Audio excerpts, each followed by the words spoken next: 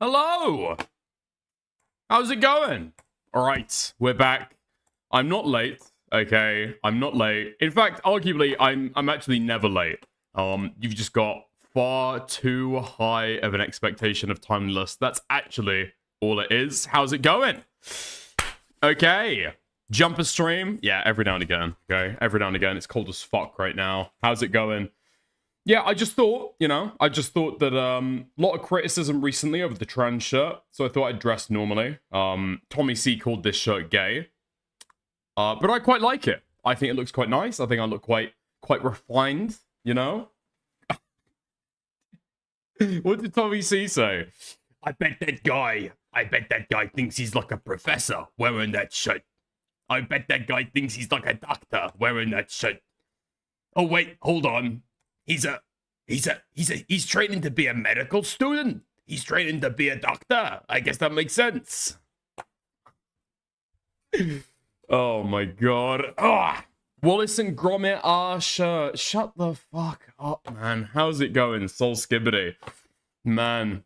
Dude, Soul, I was legitimately, the way that you were talking like a few days ago, after the whole fucking Queeman debacle, I thought you were just gonna leave the fucking space. I'm glad to see you around, mate. How's it going? Okay. Give me 2 seconds, because my mic is currently, like, flashing rainbow colors into my eyes. I've got to reset it to be totally fucking yellow. Hold on. Light sync. Let's change that. Okay. Nice. Wagwan, me brother. Not much. Not much at all. Also, I did see that Nate asked earlier whether we have only coal on offer today. We don't. I'm glad to announce we don't have coal only. Okay? We've got a few gems. We've got a little bit of coal. We're going to mix them together, all right? You're not even going to know the difference. It's going to be fine. It's going to be fine. It's going to be perfect. Oh my fucking god. It's going to be all right. It's going to be all right. We do have big updates. Only problem is I'm trying to find the original video that actually made TECTONE seed. Because I've seen a couple clips of it dotting about. Some people have been sharing it around. I have not yet seen a link to the full video in totality, okay? But we'll take a look for that. We'll take a look for that. It's going to be Fool's Gems. Oh, it's not going to be Fool's Gems. It's not going to be Fool's Gems. It's going to be great, okay? Trust. When have I ever lied to you? When have I ever lied? Okay. Whenever I say that I'm going to start doing stream earlier, I always keep my word, okay? Every single time. How's it going, Hengist? You better cover the Gaming for Hope versus the Pedophile Peanut. I will. I will take a look at that. Is there more than what's happened on Twitter? I think I asked around and somebody sent me or I saw a link that somebody posted rather of where the burnt peanut is shit talking Gaming for Hope. So that might be interesting to see, you know, finally. You know, Chudder's got trans drama, Queeman has got Jewish drama, J-Stalker's, well, J-Stalk's having fun, and now I have got religious drama. We're gonna weigh in, we're gonna decide who's in the right, who's in the wrong, who's obeying the good buck. Man, I do get the vibe that both of these guys are authentically Christian, okay? So going into it originally, right? Going into it first blush, I think that all of these guys are authentically Christian, which is not something that I can say for most people. But we'll see. You said earlier we're going to cover the Nugget driving shooting. That was a lie. I sat through the 42 breakdown. If some sped being a sped about Hassan again. Oh, right. Yeah. Listen, that's big fucking news, okay? But now, all right, there's a little bit less going on. And so finally, yes, Nate, we will cover the coal that you sent me in DMs. But I hugely appreciate it. Nice. Faithful Sheriff is 100% a grifter. I don't think so. He's an extreme Christian, and he wears his Christianity, like, on his fucking sleeves for content. You can say that he's to a degree performatively Christian, but he does seem to be like sincere about his faith. Yeah, in a way. Okay, what you need to remember, we're comparing it to people like Leaflet, right? People like Leaflet who will talk openly about their fucking hentai usage, allow people previously to distribute porn in their fucking Discord server, talk endlessly about gooning degeneracy, roleplay being the viewer's little fucking sister that maybe they can pat on the head and maybe she can ask to be spanked. And then at the end of it, she praises God. Okay? That's what we're thinking when we're talking about somebody who's performatively Christian, not actually Christian. Nah. Okay? Faithful Sheriff and Game of Her were way above those guys, alright? They seem to earnestly actually believe in what they say. I think that, well, man, Templar is a difficult case study, I think. In my opinion, Templar is a difficult case study. Because part of me wants to believe that he is genuinely Christian. But then sometimes when he talks about it, it sounds insanely fucking shallow, the way that he talks about it. Do you know what I mean? So yeah, I don't know. I think the basic conclusion that I've come to is that Tactical Templar is a Christian. Absolutely, definitively, he is a Christian. Unfortunately, he's retarded. Yeah, so it's kind of difficult, you know? It's kind of really, really difficult. It's like your mate in uni who's like always spazzed out on fucking coke and Molly most of the time of the year. But then they claim to be into communism, but they're kind of retarded. And so are they just doing it to be able to get girls? Are they just doing it to like try and pretend as though they've got like an interesting personality? Or are they actually a communist, but they're just too retarded to understand any of the theory? Do you know what I mean? Yeah. Anyway. Dickers, address your so-called superior food, the pickle Pepsi. What the fuck is the pickle? What the fuck is the pickle? The pickle? What the fuck is the? What is a pickle Pepsi? What the fuck is that? That sounds disgusting. Okay. That might be a you situation, Dickers. No. I didn't really do that. Did I? Relative, okay? It's all relative. It's all relative measures. It's all relative measures. Did I do that many drugs during uni? I did a few. I did quite a few. I feel like I probably got a lot of the worst of it out while I was before I went to university, possibly. Occasional. I get an occasional bender. You know, it's sad. You grow up, you get older, you mature a little bit, and you know, it's a luck. You feel lucky if you can squeeze in like a 3-day coke binge. You know, very sad. It's very, very sad, dude. Growing up. What do you mean gay at uni? Fuck off. Wait, okay. No way is this in the UK. This is some fucking Amerislop. What the fuck is this? New food spotter, UK. New KFC, UK pickle menu coming Monday, 23rd of March to 19th of April. Limited time only. The menu includes pickle burger, KFC's original recipe fillet with pickle seasoning, gherkins, pickle ranch, and crispy pickle chips. That sounds fucking revolting, no? Oh, okay. But you do get regular chips. Okay, you do get regular chips. Pickle loaded fries, a tangy twist on a classic. That doesn't sound that bad. Actually, I don't think the burger sounds that bad either. Pickle and chicken. Pickle and chicken. Pickle and chicken sounds interesting.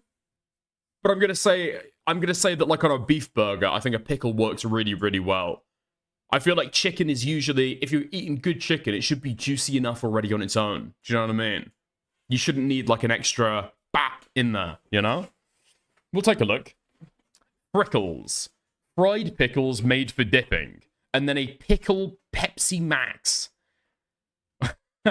Pepsi Max served with a side of pickle juice. And that's what it looks like.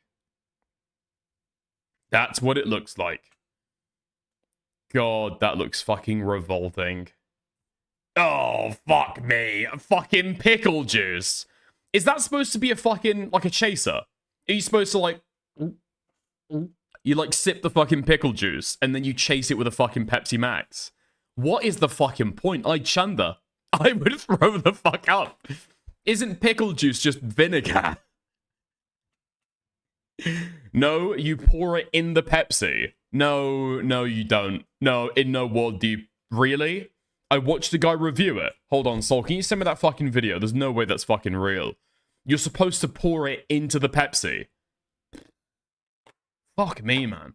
I guess that makes sense now that I'm thinking about it. Fucking hell. People who run marathons drink pickle juice for the electrolytes. I mean, I can imagine that. Because that's to, like, give them a competitive edge. And to, I don't know, like, make them retain water more. I can imagine that 100%. But I mean, like, they also do, like, retarded shit. Like, inject themselves with an extra liter of their blood that they took out, like, last year. Like, that's not for pleasure. They're doing that for, like, a competitive edge. Yeah, fucking drinking raw eggs. Fuck off. The bald foodie guy. The bald foodie guy. National treasure. Okay, let's have a look.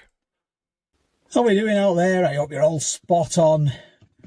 Right, where am I going? I'm in my car. We're going to go... Let me translate. Hold on. So, he's saying hello to everybody, and he's hoping that everybody's doing very well. He's in his car. KFC. He's in his automobile. I've heard there's a pickle burger on the menu. It's new today. It's out for a limited time.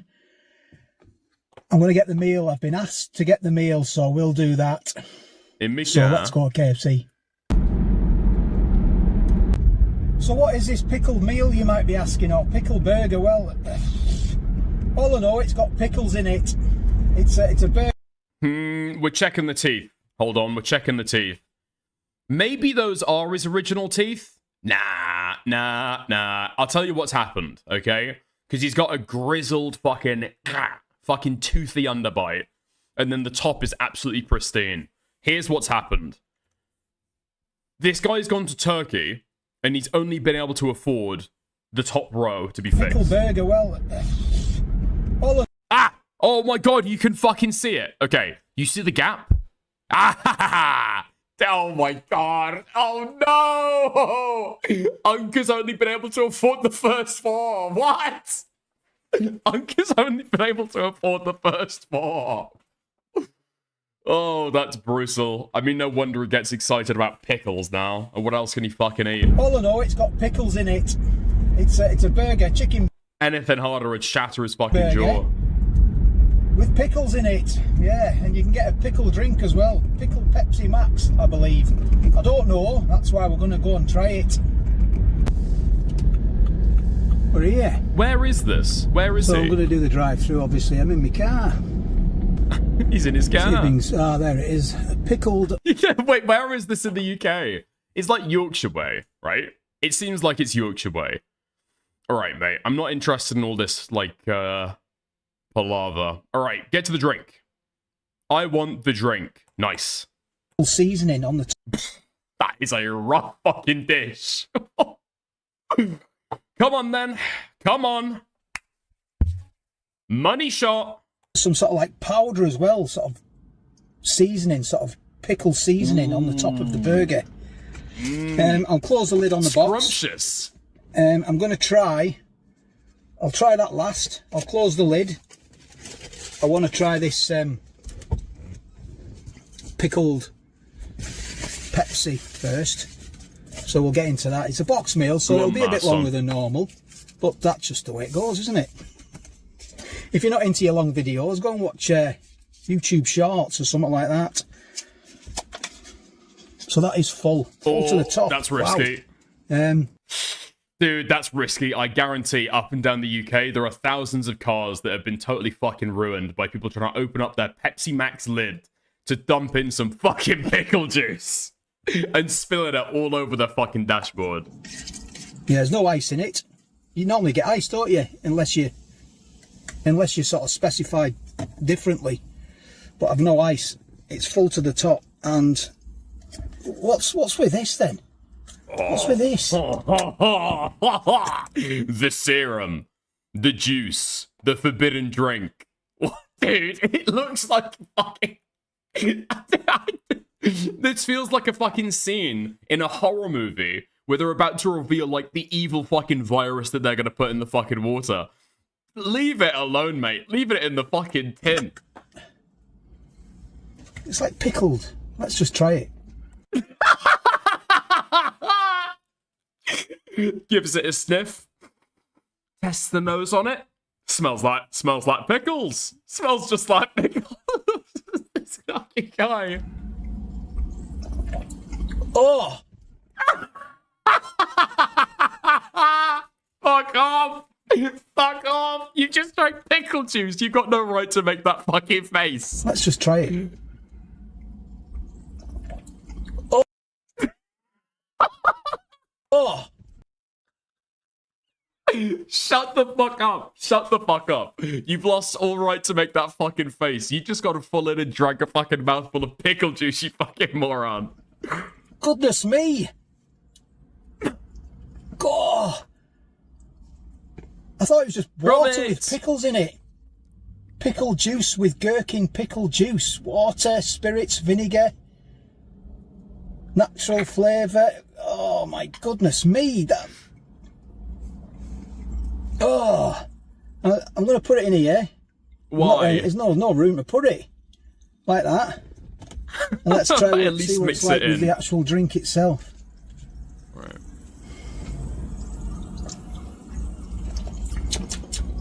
Oh, that's lovely. Go on. He's analysing. That's not too bad. I'm going to get the pickles in as well. There you go, I'll put it all in. So the pickles have sunk.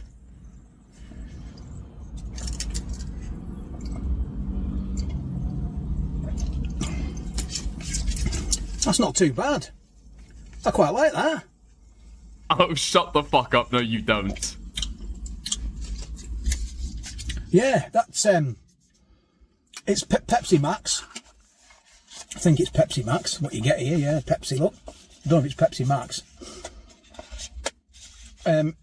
Pickled vinegar, basically, with a couple of pickles in. Do not try it on its own like that. I just thought it was water. Why the fuck would they serve you a cup of water, you fucking bellend?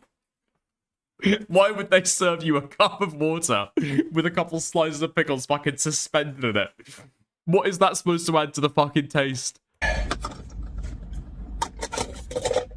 Maybe do a bit of research beforehand, but I suppose that ruins it, doesn't it, if you do research beforehand? So let's get into the burger now. Oh my god. Okay, the burger's gonna be fine. The burger's gonna be fine. We only came here for the Pepsi. Oh my god. You've got to look into this food before you eat it. Could be dangerous. You don't know what you're getting in for when you start drinking all this pickle juice, you know? Should have done a bit of research. Shut the fuck up. Okay, I love him. I actually fucking love him. There's something disarmingly, like, wholesome about these food review guys. It's, like, almost impossible to not love them just a little bit. You know what I mean? Yeah. Yeah. The kind of guy who drinks vinegar. What the fuck? Guy who drinks semen is freaked out when people drink in salt water. What? Okay, nice, nice. This is the most exciting food Dave from Scunthorpe has ever tried. I mean, you just don't get anything interesting up north, you know? KFC is truly like a culinary adventure, most of the time. There's curry sauce and chips. That's pretty exciting. Indian food is kind of, I don't know, it's kind of ever present in the UK. Yeah, I guess drinking raw pickle juice is probably the most exciting food that we've had in the last several years. Dubai chocolate. Whoa, hold on. The Dubai chocolate from Dubai? No, surely not. Matcha? Oh, matcha tea? This is, I'm not even fucking joking. These are like the new culinary inventions that people go fucking insane for. Okay, bro, you're getting too big for your boots. You are just poured into that sweater. Dude, what? You're such a dickhead. You're such a dickhead. Okay. I cleaned it yesterday, and I've just taken it. Fuck you. I've just taken it out of the, what's it called? The tumble dryer. Okay. Fuck you, Oomphy Killer. Thank you for the $2, though. I appreciate it. Okay. We accept it where it's true. Okay. We accept it where it's true. Wait, what the fuck is Hengus saying? Food shouldn't be exciting. It should be meat and pastry and veg and tatties. What the fuck is tatties? Oh my god. Wait, really? Zombie Penguin, because have you heard that Leaflet won the most racist VTuber award? Look at the React and the channel on Discord. I did see that, actually. I did see that. I think, if memory serves, it was like an award show that people had put on for a bunch of VTubers. It was supposed to be like edgy and, you know, subversive and countercultural, but it's like exclusively only for white people. And somehow Leaflet has won it. I mean, presumably this is why Leaflet is going around trying to copyright strike people to be able to take her face down so that she can get entered in for the whites only VTuber award show. Yeah, here we are. The Opal Awards. White VTuber Awards 2026.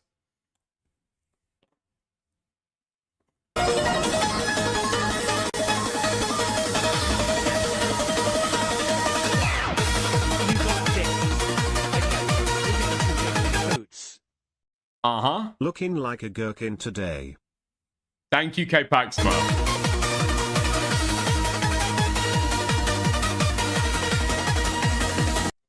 Wait, how long is the intro gonna fucking go on for? Okay, thank God I didn't fucking sit through that. Okay. Fuck off. This is ridiculous.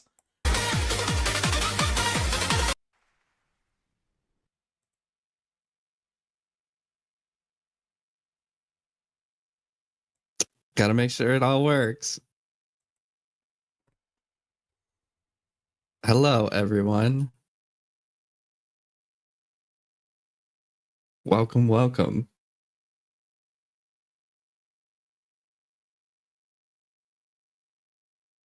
Oh no. Hold up. Hang tight.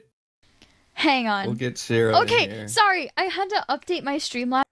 Oh my fucking God. I mean, I don't want to do the fucking meme, but legitimately, these are the kind of white people that think they're like the superior race. Can we get fucking real? Okay. Fuck me. These people should be fucking eviscerated off the planet. Not for their racism, purely for their fucking cringe. This is fucking awful. I was doing all of this, so it probably like tossed my microphone out the window. But hi, welcome There to we the go. White VTuber Awards 2026. It wouldn't be a VTuber show without a little bit of scuff. So here Can you name for me one black VTuber? On all VTuber award shows, white VTuber award shows. Or maybe it's got like Asians mixed in. Doesn't seem like they care about that though. Because again, Leaflet has been submitted. Leaflet's got on there. So, is there a single black YouTuber? A single black VTuber? we are. Hi. Welcome to our Welcome. first year of... That's just, Steven's just being a silly Can guy. somebody send me that image, actually? Watch your mouth. That moon-faced wretch has a dark side. Don't push your luck and stay safe. Thank you, Martin. I appreciate it. Can somebody send me it? Has she? No way she's got like an auto detection for that kind of shit, right? of the Opal Awards. Mama, no, dude. Okay, Mama Akko is not black. Mama Akko is a white man who pretends to be a black woman with tentacles online, okay? The tits and the melanin are as fake as the fucking tentacles. I'm sorry if that has ruined like 1,000 fucking goon sessions for people out there, but unfortunately, that's the truth. You have to face it sooner or later. I'm gonna preface this by it is going to be a short stream. Don't expect it to go on super long. You won't have to wait too long for the announcements. And I want to thank you guys for your support and coming to this. It's a really nice turnout. I'm surprised, honestly. Here on Kick. We are going to start. Really great turnout. Really, really fantastic turnout. Great turnout. I mean, if you're gonna do something like this, at least do it during Black History Month. You know what I mean? At least do it during Black History Month. At least do it during, like, Holocaust Remembrance Day. You know what I mean? You're gonna do it on a random fucking day during March. You're gonna let the blacks have their fun with Black History Month in February. You don't want to step on their toes. And then you're gonna do it on March 3rd. No fucking balls. Start off with the national anthem.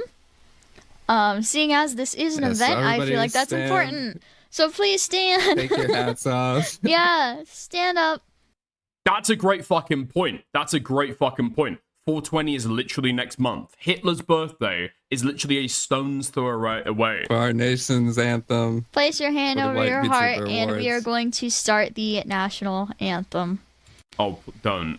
Sung by Don't do this. Superstar27 on Twitch. Oh, say, can you see by the This is not real. dawn's early light what so proudly wheeled at the twilight's last gleaming? Dude, I don't know why I've got the distinct impression this is being sung by a fucking snail. Why does he sound like he's in slow motion? Whose were stripes and bright stars. Oh, dude, and this guy can't even pronounce his fucking R's. This is the guy you've got to fucking sing. Stripes and bright stars. I mean, the song is Stars and Stripes, you know what I mean? Pick a different one. Do like a fucking substitute or something. Through the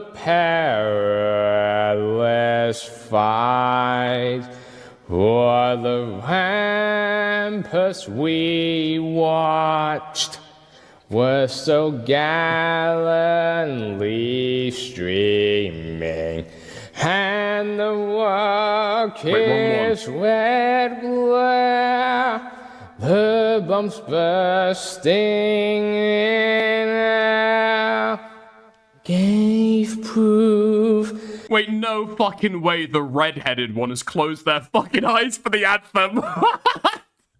Shut the fuck up. Shut the fuck up. Okay, we're skipping past this shit. This is retarded as fuck. How long does it go on for? Okay, there we are, it's done. We appreciate it. Yay. God bless America. Yeah. And we're on. Nick B in the back loves It's a lot singing of it. fun. Yeah. Like, it must be a rough fucking time for a white nationalist with roticism. You know what I mean? Like, you can't even say the hard R, even if you really fucking want to. Even if you really, really want to. You can go to all the fucking speech therapy you want. You'll never be able to hit it as hard as anybody else. Yep. No, I know, Hengist. I know you put it in inbox. I've actually thought about it again, and I don't know if I want to get the entire fucking stream taken down because of a fucking face reveal. It's in the Discord if you fucking want it. It's not doxing. She put it out there. Now she wants it fucking hidden because she's got a huge fucking fat moon face. And I would also like to shout out Sparky for making the assets for this. Yes, It looks so put absolutely. together, and I'm really impressed. Like, we have more to come, more to show you.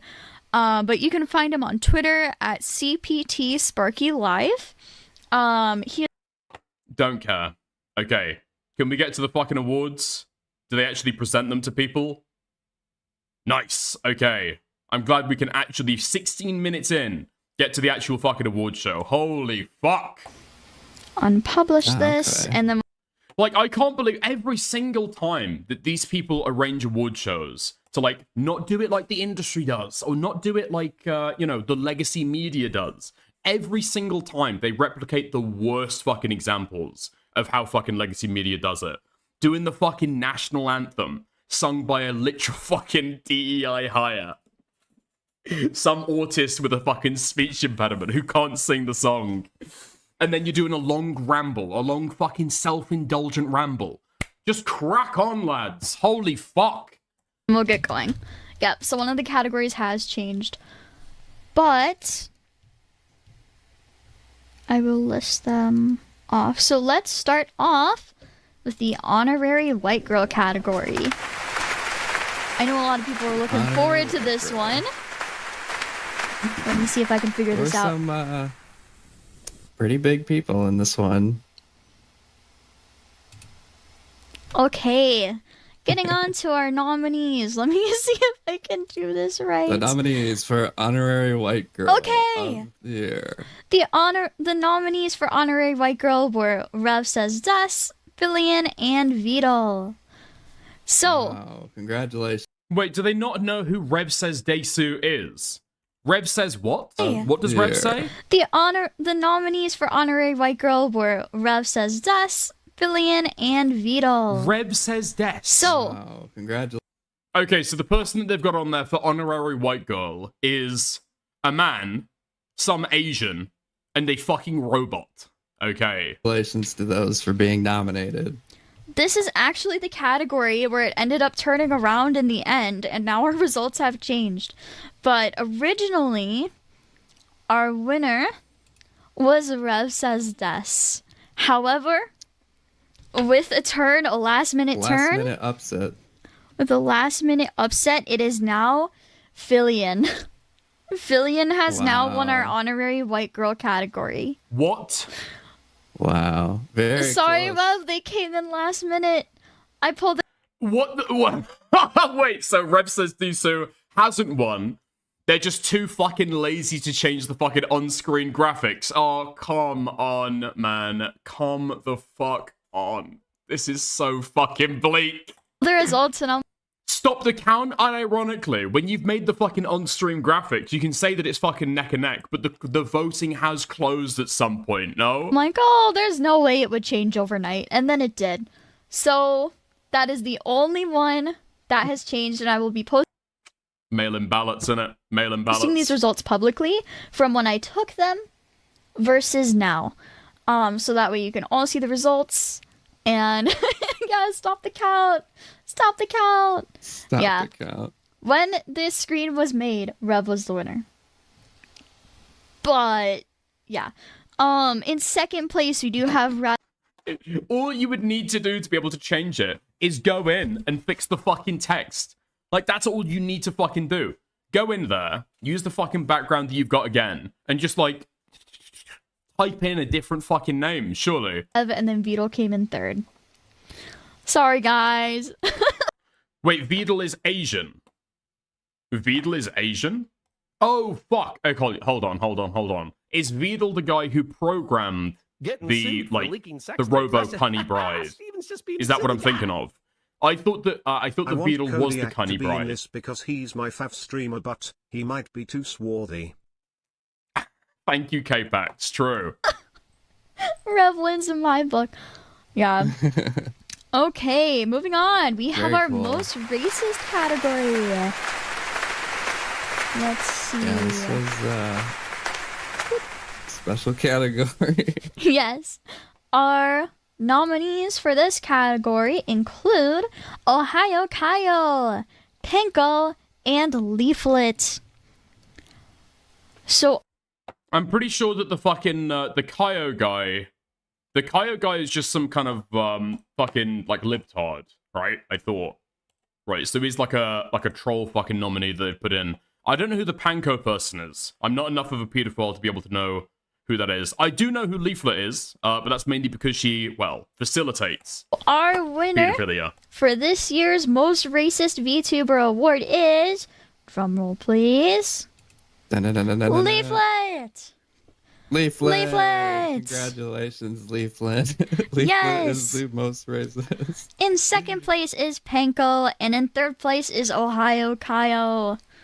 Congratulations, Leaflet. Congratulations. This is fucking bleak, even to try to A-log. Okay, so the next one is what? What's the fucking category? Palest skin for a VTuber. Okay, and what? One of them awarded it to themselves. This is the most white supremacist person, and they gave it to one of the. Okay, great. That's fantastic stuff. That is fantastic stuff. Yep. Yeah. Okay. Nice. No fucking background music. The most dog shit fucking on-screen assets possible. I mean, it's just insanely fucking bleak. If you're gonna be racist, at least do it with a little bit of fucking panache. You know what I mean? Like, the Nazis were bad, horrific, synonymous with evil. but at least they fucking dressed well. When they did parades and shit, it all looked like super fucking perfect, you know? It's almost forgivable. It's almost forgivable. Almost. Okay, nice. There we go. This is the problem with a lot of these fucking VTubers, okay? And it's the problem that I've had with Kodiak VT. Like, I feel like I'm a fucking like a primary school kid, like walking home from school and just like seeing the local neighborhood cat that's got like only 3 paws and like only 1 eye left, and just trying to see if it's gonna do anything like retarded or fucked up, you know? But it just keeps on like rolling around on the floor and like vomiting on itself. It's okay. I'm expecting some interesting hijinks here, and I'm kind of getting nothing. I'm like a kid poking a fucking disabled cat, trying to get it to fucking catch a mouse or do something interesting, and nothing ever happens. Nothing ever happens with these people. Most of them, I don't even know who they're fucking propped up by, to be honest. I don't know who they're propped up by. Each other? I mean, is Kodiak even fucking propped up? The guy gets 20 fucking viewers. Here's the really, really fucking weird thing. I've got to fucking give it to Templar, okay? Tactical Templar, regardless of what you fucking think about the guy, has got basically no connections. One of the only connections that he got was Remnant, and he burned that within a fucking week. The guy can't keep connections. He got a single shout out from TECTONE one time that just led to a shit ton of farming and A-logging. And yet, despite all that, he's managed to get a higher average concurrent viewership than some of these people who are super well connected to a lot of these different streamers, right? Kodiak is getting relatively, like, semi-frequent raids from Leaflet, getting, like, 500 people sent into his stream, and yet, within, like, half an hour, he's still back to averaging 20 fucking viewers. Props to Templar. Unironically, fucking props to Templar. He's far more interesting than a lot of these fucking people. They're all equally as retarded. They're all equally as fucking humiliating. Unfortunately, it just doesn't make nearly as good A-log content as Templar. He's just got the personality. He's got the personality to be able to, like, poke fun at and still bounce back and do more. I point out that the guy's fucking love quest is over and that he's been, like, sex pesting a girl for the last, like, 6 months. And what does he do? He just stops streaming for 3 days to, like, cry alone in his fucking bedroom. Like, this guy's got a fucking job that he works during the week. He streams on the weekends. And he took an entire weekend off. Dude. God. I don't know if I'm on the Templar Glaze wave. Compared to a lot of the other people, he's like, yeah, one of the fucking best. Unironically, one of the best. When you look at the other people in the sphere, I'm fucking telling you, he's a lot fucking better, but there we go. Templar at least gets in the mud and fights back. Yes! Oh my god, Kodiak. Rather than getting in the mud and fighting back, even with fucking Sylvie edits, okay? I don't want to shit talk the guy, because I've honestly got nothing against him. But Sylvie edits is too much of a scary boogeyman for Kodiak to fucking engage with. Bro, this guy streams with a fucking VTuber. It's topless most of the time. Calls himself a fucking himbo. Is complaining about people using the R slur. Are we really afraid of this guy? But no, he quote tweets it to his fucking timeline. Guys, chat, should I debate this guy? Just so we can get the one fucking person to say, nah, he's bad faith. And so we can avoid actually confronting the guy directly. Despite, as I fucking pointed out, it's not that he doesn't care about the guy. He cares about the guy a lot. His Discord are openly planning ops to be able to get Sylvie's fucking docs information. Right? They fucking hate this guy. And yet you still won't fucking speak to him on stream. Very pathetic. There we go. Okay. That's the, that's the 2 minutes of hate for the VTubers today. We can move into something a little bit more substantive, I guess. A little bit more substantive. Okay. So, there have been big updates to a story that I covered very, very shortly, very briefly yesterday, okay? So, when we left the story last, I was talking about this tweet that TECTONE had put out. Y'all ever heard of a sexual assault victim complaining they weren't getting enough sex. I was speculating that TECTONE's prison arc would finally begin, because as people probably know, this is a violation of his protective order within about a month of fucking it being issued. Now, the speculation at the time, or what I said at the time, was like, I don't get why the fuck he's doing this shit. He was able to resist it on stream the first day, and now, what, a fucking month later, he's letting rip? Dude, fuck this bitch. Fuck this bitch. I didn't rape this bitch. It's a totally retarded comment as well. Especially given the fact that, like, I mean, she was, when she's complaining in court that they never had regular sex, that was to the argument of, like, emotional manipulation, right? That was the whole argument she was making. TECTONE said that if I did this, and if I did that, and if I did the other, we could have a normal sexual relationship, and it never happened. He gave me promises that we could have a normal sexual relationship, I fulfilled my end, and then all of a sudden the deal changed from under me, right? That's the complaint. But in any case.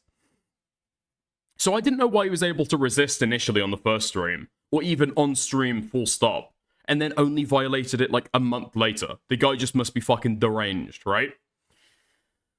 Well, okay.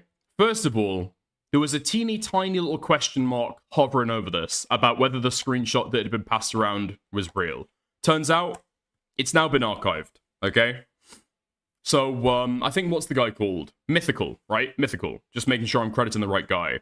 Yeah, so Mythical originally screenshotted this and, like, shopped it around. And now, great, it has actually been archived. So if you go to the Internet Archive now, type in the URL, you will find it. Great stuff. Update. TECTONE's post violated his protective order. Was in fact archived, which wasn't certain yesterday. So now, all of the commentary that I gave yesterday, talking about the potential legal ramifications, it's like all stepped up a little extra bit, you know? Now, this isn't the first time that he's had some kind of involvement, possibly breaching his protective order. I mean, for people who weren't here yesterday, I mean, I was talking about it. This guy has, like, followed, technically, the letter of the protective order, I guess. But he's violated the spirit of it several times. I'm not going to say how that's going to work out in court, because I'm not going to pretend to know, right? But I find it absolutely mind-bending to conceive that this guy can't talk about Pikachu in public, because she's got a protective order in case, but he can shop around sources to people in private, so that they can talk about Pikachu at his behest, right? At his behest. This is totally open, by the way. Legal Mindset has explicitly said that he's got sources from TECTONE, right?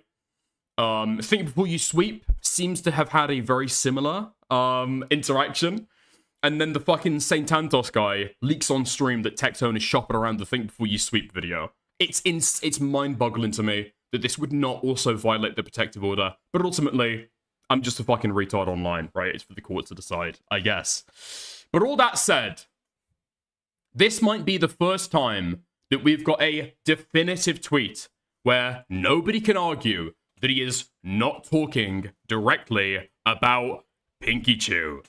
Let's go! We don't need to speculate anymore. It's done. Now, I think we've got evidence that Pikachu has seen this. I think she was going around liking tweets talking about it, right? I don't know if a couple of people like tweeted it out or if people were talking to me about it in DMs, but Pikachu has gone around and liked quite a few of the tweets of people talking about it. She knows. Presumably, soon enough, the court will too. So that's game, set, and match, I think. Oh, man. Oh, dude. The TECTONE has been spending the last several fucking months, you know, getting his body ready, getting his summer body, his beach body ready for in a few months. Little did he know, he was setting himself up for the worst fucking turn in prison. Doesn't play that well there, but hey-ho, there we go. That's the way the winds blow sometimes. Sometimes you're the rapist. Sometimes you're the raped. It's just the way of the world, you know? Swings and roundabouts. Anyway, that's not the end that we've got, okay? This is where it was left yesterday. It's a wild tweet regardless. I mean, dude, TECTONE is just a wild fucking person, right? Totally mentally fucking deranged. No clue what he's doing at any given time. Insanely fucking impulsive. And here's the worst thing, okay? I don't think... what is TECTONE primarily driven by, in my opinion? I think that it's, like, ego. I think that it's ego. His, like, feelings have been hurt over all of this. Being realistic. Some people think that it's, like, bots.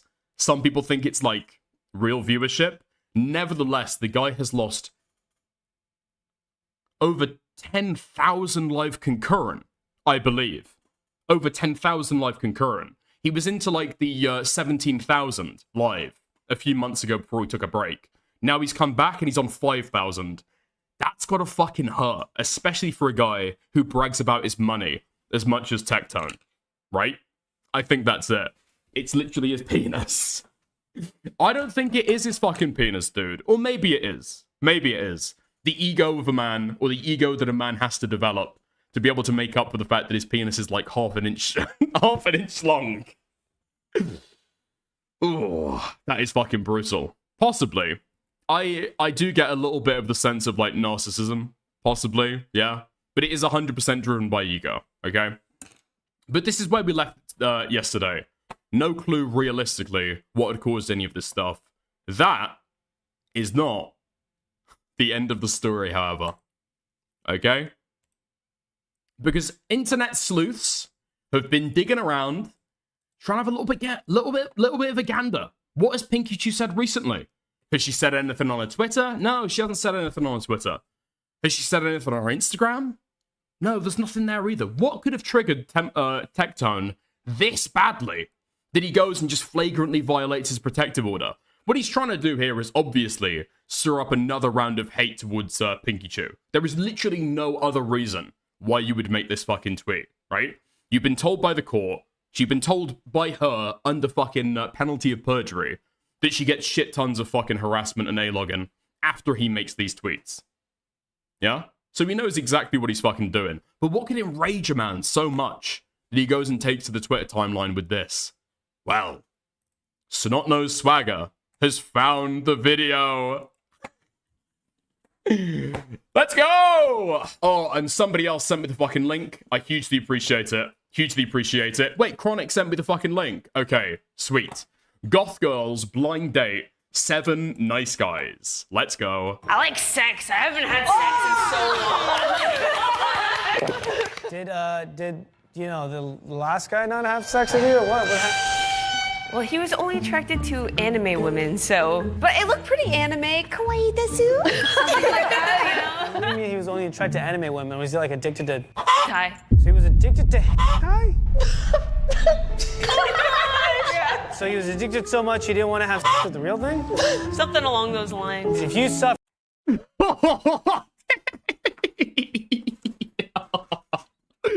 Oh, that's brutal. Oh, that's brutal. I don't think that came out during the fucking court case, did it? TECTONE sitting there, watching it, seething. We're going scorched earth. We're going scorched earth. Protective order. I don't give a fuck anymore. I'm giving up my rights. I'm giving up my liberty. I'm giving up my freedom. Have you ever heard a sexual assault victim complain they weren't getting enough sex? It's just like so fucking pathetic of an attempt to try and get some fucking ego back. Who saw this video? Legit. I didn't know this video existed until it's been shared now. It's days old at this point. I haven't seen it. Does anybody know about this? I would have imagined that this shit would have got posted around if anybody knew about it. How did TECTONE see it? Wait, how did TECTONE see it? Hold on. Because it's not on her channel.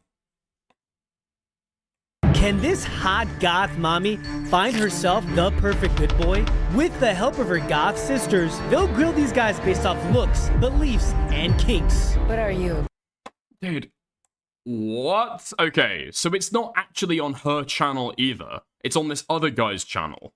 And it's a fucking dating game show. It doesn't have Pikachu in the title. I mean, it has a link to her Instagram in the description, I guess, possibly. Interesting. Okay. Is TECTONE stalking her? Or has he got somebody else? One of his mates has seen this. Is like, oh bro, Look what she's saying about you. Basically, the question is, have we got a snarker on the inside sending things to TECTONE just in order to fucking mentally torture the guy? Hey bro, you know that ex? That ex that you recently got a protective order issued to you against? Yeah. You know, you can't talk about her at all. Look what she's saying about you, dude. Look what she's saying about you. Why? Why would you do it to him? Oh my god. Because it got released the day before. So why is he going to the Twitter timeline the day after? If he'd seen it on the day, right? The four of them have a shared Insta. I mean, it doesn't... It's in her group's Insta. If it's posted, I guess, as a post, then I'd understand that. If it's a story, then TECTONE made the tweet a day after it was released. The story would have been gone right then, right? I feel like somebody has sent this to TECTONE, or he's trying to have a gander. Clips? Oh, okay. Oh, they put it up as like an Instagram reel. What the fuck is this? Okay. Instagram.com/gothhouse.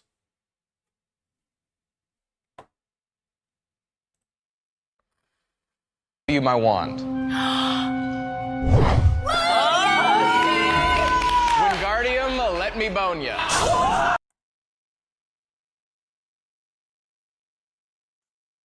Oh my god. Oh. Who's got the fucking meme? Who's got the fucking meme? Who's got the fucking meme about, like, the shit that guys will do to attract a fucking girl, and it's a fucking jester dancing about? Who's got that fucking meme? He reminds me of you, dickers. Really? Really? You watch this of me? You watch this video, and you think that of me? You think that that is how I try to fucking rizz up a girl? I kind of want to show you my wand. Wingardium, let me bone ya. Oh my god. That was crazy. Harry I'd never... Potter, right? I kind of... Okay. Okay. I actually can't lie. Harry Potter, right? That is probably a fucking line that I would use. Okay, never mind. What I question here, though, okay? Oh, don't do it to me. I mean, the absence of a desired amount consensual pound time is nothing about the fact that too much unconsensual struggle snuggle time. Anathera's herring from Microtone. Also, how long until Gamma makes his move? Thank you for the $20. I mean, I don't think that Gamma ever made his move with Amaranth, right? So I don't think that Gamma's ever going to make his move with Pinkchu. Unfortunately, yeah. I mean, Gamma is very, very similar to Morale. More similar than I think that Gamma would like to admit. You know, the difference is that the only difference between Gamma and Morale is that Morale has got the balls to actually go into the DMs and say the things there. You know what I mean? Otherwise, Gamma will just do it on his fucking live stream. Which makes it technically not sexual harassment, but it's like love of women and hate of men. It strikes a certain chord, you know? It cuts a certain shape. Anyway. Thank you for the 20, Nate. Hugely appreciate it. That's very Dickers coded. Okay. What we're here for is to figure out whether the clip actually made it onto here, or has he seen a clip from this, and then TECTONE has gone on and decided to watch this on his own accord. How would you pick me up if we were in a bar? I'm more of like a compliment guy. Like, I like your implants. But what if I told you they were big old naturals? I was talking about your teeth. Oh, that too? Those are called composites, and they're real. No, but those are not. Okay, nice. I can't watch any more of this. I actually can't. Hey. I want to know, actually, how long in do we have to go to be able to get the hentai comment? Hentai, what was it? Sex? I like sex. Oh, wait. No, wait, it's in the fucking stinger. No! They put it in the fucking stinger. Dude, they put it in the fucking intro to the video. Techie, no. Good boy. We'll see if she finds love on Love Bites. Welcome to the group chat. Today we have Pink looking for the love of her life. Pink, tell me, why are you single? Well, I got out of a pretty bad relationship. Oh my god! Oh, dude, they knew what they were fucking doing with this. This is fucking bass. So I'm looking for a golden retriever, kind, sweet, good boyfriend. And one that can handle me. If you had to describe what kind of shit he's gonna have to handle. A little possessive, a little... I like sex. I haven't had sex in so long. Did you know the last guy not have sex with you or what?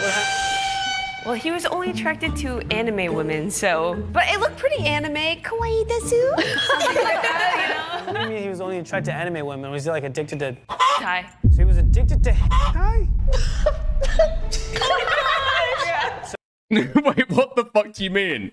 Okay, Boulders, we need to analyze this chat message for a second, okay? What do you mean by actual jailbait? What the fuck could you possibly mean by actual jailbait? Because these girls are all of age, so the only jailbait would be if you've got like an instinctive primal desire to like already rape these women. Basically, unless you're TECTONE, none of these girls on the screen should act to you like fucking jailbait, okay?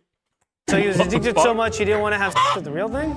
Something along those lines. If you suffer from this, call 1-800-YIKES.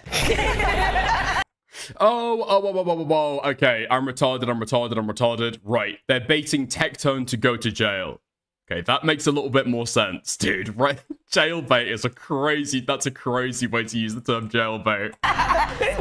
Bless you! Okay, all right, and Bella, what kind of guy are we looking for Pink? A guy with hair, number one. What? Oh my fucking god. Is the entire intro just dedicated to fucking ragging on TECTONE as explicitly as possible? Dude, how the fuck do you fall for the tricks of women this easily? This is the most I agree with you now place Boulders, okay? Not in the same words, but I 100% fucking agree with you. This is here purposefully designed to bait TECTONE into violating this shit. What's this whole, like, you know, bald guys thing? Bald guys are fine, but her ex was bald, so she needs a change of pace. Guys, so we have the goth house with us today. Genuinely, guys, I'm so out of my element. I chat GPT the difference between it. Okay, right, and then we get into the fucking content. Great, that's great stuff. That's great stuff. Alex, what the fuck do you mean, which one is pink? Who do you think pink is? Why do you think that we're all joking and laughing, talking about this girl's fucking ex-boyfriend? Lock in. Lock in. This is pink, okay? On screen, this is pink. Fucking hell. Okay. There we go. But that's not the end, right? That's not the end. That's not the end at all. So, in response to this, on the timeline, after Mythical took a screenshot of TECTONE's tweet and republicized it, he got a critical, defeating techie block. He got blocked by TECTONE. He got blocked by TECTONE. He does not want, TECTONE desperately does not want people looking at his Twitter page and talking about the things that he says there. He cannot abide it. He can't let it fucking happen. He cannot let it happen, dude. He's built an entire fucking empire of anime lolly gacha games. And if you look at his Twitter page, if you read the things that he says on his Twitter page, it'll bring that fucking empire crumbling down like a ton of fucking bricks. TECTONE violated his protective order by talking about Pinkchu in a deleted tweet and then blocked me.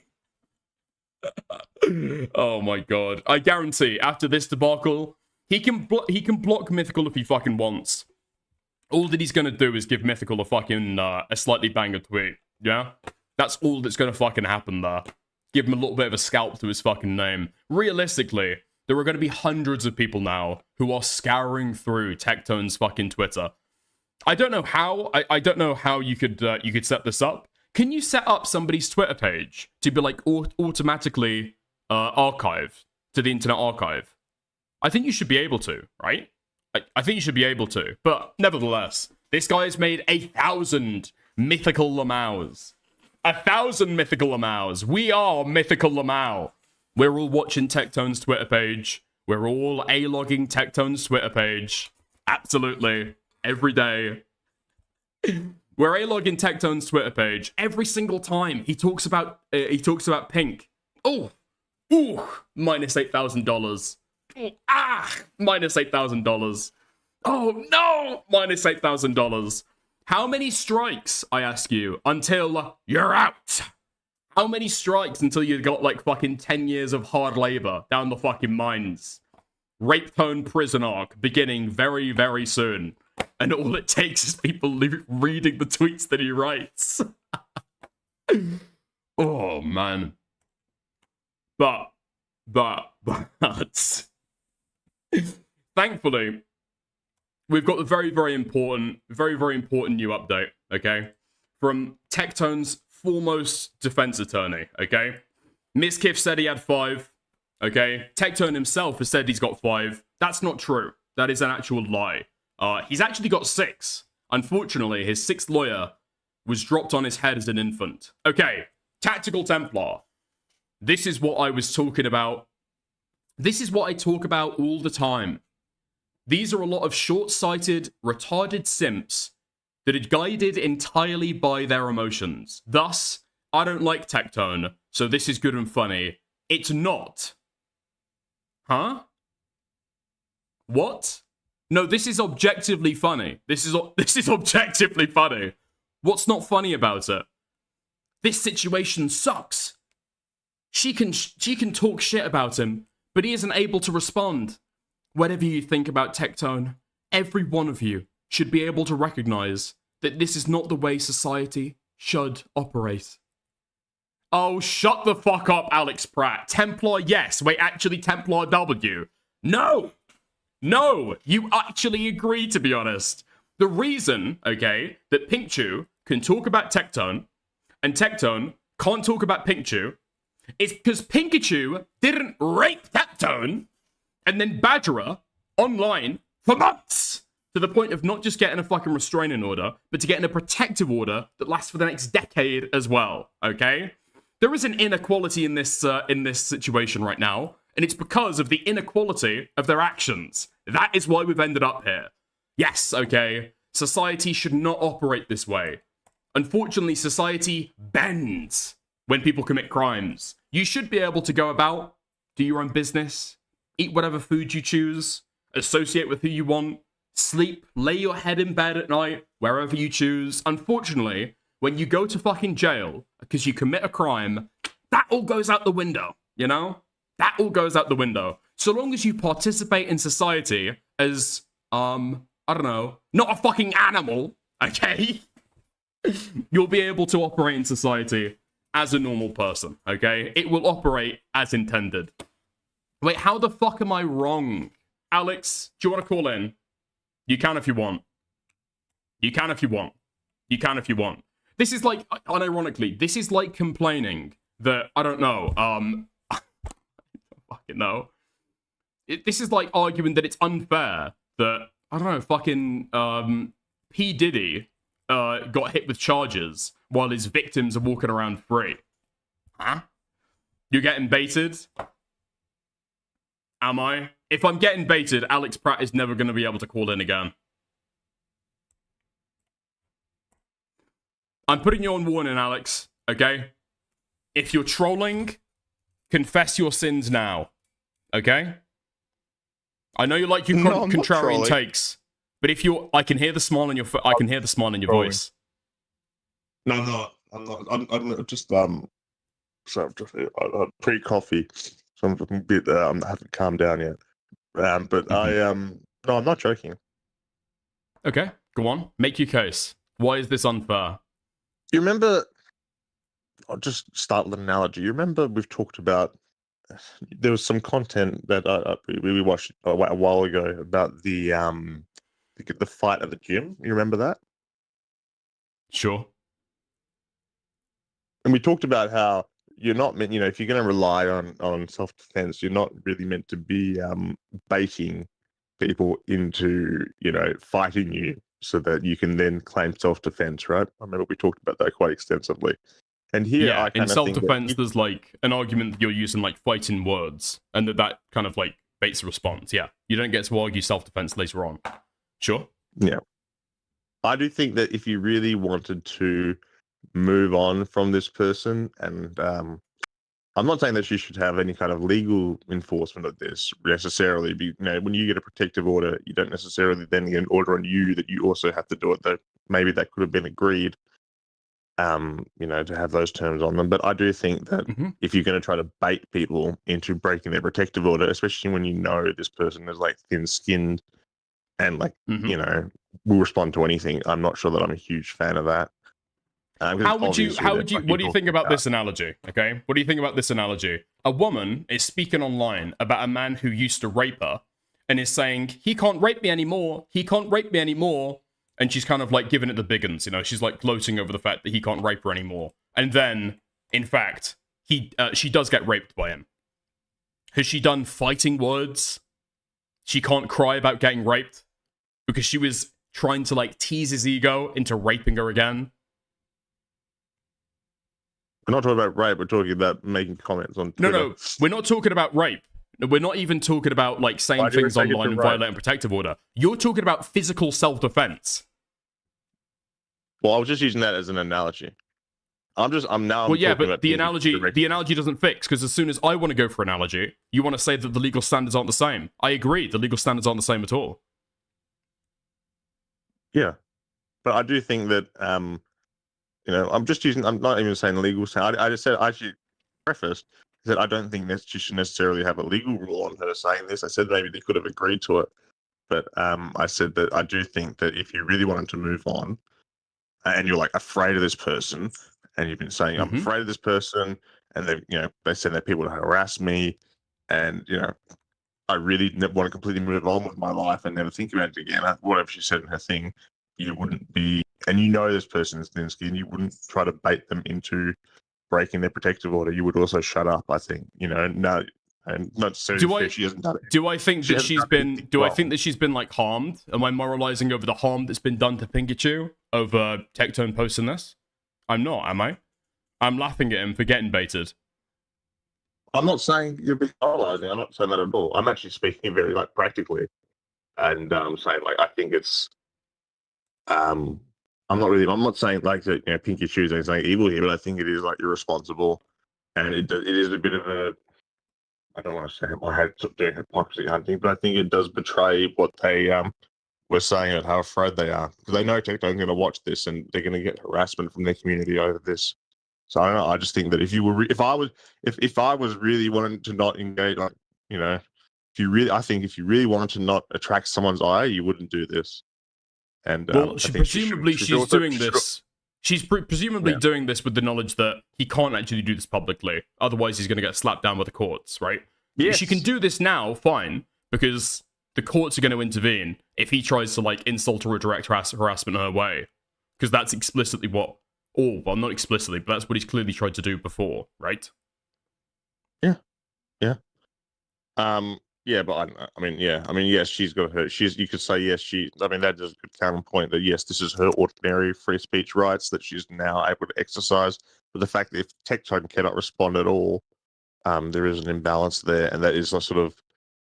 But you understand the imbalance is the punishment. The imbalance is the punishment for what TECTONE's been able to do. He's used his free speech rights in like a malicious way, and so now he's lost a certain like section of his free speech rights because of the protective order. I fully agree with the protective order. In fact, I'm starting to now argue along tactical Templar lines. So I guess I'm skinwalking him, which I'm not intending. But I just think she should probably not do this if she was serious about moving on. And it does create an awkward situation if you're trying to bait someone into violating a protective order. Because I know exactly who the person is. She hasn't been able to move on. She hasn't been able to move on because she's had to get a protective order, and then she's now speaking with the police. Like, presumably she's, like, moved on emotionally from the situation, but, like, it's, like, dominated the last several years of her life because TECTONE has been, like, directing harassment her way, right? Yeah, but now that the harassment, now it's over. Now that you've the order, She doesn't have to. She doesn't have to do that anymore. She doesn't have to put up with it. Is she still getting harassed from his community like before this, or did they? I'm sure there were still people. I mean, it was hugely publicized about the trial, and TECTONE has made sure that a bunch of videos get made talking about Pikachu, calling her like a lying whore that's maybe conspiring with Hassan to be able to like ruin his career. And TECTONE has had a hand in spreading those videos around. So presumably, she probably still gets a degree of harassment. Yeah. That softens my opinion a little bit, because then she's still getting harassment from the community, but not from TECTONE. Then she's still getting pestered about it. It's still being like, it'd be different if it was like completely, she received nothing about it and then would do this. But yes, I can see it's obviously still being brought front of mind to her. Well, the truth is, for Pikachu, right? Unfortunately, there will be a large majority, a large number of people's brains where like Pikachu is known as the rape victim of TECTONE, right? They see a picture of Pikachu online or see a reference to her, and they think, oh, that's the girl who got, like, unconsensually, like, throat fucked by TECTONE. Like, you can't move on from that. That's, like, a fixed, like, concrete part of her internet history now. That's, like, who she is to some people. You're saying she's like a lol cow now, and she needs to just, like, accept it. She should watch those 5 A lol cow? What? No.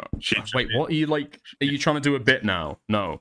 I'm not saying that she's a lol cow. I'm saying that it's impossible for Pikachu to ever fully move on from this. It's not her trying to drag it out.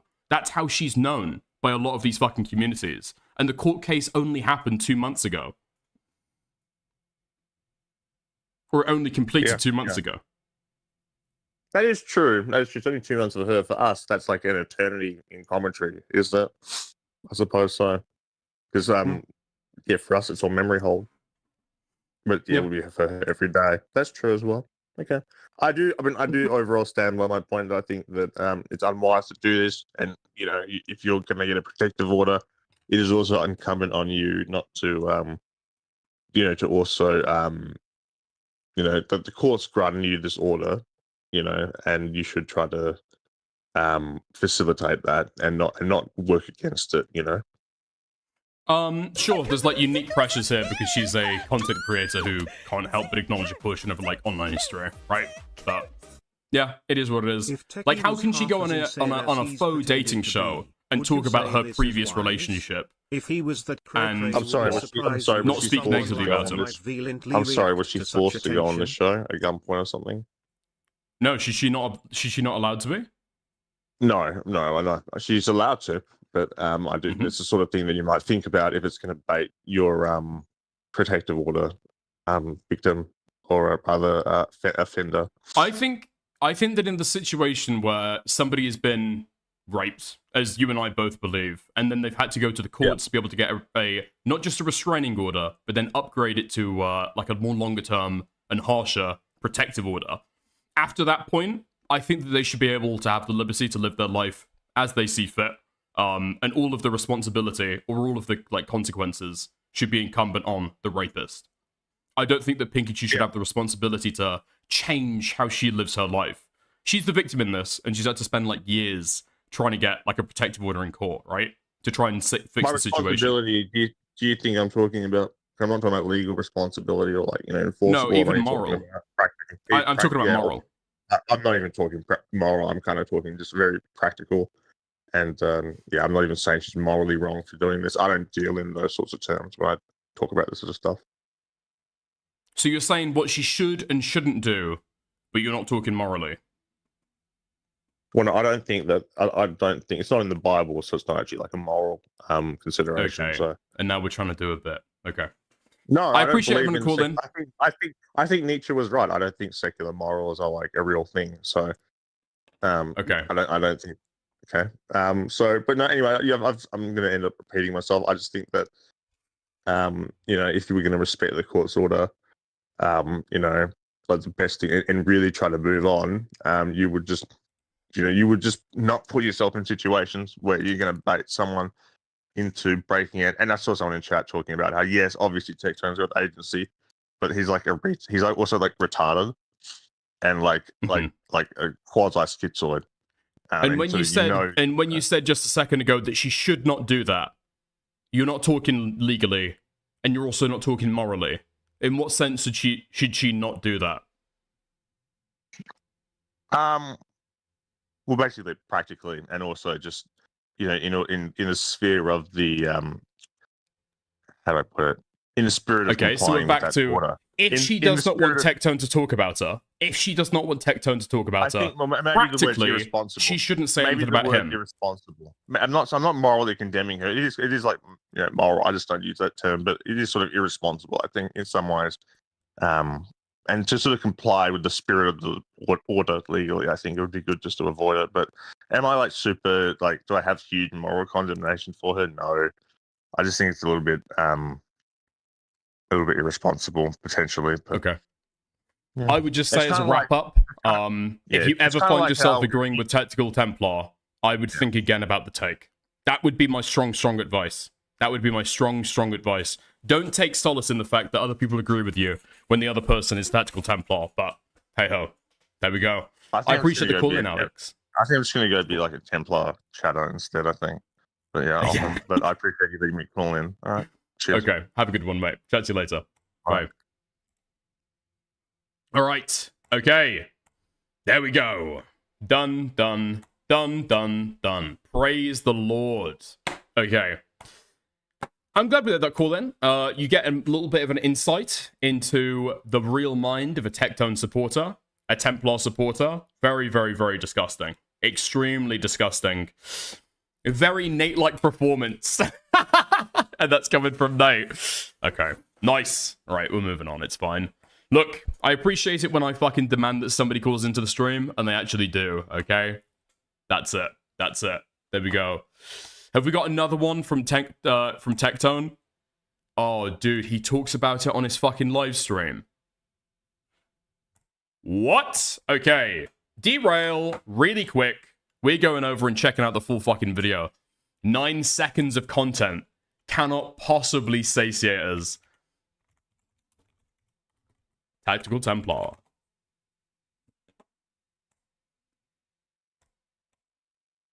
Okay. Please tell me he uploaded it as a fucking YouTube. No, he didn't. Fuck. Is it from his latest VOD? Yes, it's gotta be. Live. Is TECTONE going to jail? What a title.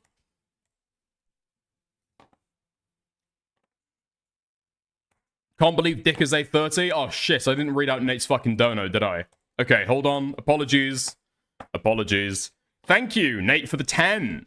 If Techie was half as insane as he pretended to be, why would you say this is wise? If he was that cray-cray, would it surprise you if somebody like that might violently react to such attention? I don't know if TECTONE would violently react to it. I mean, what's he going to do? He's got no fucking guns anymore. But, yeah, there might be response. It's largely just going to embarrass him. Like, I think I understand why TECTONE has got a little bit more room to be able to talk about... Or, sorry, Pinkchu has got more room to be able to talk about TECTONE now. Because TECTONE has got, like, a legal fucking collar leashed around his fucking neck, right? As soon as he goes too far or steps out of bounds, the courts are going to pull on his fucking leash. You know what I mean? What have you actually got a fucking fear of? Off my chest, just ripping off the Band-Aid. So let's talk about this. Is TECTONE going to jail? This is a very interesting thing that popped up, and we have a lot to talk about as it relates to this. So without further ado, ladies and gentlemen, we're just going to get right in. I'm sure most of you already know the details. You already know the pre-check, and we're just going to assume that. So, yeah, let's just get into it.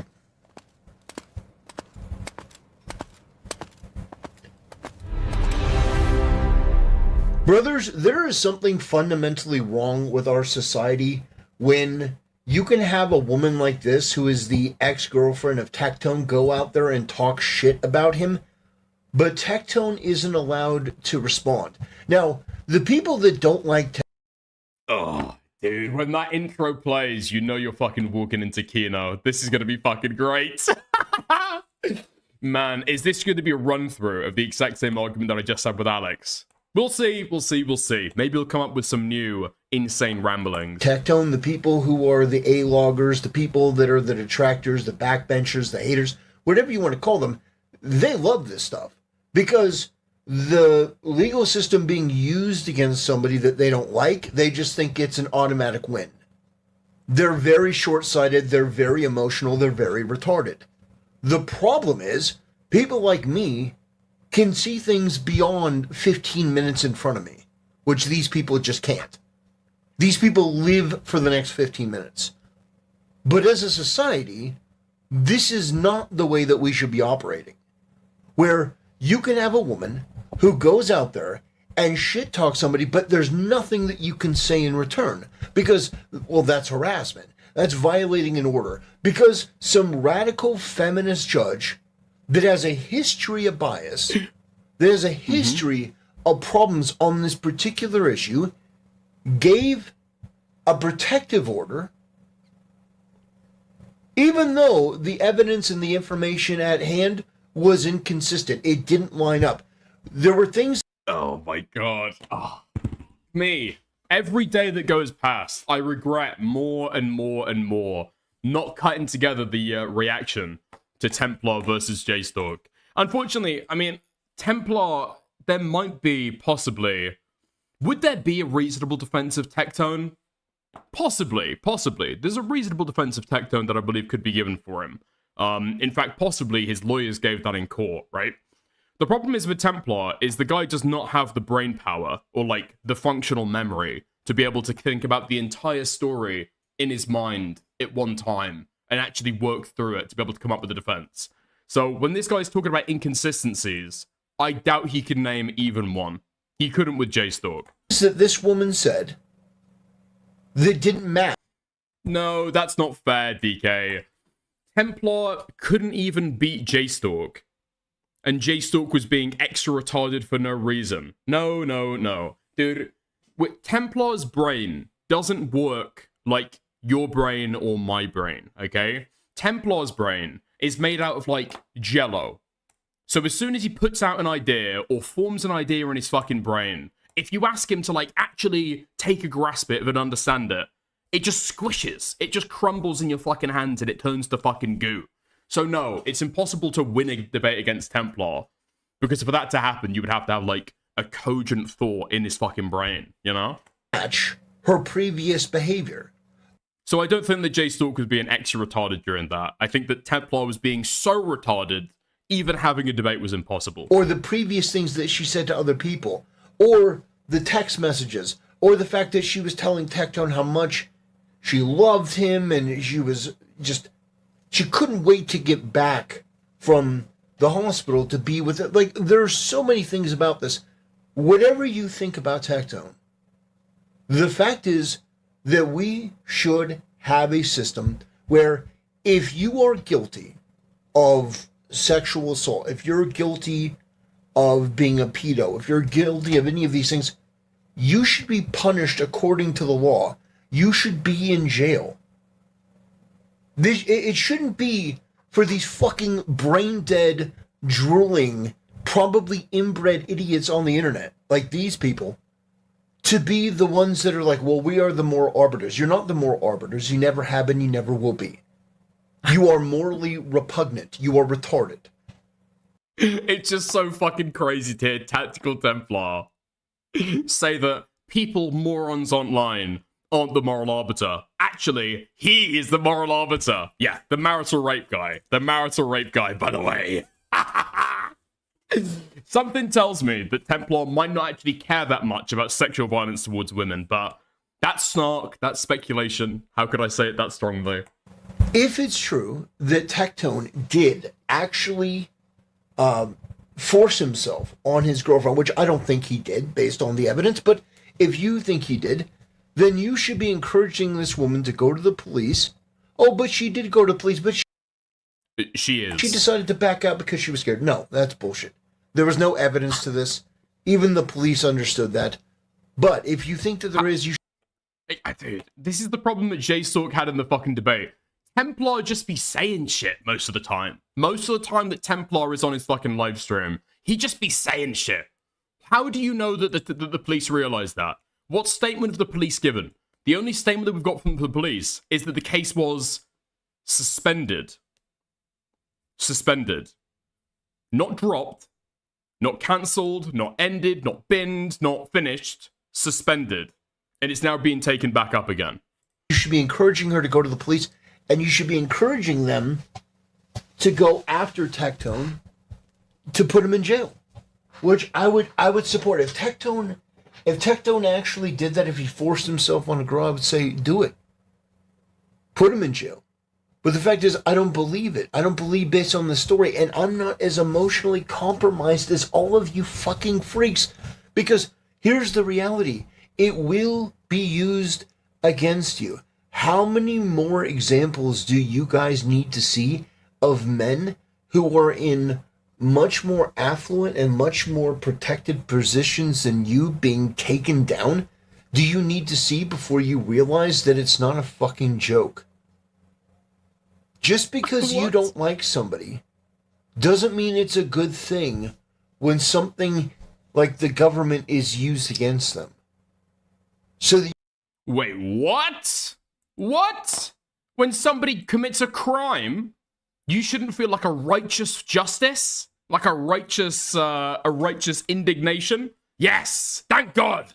The power of the state, the heel of the big government has come down and crushed this criminal. I think you should, shouldn't you? If you believe that somebody has, like, raped somebody. The idea that the government steps in and intervenes to be able to stop them. I think that's a good thing. No? You can get a couple... You know, the criminal justice system dealing with, well, you know, criminals. Chuckles off of the internet. Now let's... All I'll say, okay, maybe it's a fair point. Maybe it's a fair point. It's slightly sadistic. It delves a little bit too much into Schadenfreude. Okay, maybe. I will stop rejoicing when TECTONE violates his protective order and will likely get his fucking ass cheek slapped by the fucking courts. I will stop rejoicing over that if Templar will stop rejoicing whenever ICE just kill a person in the street, okay? That's the deal that we're going to make. That's the deal that we're going to make. When he stops doing that, I will stop rejoicing over TECTONE. Let's take a look at what she actually said. And we'll take a look at what TECTONE said. And I have some criticisms for TECTONE, believe me. I have some major criticisms here. But this situation makes me very sad. Because I see guys constantly getting shafted, getting the short end of the stick, getting treated like garbage by society, and then wondering why people tune into Andrew Tate. It's like, why would you tune into Andrew Tate? Oh, I don't know. Maybe because he's talking about things that are the opposite of whatever this is. This sort of just oozing pustule gaggle of just disgusting simps. Okay, I feel like I generally get the point that he's making, but the right seemed to understand this like a few fucking years ago, right? The right seemed to understand this during BLM. George Floyd was not the best person to hail as a martyr of your cause when the guy was like a habitual criminal, wasn't that clean. He was no angel, okay? It's not the guy that you want to be martyred or hold up as your shining example. Maybe I can see that critique. Maybe I can kind of understand where people are getting with that. The problem is when you're talking about men's rights activism and men being treated unfairly by the courts, it's just a shame when your shining example is Andrew Tate, a serial sex trafficker, rapist, and TECTONE, a serial oral rapist. Like, these are not the guys you want to be fucking going with to make your fucking point, okay? Stay away from them. Stay away from them. Just all you've got to do is find a guy who didn't rape, okay? Talk about him. And destructive freaks, like, I gotta tell you, yeah. Well, you gotta bring George into this, bruh. Sorry, Tyrone. I'm sorry, mate. I wish we had better role models in society. I really, really do. But here's what TECTONE's ex-girlfriend said. Did you know the last guy not have sex with you or what? Well, he was only attracted to anime women, so... But it looked pretty anime. Kawaii desu. Something like that, you know? What do you mean he was only attracted to anime women? Was he like addicted to... Hi. So he was addicted addicted to hentai? So he was addicted so much he didn't want to have with the real thing? Something along those lines. If you suffer from this... Huh. Isn't that interesting? So a guy that was the victim of sexual abuse. Huh? I mean, if you were... What, she raped him? What the fuck? She raped him? She raped him? What? I go into the full thing about TECTONE. Like, the guy has been through the shit.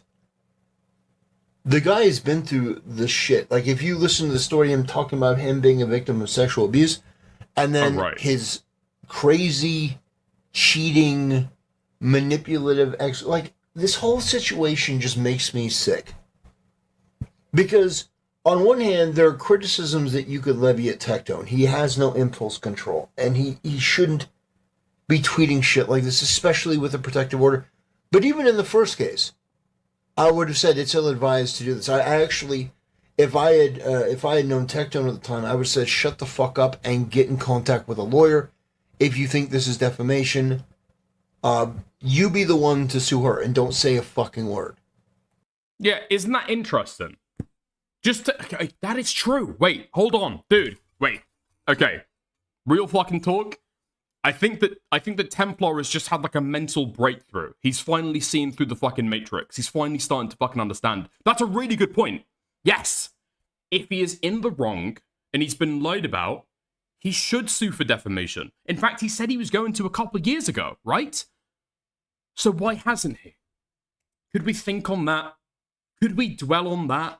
The guy is currently sitting with a fucking 10-year protective order because of these allegations being made against him. Wouldn't it be the perfect time to take this to court? To be able to disprove it once and for all? Appeal the protective order? No?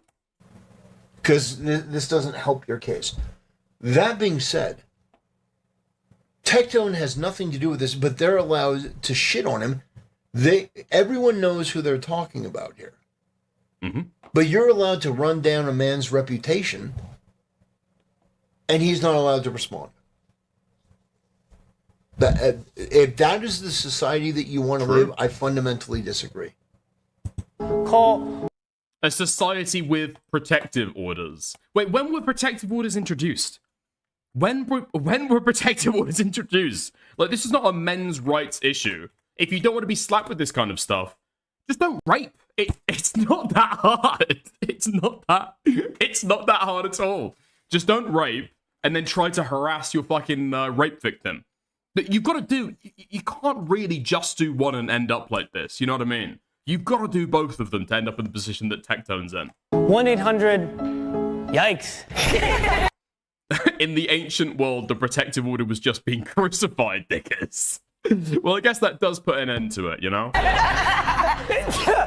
And this guy's a fucking simp. What a loser. Okay, all right, and Bella, what kind of guy are we looking for Pink? A guy with hair, number one. What? So basically, this whole thing is just a shit on TECTONE. Now, how fucking pathetic is that? Now, if you were to reverse this, and TECTONE were to do something like this, and he were... okay, so let's reverse it. Okay, so not all the actions are the same on both sides, right? So when we're reversing the roles, we've also got the actions carry over, right? Okay, cool. So when TECTONE, the rapist, who for the last 2 years has been trying to shit-talk Pink, drive his community against Pink, to make people believe their allegations aren't true and she's a lying fucking whore, OnlyFans bitch, cunt, trying to destroy me because bad people are getting out of fucking ear. Okay, when he's for the last 2 years done that, yes. You were to go on a show, and you were to have him asked a bunch of questions, like, what kind of girl do you think would be good for TECTONE? Well, not a girl that's more plastic than girl, not a girl that's a manipulative, like, if you were to do this thing in reverse, people would not be okay with it. But because they personally don't like TECTONE, they're willing to accept all of this sort of just mind-bendingly egregious shit. So, yeah, we're going to be taking a look at this a little more in depth because, I mean, these people, The tweet that potentially violates his protective order. Y'all ever heard of a SA victim complaining they weren't getting enough sex? So TECTONE is not allowed, literally, he's not allowed to defend himself. Now, What the fuck are you talking about? Not allowed to defend himself. He's allowed to say whatever the fuck he wants. He's just not allowed to insult Pikachu or bring her up. What do you mean defend himself? I think even on his fucking return stream, right? He has said the allegations were not true, but I respect the court's decision, blah, blah, blah, blah, right? But he said that the key allegations weren't true. He just can't talk about Pikachu individually as a person, right? This tweet doesn't defend himself from his fucking allegations. Huh? Wouldn't have posted this or encouraged him to post this. I would have said you should take this video and you should send it to your lawyer. That would have been my response. TECTONE, do not respond to this. Send this to your lawyer. What, is TECTONE going to waltz into court to finally defend himself against the bold allegations? Really? He's going to waltz into court and defend himself against the hentai Guna allegations. What is there that's defamatory in this fucking video? Unironically. He's already tried to take this shit to court. Unfortunately, she brought a better case against him. Because this is something that is, you should probably get a protective order against her. That she can't talk shit about you. Because she now has carte blanche to just go on panels, and the whole thing is about shitting on this guy. Judge, can I get a protective order? Can I get a protective order upon her, please? Can I get a protective order upon her, please, Judge? She's shit talking me. Fucking pathetic is this shit, man. It wouldn't be beneath TECTONE to actually try and do that, to be fair. But I can't imagine that any fucking lawyer is going to try and pick that up. No, if you think that's okay, there's something wrong with you. Even if Judge, she said that I was gooning to hentai, and I wouldn't have sex with her, and then her friend called me bold. What's the underlying crime that you're alleged in the protective order? How could you even get this shit? Something tells me that TECTONE didn't cover the original story very closely, because he would know otherwise. You have to have an underlying crime that the court finds to be true, right? If you don't like TECTONE, there's something wrong with you. And if you are so short-sighted that you think, well, but I don't like this guy, so this is good. I don't like this guy, so this is good. So this should be allowed in this instance. So if it happened to you, you'd be okay with it? Would you be okay if it happened to you? What the fuck is this question? If you raped somebody, would you be okay accepting the legal consequences? I mean, who wants legal consequences for their criminal actions if they were to commit criminal actions? It's fair play, isn't it? What? Am I off basis here? If you've done a crime to receive criminal recompense, I think that's fair enough. If you had an ex-girlfriend who falsely accused you, or falsely accused you of this crime, and they were helping to try to ruin your life after all this shit you've gone through, you'd be okay with it? No, of course not. Of course not. Well, I mean, I wouldn't be okay with it. I guess I wouldn't be okay with it. I'd be like, I'd have like Scooby-Doo villain energy. You know what I mean? I'd be like, grrr, I almost got away with it too. And I almost got away with it too. If it weren't for you, meddling goth girls, you know? Like, that's the energy I'd have, I guess. This guy, snot-nosed swagger, of course they wouldn't be. But because this type of person is of the one-dimensional, one-note mindset, which is, I don't like this guy, so it's okay, then it's, well, let's use the protective order to get this guy in trouble. Now, agreed, this is a stupid thing to do, but here's my post. This is what I talk about all the time. There are a lot of short-sighted, retarded simps that are guided entirely by their emotions. Thus, I don't like TECTONE, so this is good and funny. It's not.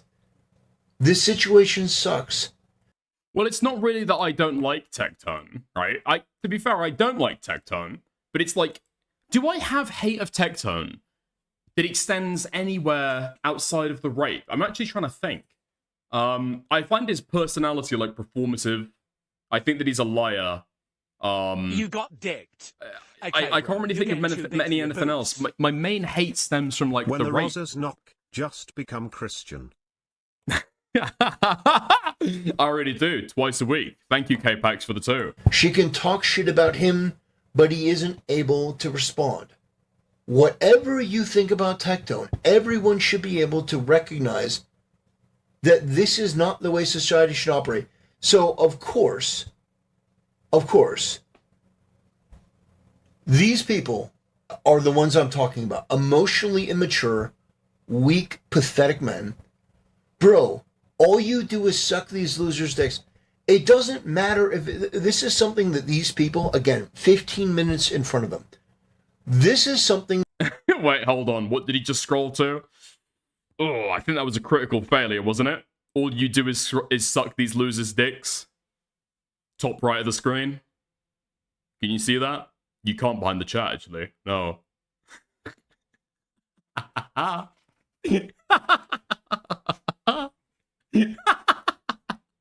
Gets accused of bias. Scrolls up. Instantly reveals his bias. It's not a good day for Templar. It's not a fucking good stream for Templar, is it? This is something that these people, again, 15 minutes in front of them. This is something that these people are too fucking stupid to understand. I don't care if it's TECTONE. I don't care if it's Asmongold. I don't even care if it's Hassan. Because I'm not a 65 IQ fucking idiot.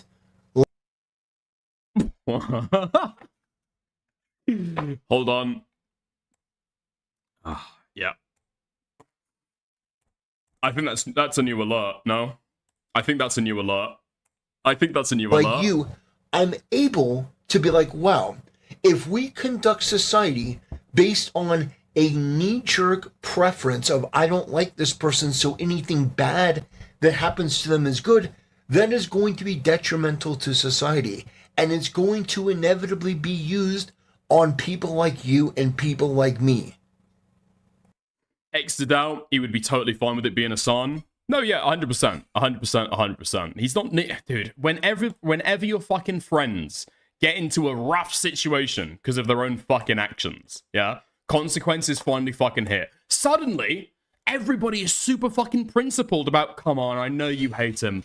Come on, I know you hate him. But I mean, do you really want bad things to happen to him? Yes! But again, it's not because I dislike TECTONE. I might be ambivalent. You can have that position, right? You can have that position. I have that position an awful lot on stream, okay? I don't like the person. I hate them. I'm happy when bad things happen to them. I can still have like a principled disagreement, right? I'm happy that this happened. I've got no sympathy for them. But realistically, if I'm thinking more like, you know, human brain than monkey brain, yeah, okay, this shouldn't happen. You can hold both opinions at once.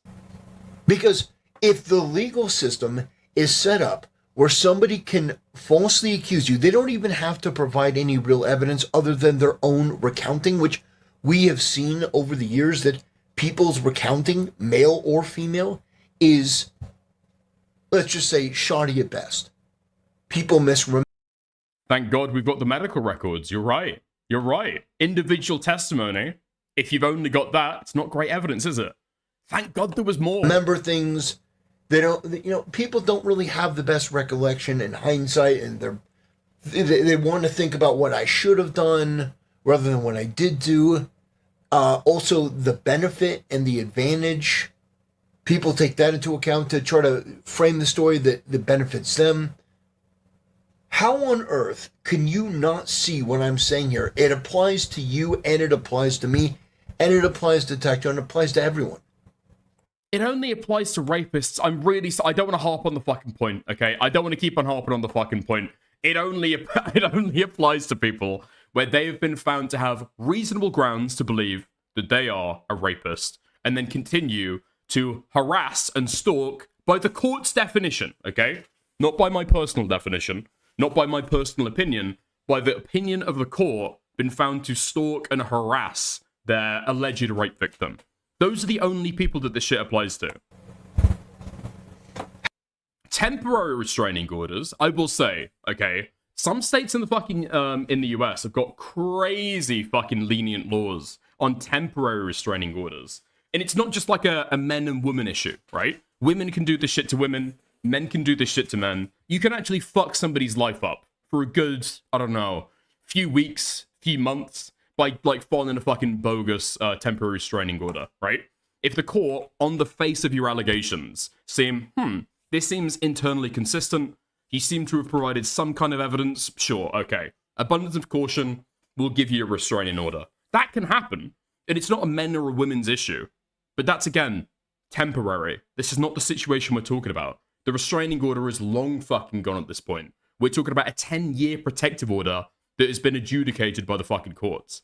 How hard is it not to tweet? I agree. Are we serious right now? How hard is it? Like, just think for 2 fucking seconds. If it was as egregious as you fucking think that it is, why would TECTONE not appeal it? He's got the lawyers. He's got the money. He's a fucking wealthy guy, right? He's been through the legal process once. Go through it again. Get it appealed. Get it thrown out. Especially if the judge is this biased. No? And then think for 2 seconds and try and figure out a reason why you wouldn't want to do that. Maybe it's fucking bolted on. No? Not to go on a stream and shit talk somebody like this and do a whole segment denigrating them. And I'm glad that you, Mr. Tim, I'm glad that you have, it says retired alcoholic. I'm glad that you now have the self-control to not be an alcoholic, but there was a point where, if that's true, then you were an alcoholic. Why didn't you just immediately stop? No, the point is that there are people that have impulses, that have things that are wrong, and I agree that we should be helping them to stop. I don't think TECTONE should have tweeted that. I think he should have completely ignored it. But the fact remains that this right here is an attack on a person. And the people that don't like TECTONE are happy about it, but I'm not. Wait, nay, okay, hold on. The rape wasn't litigated. It was explicitly litigated. There were arguments going back and forth between the plaintiff's lawyers and the defense about the rape. But anyway, okay.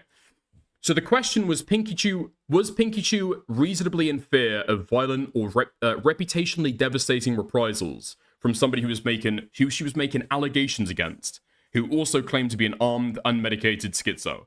Not doubting the rape claim, by the way, just saying it wasn't the sole basis. No, it wasn't the sole basis, but it was a necessary component, right? It was a necessary component.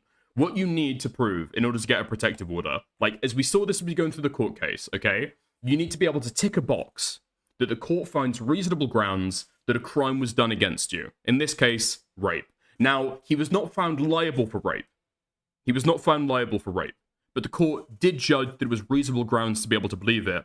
But in addition to that, you need to also make a finding about the harassment, stalking, whatever. But you need, like, that coupled together to be able to make this judgment. But it's not been made solely about the rape, you're right, but the rape itself was litigated. And it has nothing to do with whatever feeling I have about TECTONE. And this is so simple that it's honestly embarrassing that I have to explain it. It's not about one guy. I don't know Johnny Depp. But I didn't want to see Johnny Depp destroyed based on the allegations around Amber Heard. It need not to be proven true or false, only that it couldn't be immediately rejected. That's not really the legal standard. I get where you're going at. It's like less than a civil adjudication. That's true. But the standard isn't, can we just straight out dismiss this? That's not how it works. The way that it worked is that, so as TECTONE is going into court, okay, he doesn't need to prove that it can be immediately rejected, totally fictitious, completely untrue. That's not the basis, right? Both sides can argue. It's just, is there a reasonable basis to believe these claims? TECTONE can argue that there's not, and it's still a balance between their testimony. Who's more credible, right? I didn't know that I'm not saying the standard is more likely than people who were involved in the I'm saying Duke explicitly lacrosse that's not situation. standard. I'm green. But I didn't want to see these guys have their life and career destroyed based on these allegations. I just don't.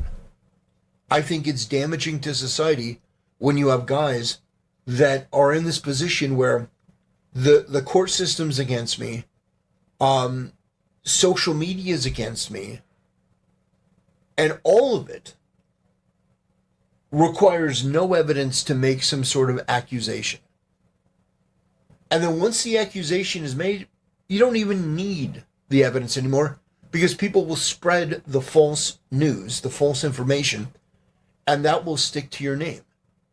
And there's nothing you can do to undo it at that point, which isn't fair. It isn't fair to a man that that is the standard in which we operate. I mean, yeah, that can sometimes be a problem online. With no evidence, people decide that they just believe the girl and they'll fucking run with it, 100%. But I mean, I don't know why we're bringing that up in the case of TECTONE, right? There is evidence that TECTONE, that Pikachu has brought forward to the court that's been measured against. TECTONE had a chance to be able to argue against it. And in fact, he had a chance to be able to argue against it in like the public square on stream, right? And he did argue against it. The problem is that he lied several times. The problem is that it's a battle of credibility, and TECTONE lost it about 5 different ways. Critical failures. It says, and yet he still tweeted about her. Didn't this break the protective order? Yes, it broke the protective order that was put in place by a far-left feminist judge. And that's not just me pulling it out of the air. I went over this.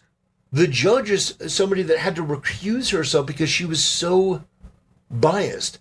Now, should TECTONE have tweeted this? No. Should Pikachu have put this out there? Should they all have come in to try to shit on TECTONE? No. But there's a double standard here. What she had to recuse herself. It's crazy that the judge carried it all the way through while she was recused, and another judge took it over.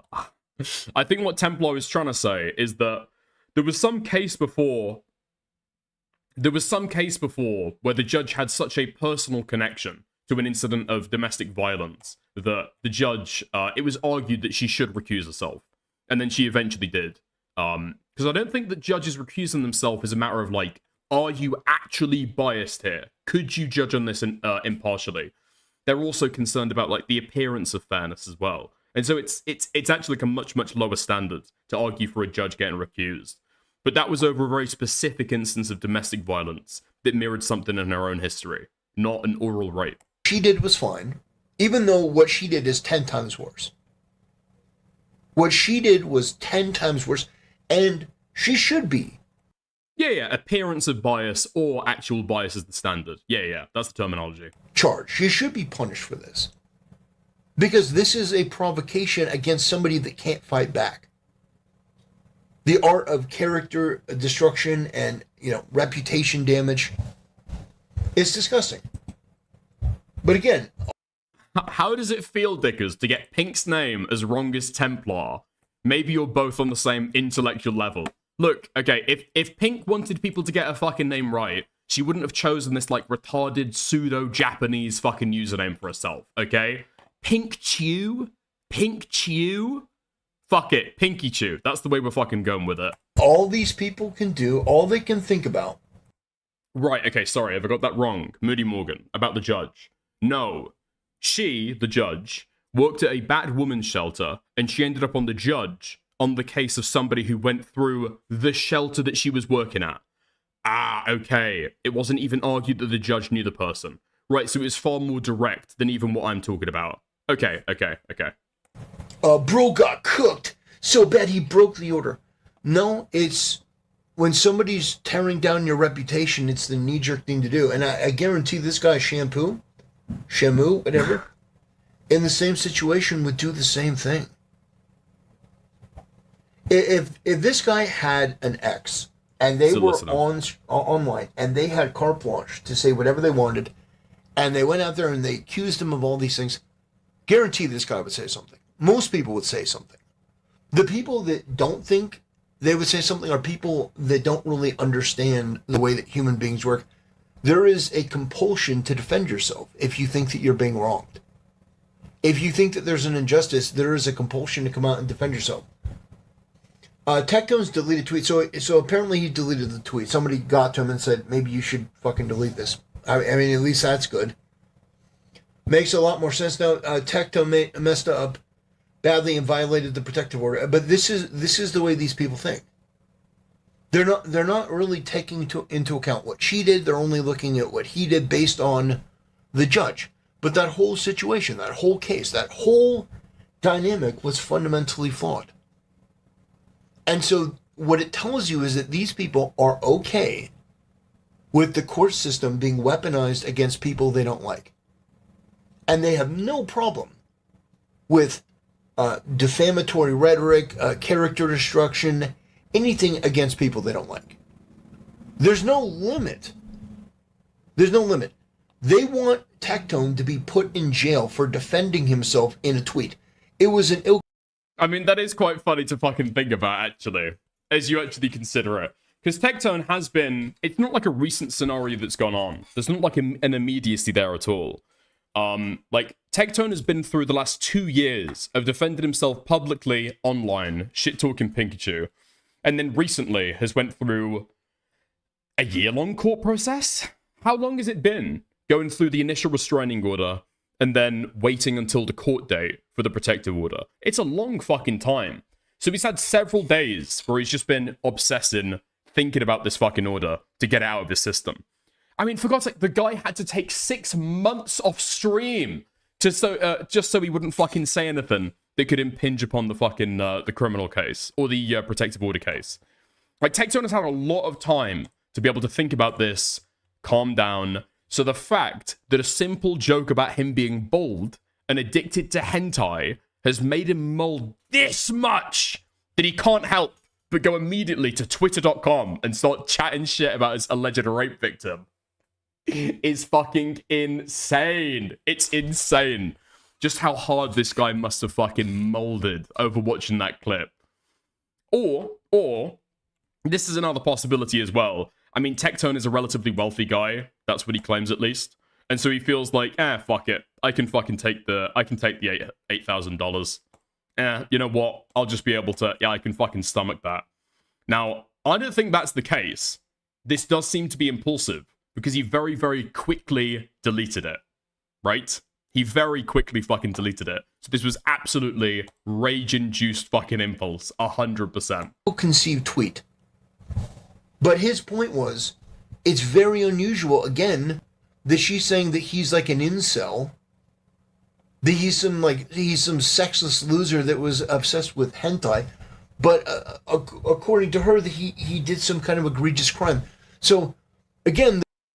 How can... Wait, what? I mean, I would think that incels who are addicted to hentai would probably be the people who would actually rape women. No? There's an inconsistency even in the premise. So, I wanted to talk about this because, I mean, hopefully he goes to prison. Wouldn't that be funny? And it just... What? No. What? Dude. This is what I mean about Templar.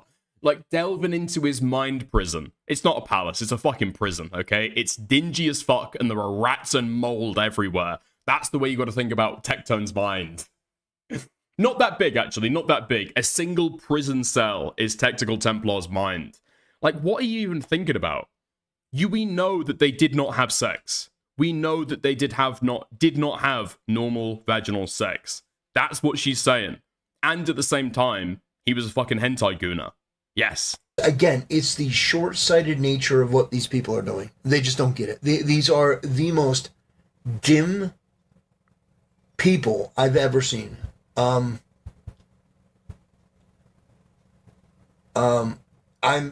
tired of seeing this goth girl for real.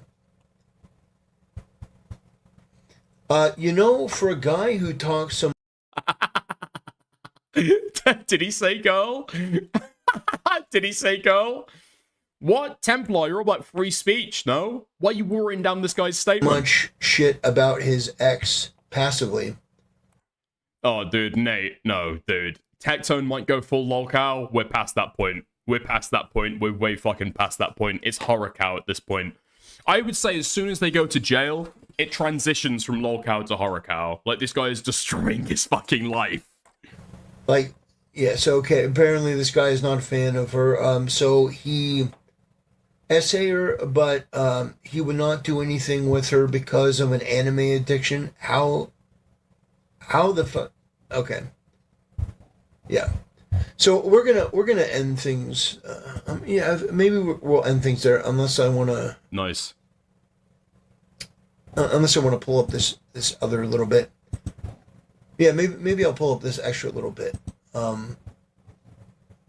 So wait, there's the a other part of substance it, tweet as well. The other part of it is this. So Kuimon, friend of the channel, responds to this person.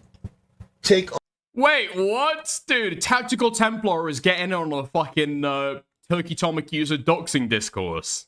Let's go. On what should happen to false accusers. Broadly, women don't go around falsely accusing men. False. False. Huh? They do it all the time. It is a common occurrence. In fact, it's so common that I'm sure that everyone here can think of a high-profile example. Well, yeah, that's the exact point. And if you think that you are beyond this, or you're too important, or you're too protected, Brett Kavanaugh. Do you... Wait, dude. So your evidence that broadly women do make false allegations of rape is a Supreme Court justice. Johnny Depp. Johnny Depp. Oh my god, this guy actually can't fucking pass sentences in his own mind. The take is, okay, broadly, women in general, okay, women, individual women, don't go around falsely accusing men of rape. That's true. Now, is it a common occurrence online? Yes. But is it common for women generally to do it? No. Like, there's a difference here, right? There's a difference here in that there's like a million women, millions, billions of women online. You remember when Brett Kavanaugh was... It's like saying that, like, murders are extremely common. Okay, yeah, sure. Murder in society generally is common. Is it common for a person to murder somebody? No. It's like, dude, what are we doing here? Going through his confirmation for the Supreme Court. Do you remember Christine Blasey Ford? Christine Blasey Ford came out, and it was nationwide news. Brett Kavanaugh is an animal. He's an abuser. He did all of that, like a devil's triangle or whatever it was. Like, this woman had zero evidence. She didn't even recall the story very well. 30 years ago, somehow I ended up at this party and Brett Kavanaugh did this. Now, thankfully, it didn't ruin his chance to become a member of the Supreme Court. I'm not saying that whether, he's a good member of the Supreme Court or not, but that was to a person that's in politics, that's now a member of the Supreme Court. Yeah, like a national level political figure. Yeah, that happened to like a national level political figure. True. And that level of allegation was believed by the media. They were put forth by nearly everyone. Nearly everyone was putting that forward, especially, the politicians. That there is an ounce of credibility. I mean, the exact same thing happened to Joe Biden, except for the fact that nobody fucking remembers that. Do people remember that, actually? Do people remember that? Yeah, the same thing happened to Joe Biden when he was running for president. That woman came out and said that she'd been, like, raped by Joe Biden years before. And then she fled to Russia. And then now she currently lives in Russia. Very interesting. Who was the other one? Another Supreme Court. Was it Clarence Thomas? Clarence Thomas was another example of an accusation that was made. Now, recently people think of like Johnny Depp and stuff like that, but to say that this doesn't happen, that they just don't go around making these accusations, is not true. And even in the event where it does happen, it doesn't ruin your life. That's not true. There have been guys that have been falsely accused where they've lost everything. They've spent time in jail. Like, this is so dismissive of this problem, and I think there's a fundamental issue here. Yeah, I mean, TECTONE, Templar is getting slightly boring now. Unk is running out of steam. Let me have a look. Hold on. So, There's a hysteria around the idea of being falsely accused of rape, born out of a paranoia of this happening, so you feel a sort of vicarious rage. The point is not about whether the person deserved to suffer for what they've done. The point is about what situation do you create. You want the barriers to reporting these things to be as low as possible, and the risks to be low, because you don't want a chilling effect on a crime that is already underreported. I'd agree with all of this, so I'd agree with Queenman's rationalization after it. I might agree. I might disagree with the phrasing here. So broadly, women don't go around falsely accusing men of rape. Yeah, I agree with that. And even in the events where it does happen, it doesn't ruin your life. There's kind of a bias baked into that, right? So in the instances that we know to be false, yeah, well, nothing happens. It doesn't ruin that person's life because we know that it's not true, right? Right? But in the minds of some people, it does leave like a permanent stain. So even when you have conclusively proven false allegations, or like, I would say like significantly evidenced false allegations, even in that case, it does have harm that still perpetuates in that person's life. Like Saberspark is an example of this, right? There will like, in some people's minds, in his industry or in his sphere, there will forever be a question mark hanging over Saberspark's head. That's like, okay, yeah, it doesn't seem like there's enough evidence for that, some people, but the fact that he got that kind of allegation, ooh, I don't know. I'm, you know, what is it? Bit once, twice cautious. Yeah? Once bit, twice cautious. Something like that. Yeah. But again, that's for the people who are, like, proven or evidenced significantly that, like, the allegations initially were bunk. For the people where there's no evidence to really fight either which way, it can end up doing, like, significant damage. So I don't know if you'd... I feel like Queenman might be underplaying this ever so slightly to make the point about the Turkey Tom accuser. I would severely doubt that Queenman thinks that false allegations have no impact on your life whatsoever. Yeah. Okay. There we are. We're moving on from that then. Nice. Once bit, twice shy. That's what I was thinking of, Snails. Thank you. I appreciate it. There have been 2 people in the last 30 years who've been falsely accused. And it was overturned, and the women were charged with jail time for malicious prosecution, I believe. Well, they'd be charged with perjury, not malicious prosecution, right? But maybe, possibly. But even that, okay, even that, Morgan, there have been 2 people in the last 30 years who've been falsely accused. Has there? Again, this is the kind of bias when we talk about this stuff. There have been 2 people in the last 30 years who've been proven to be falsely accused. Getting sued for leaking sex Right? tapes. That's just, Steven's just being a silly guy. Pinky's lips did it. The West could do it too. One day. Recover from the Great Migration. Thank you. Thank you. Thank you for the $5. I hugely appreciate it. All right.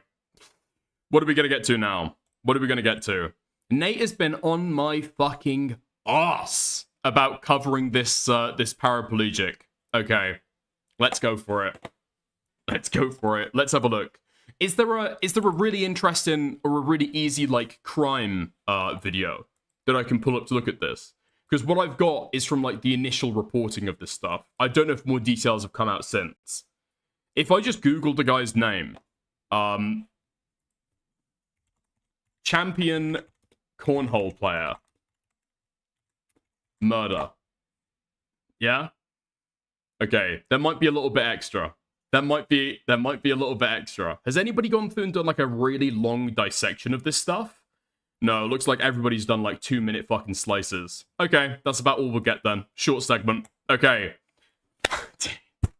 I guess the easiest way to be able to like intro some of this stuff is just taking a look.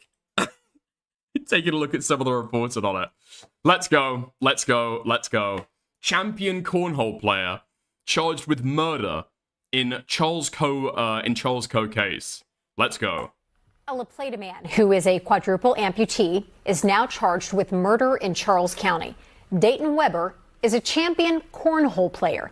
Deputies say he's accused of shooting his friend during an argument before dumping the body and fleeing to Virginia. News 4's Paul Wagner has the story. Wait, what? Hold on. Okay, the situation has already taken a wild turn that I didn't fucking realize. This is like, I haven't pre-watched any of this stuff. He moved the body What do you mean dumped the body? What do you mean dumped the body? What? What the fuck? This guy has got half of his own body remaining. How the fuck is he racking up bodies to his fucking name? Was going to be my first fucking impulse here. Secondly, dude, how fucking shameful is it to be getting murked and slimed out by a guy with no fucking arms and no fucking legs? Like, you walk up to the fucking gates of Valhalla. I died in victory. I died in battle. How? To who? Oh, yeah, James Webber. Really? James Webber? Wait, hold on, we've got him down here. That's not the guy with no arms, no legs, is it? Oh, yeah, okay. Yeah, you're not getting let in, mate. You're not getting let in, I'm afraid. Dayton Webber. How the fuck is this guy dumping bodies? That's what we're here to figure is out. well known for his athletic accomplishments. Since he... How does Ninja pull the trigger even? You will get to that. There is footage of him firing a gun. Was 10 months old. He's been a quadruple amputee with a passion for sports. In fact, he is so well known, News 4 profiled Webber when he was 11 years old, after hearing how his physical disability had not gotten in the way of Webber's desire to wrestle, play video games, ride a dirt bike, and play football.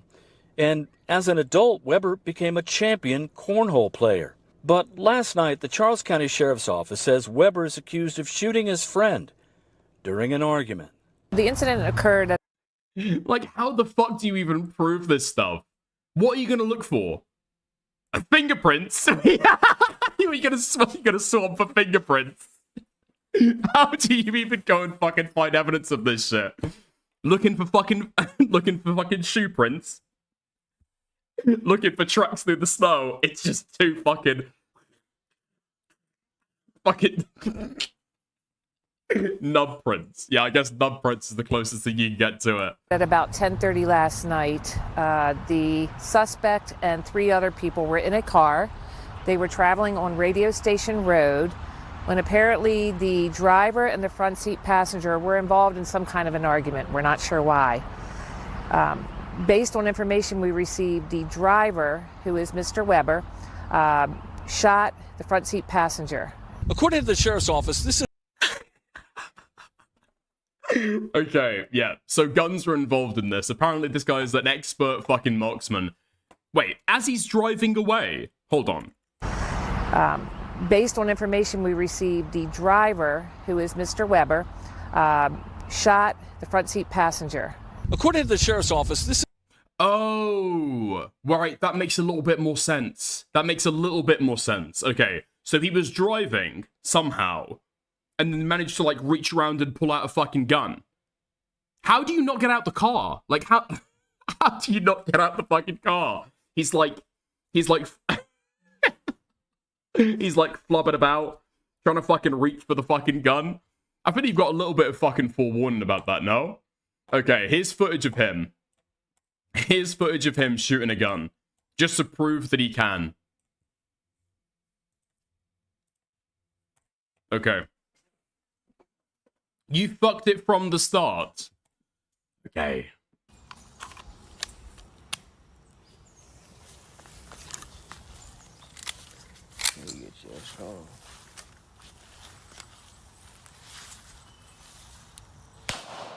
Wait.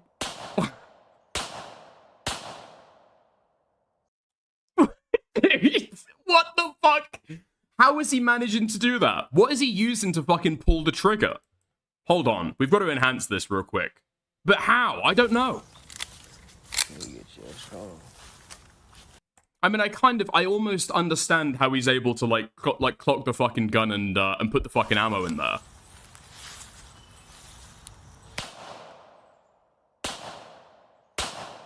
Wait, hold on. I fucking realized. Wait. So he's holding it, he's pressing it against his arm like that, right? And he's holding the gun between that. And then is he like pulling back with his skin slightly, and that's pulling on the... At that point, let this guy off, dude. He's fucking innocent. He's fucking innocent. Like, the effort that you need to go through to be able to, like, pull this off, the guy must have fucking deserved it. 110%. The guy must have fucking deserved it. What the fuck? That's a murderer's eyes.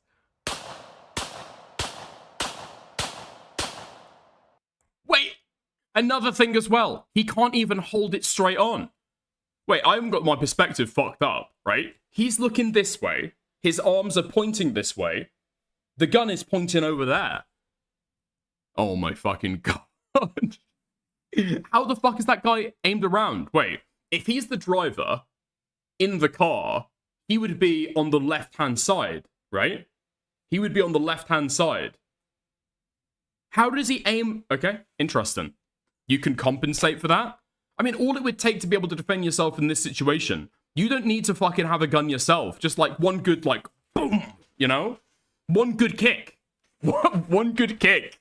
And you're totally in the fucking clear. This is where Dayton Weber pulled over after the shooting here at Llano Drive and Radio Station Road. The sheriff's office said Weber asked two passengers in the car to help him remove the body. They refused and then got out. And according to the sheriff's office, Dayton then drove off with the body of Bradrick Wells still inside. Deputies then quickly shared information they were getting at the scene. Yes, we're being told now he's in the white Tesla. Okay, well, we do not have a victim. About 2 hours later, we did get a call from somebody who lives on Newport Church Road, which is in Charlotte Hall, Maryland, and they indicated that there was a body in their yard. The sheriff's office says the victim was Weber's passenger, 27-year-old Bradrick Wells of Waldorf. Later that night, investigators got a call from authorities in Charlottesville, Virginia, saying Weber's car had been recovered there, and the 27-year-old was in the hospital. So once he was there, the guy looks so fucking smug. That's the satisfied smile of somebody who's finally overcome their disability. I can't even fucking hate on it. I legit, again, let him off. Let him fucking off. Been recovered there, and the 27-year-old was in the hospital. So once he was there, he was treated. They were best friends? Were they? Were they? Do you know a best friend until you shake their hand? At a hospital for an issue, and then he was transported to a local detention center where he's currently being held as a fugitive from. What did his friend do to piss him off? Well, I mean, there's only so much you can pull somebody's leg before they fucking snap, you know? There's only so much you can pull somebody's leg before they've got to stand up for themselves. You know what I mean? Justice. On Instagram today, the American Cornhole League issued a statement saying it was aware of the allegations against Weber, and their thoughts are with those impacted. In La Plata, Paul Wagner, News 4. News 4 is attempting to reach the family of Bradrick Wells, the victim in the shooting, and we will have more on that as soon as we can. I'm glad they were able to catch up to the guy and slap the cuffs on him. How do you even restrain somebody with no arms and no legs? Legitimately, they're like a violent threat to you, no? Just fucking wrap them in cling film. Is that the only way? You just take them and fucking wrap them in cling film. It's the only way to restrain them. Getting sued for Shut leaking the sex fuck tapes. That's up. just, Steven's just being a silly guy. 10-4. 10-4. We've got shots fired. Possibly involving small arms. Thank you for the £5. Dude, small arms is fucking awful. So, you'd have to use a straitjacket or something. Possibly, but you have to get your arms through the fucking holes to be able to get that restrained. No? It could be, possibly. Wait, okay. Should have played this first 6 minutes long. Okay. The world won't wait. This is like the mini documentary that ESPN made of the guy. I've got to be honest, I don't know why they haven't fucking taken this shit down. No? This is like standard procedure when somebody's like, I don't know, arrested because they've done like a heinous crime. Too big for your boots. A potato sack. Thank you, Janky Johnny, for the 2. There's definitely been down times. I actually came up with my own kind of quote that got me through everything, and that's "the world won't wait." Dayton Weber hits it. It essentially means this world, as we speak, is spinning. It's not gonna stop. Wow! It doesn't matter what happened to you. You always got to keep moving forward because we all got goals to reach and we all have limited time on this earth to be able to accomplish those things. Come on. Really? Would this guy do something like that? Would this guy kill a man? Look at him, dude. He's fucking armless. Okay, bro. He's You're getting too big armless. for your boots. Oh, shut the fuck up. Suspect is armless and dangerous. Oh, okay. You've already got to the fucking joke. Fuck you. The world won't wait.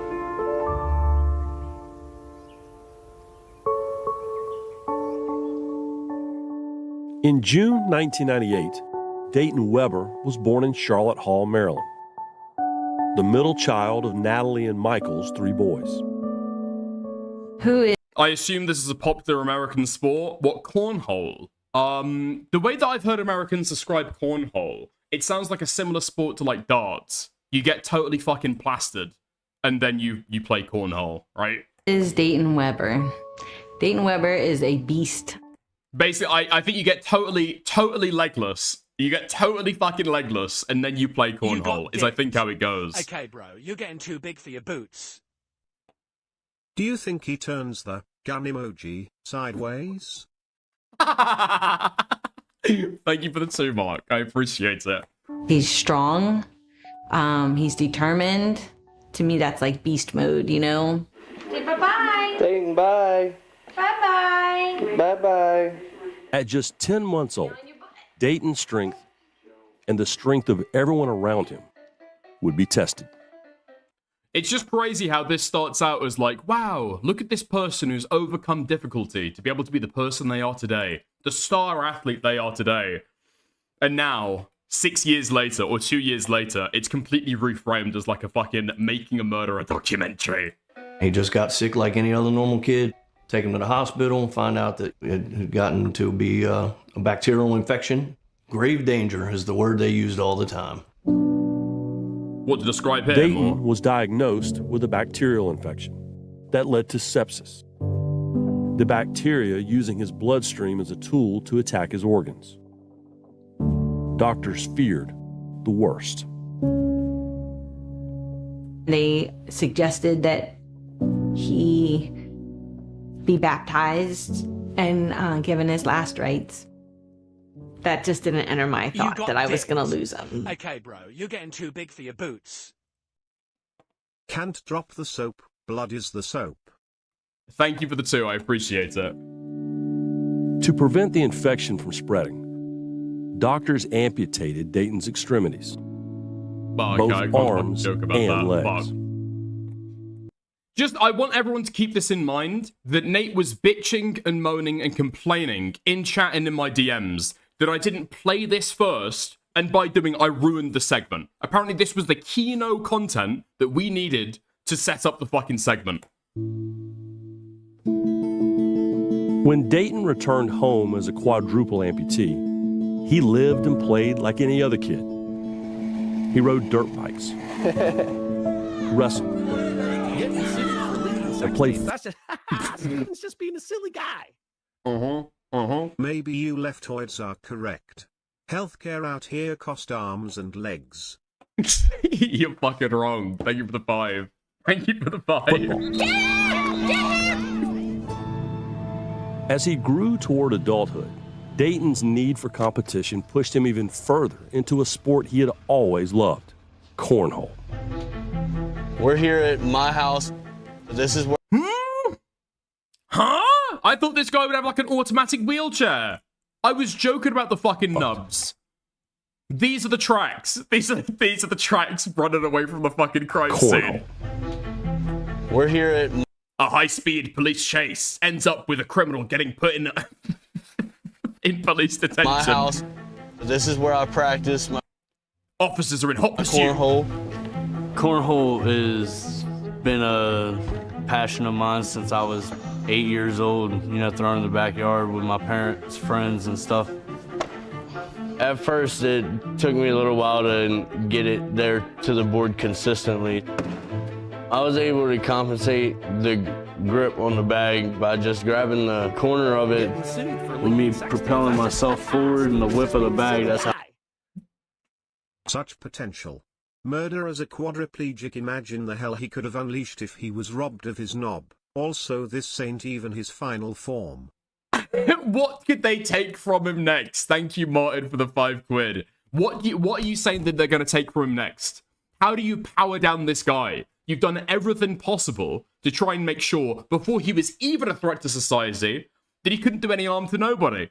What could you do to him? Take away his nubs? What are you going to do? How I get it there. When I first started playing, I played up to 16 tournaments in a week. Four bagger right here, come on.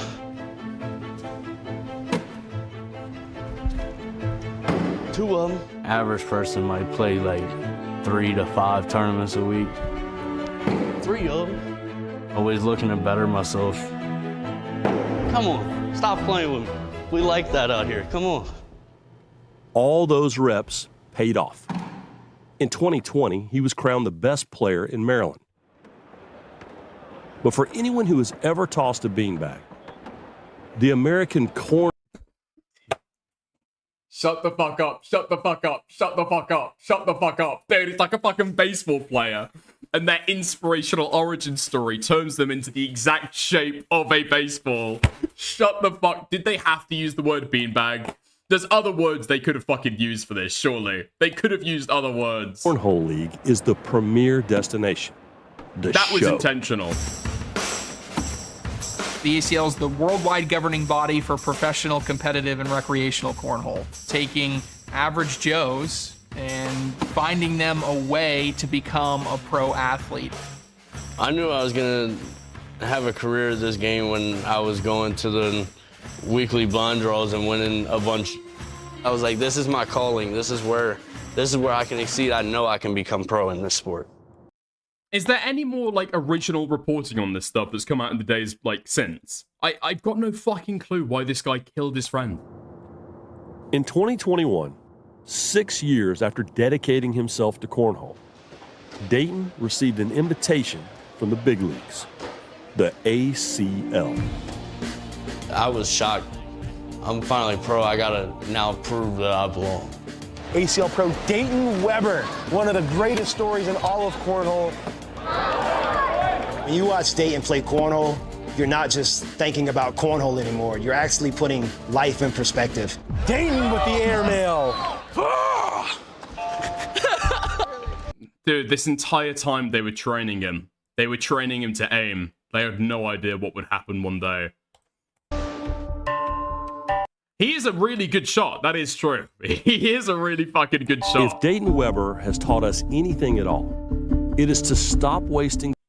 Wait, what? Hold on. Wait, what?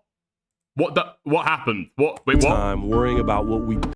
Dude, why is stream chat suddenly fucking spamming? No way my fucking stream got fucked, did it? That's how you do that. And start taking the time to appreciate the life we've been... Wait.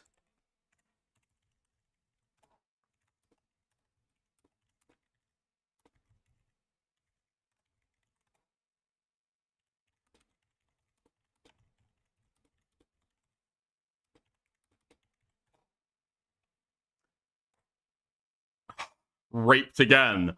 I should be back, surely. Surely I should be back.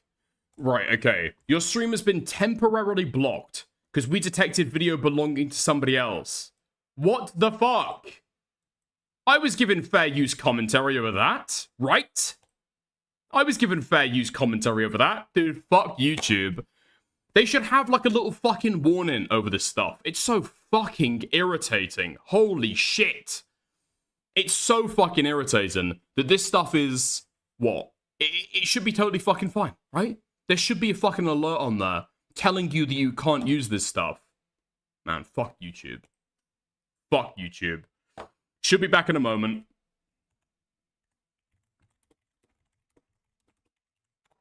Fuck, I'm gonna have to edit this shit out in fucking post. Man, fuck this stream. YouTube is super gay. Okay. I shouldn't be raped. I shouldn't be raped. Hopefully I'm not raped. Fuck me. Okay. We've got other content to be able to talk about anyway. Nate set you up. Man, fuck that guy. That guy's had it in for me since day fucking one. I fucking hate him. Okay, nice. Yes, okay, I'm right. Over the fucking video that Nate was so fucking adamant that I needed to fucking talk about as well. Hold on. We don't need to do the end. We can still talk about it for a little bit longer. Apparently TMZ has got a brand new article out about this stuff. Do we have a look at their YouTube as well?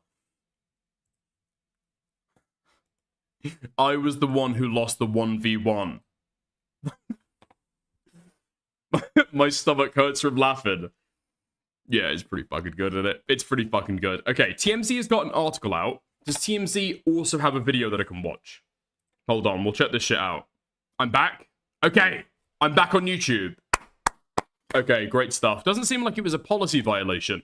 It seems like what happened is, yeah, the news footage that I was watching, I got clapped to watching it. Apparently, there's fucking copyright on it.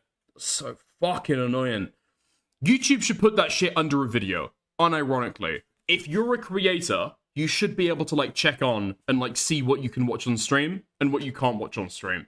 It is insane that on YouTube, if you watch YouTube content, you get fucked. Doesn't matter if you're doing free use commentary. So fucking annoying. What a ball ache. Okay. Okay. Okay. Doesn't look like TMZ has done anything about the cornhole killer. They haven't done a live stream.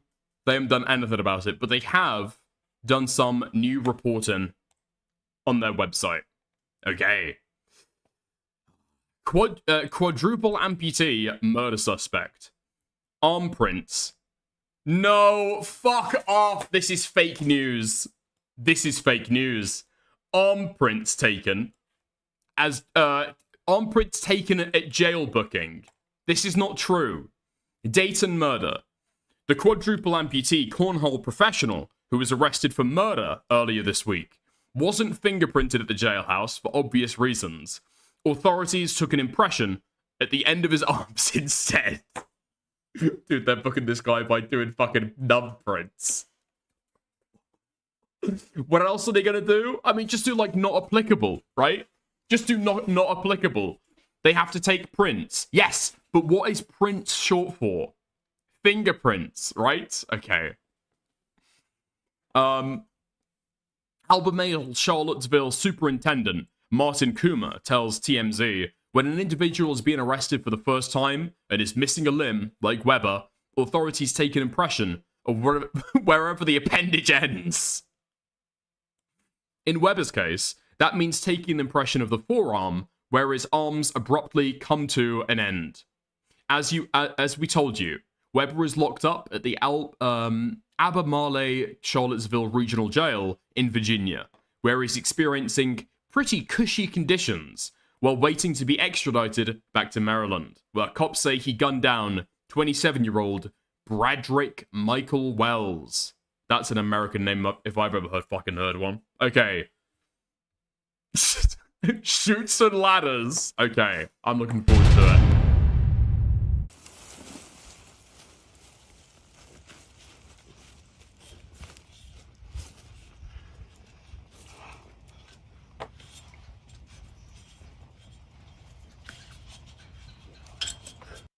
TMZ, I'm begging you, please, don't do it to me. ESPN has already fucked me up the arse. But I'm just using a minute. I'm just using a minute of footage, okay? I've got PTSD at this point. Do I have to, like, ping it around the fucking screen to be able to make sure that I'm not gonna get copyright for it?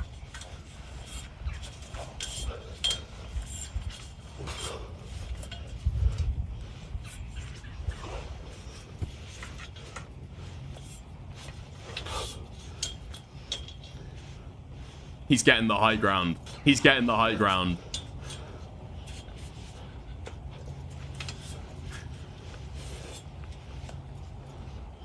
Dude, is this not like the fucking Batman Superman question?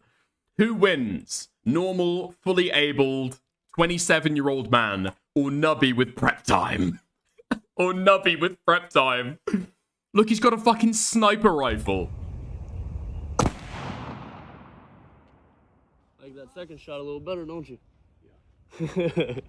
Baby bullseye? Yeah. Lucky shot.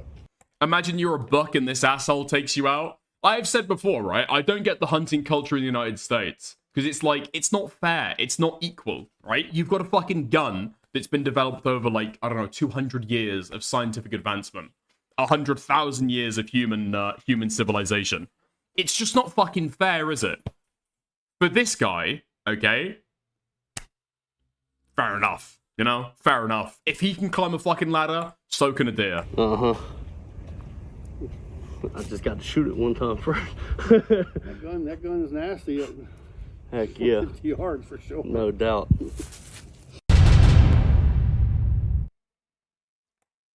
Okay, nice. So, we're told Weber told authorities... Hold on. We're told that Weber told authorities he didn't want to wear his prosthetic limbs behind bars. And given video we've run showing him firing multiple guns and climbing up a ladder, it seems he can do just fine without them.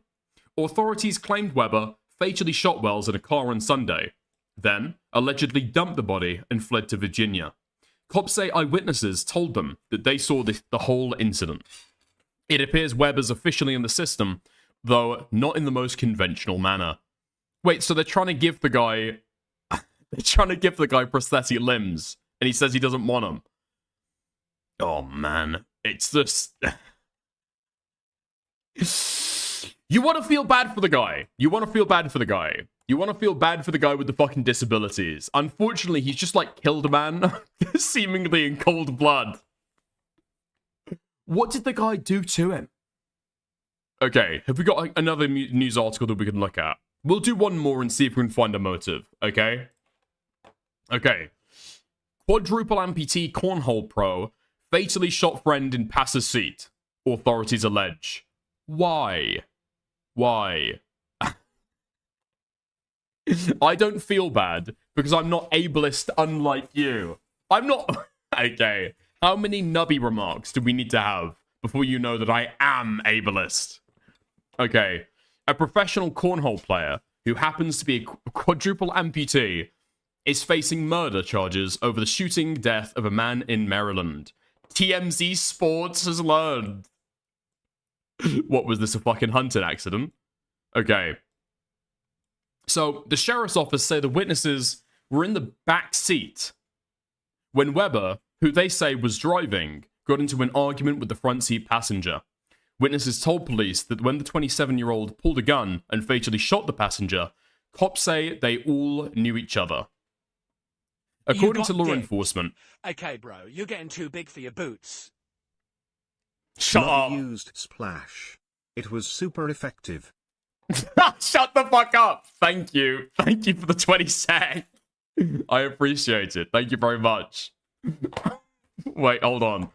What's that game? What's that game where you can be a complete fucking full body amputee and you're just like rolling around in the fucking desert? Where you just like squirreling through the fucking desert with no arms and no legs. Somebody please find me footage of that game. Okay.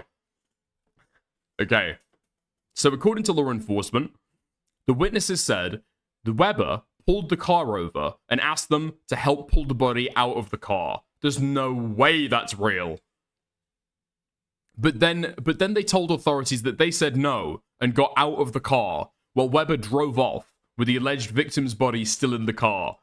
Later, cops say they got a call about a body in a yard and identified the man as Bradrick Michael Wells, also 27, who was pronounced dead at the scene. How the fuck did that conversation go? Guys? Guys? Little help? Little help over here? Little help? What do you mean they politely refused? No, sorry. Sorry, mate. Listen, you're a big boy by this time. You know, sports pro. Should be able to do this yourself. Yeah, buddy? Yeah, mate? Back in 2023, Weber wrote an essay for Today about playing cornhole professionally with the American Cornhole League as a quadriplegic. Authorities say the investigation is ongoing and encourage anybody with additional information to reach out. Okay. Nice. There we go. There we go. That's it, I guess. Fantastic stuff. Kenshi. I might be thinking about Kenshi. Yeah. Maybe they've got a fucking buff quadriplegics, I guess. Yeah. Okay. I appreciate it. Thank you. At Dickers TV is down. Sorry, the browser I was using is glitching, so no title. Seems stream suspended for policy reasons. Yeah, I know. Thank you. Very fucking absurd. I mean, is that going to be a defense at trial? Just let him. Just fucking let him. I don't know. Don't give the guy anything else.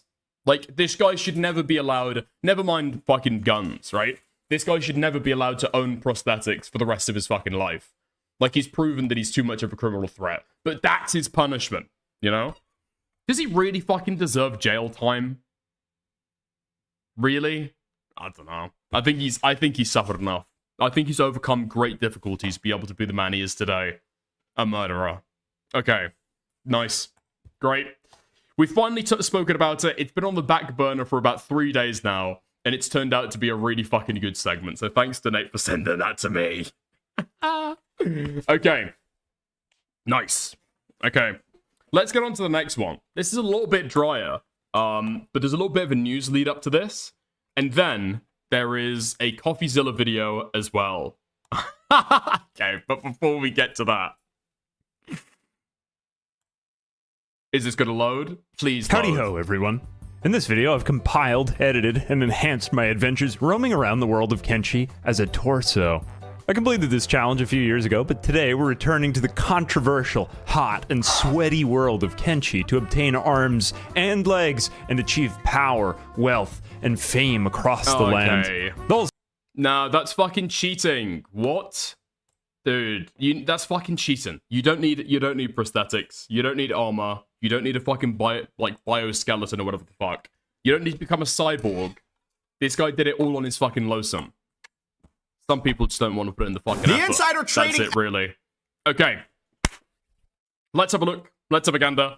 There has been brand new allegations about insider trading based off Trump's allegations, or based off Trump's announcement about how the Iran war is going. Now, this isn't the first time that these allegations have been made, right? There has been weird trades that people have noticed several times where Trump is getting ready to tweet out or truth social, send a truth out there about something, given an official presidential announcement.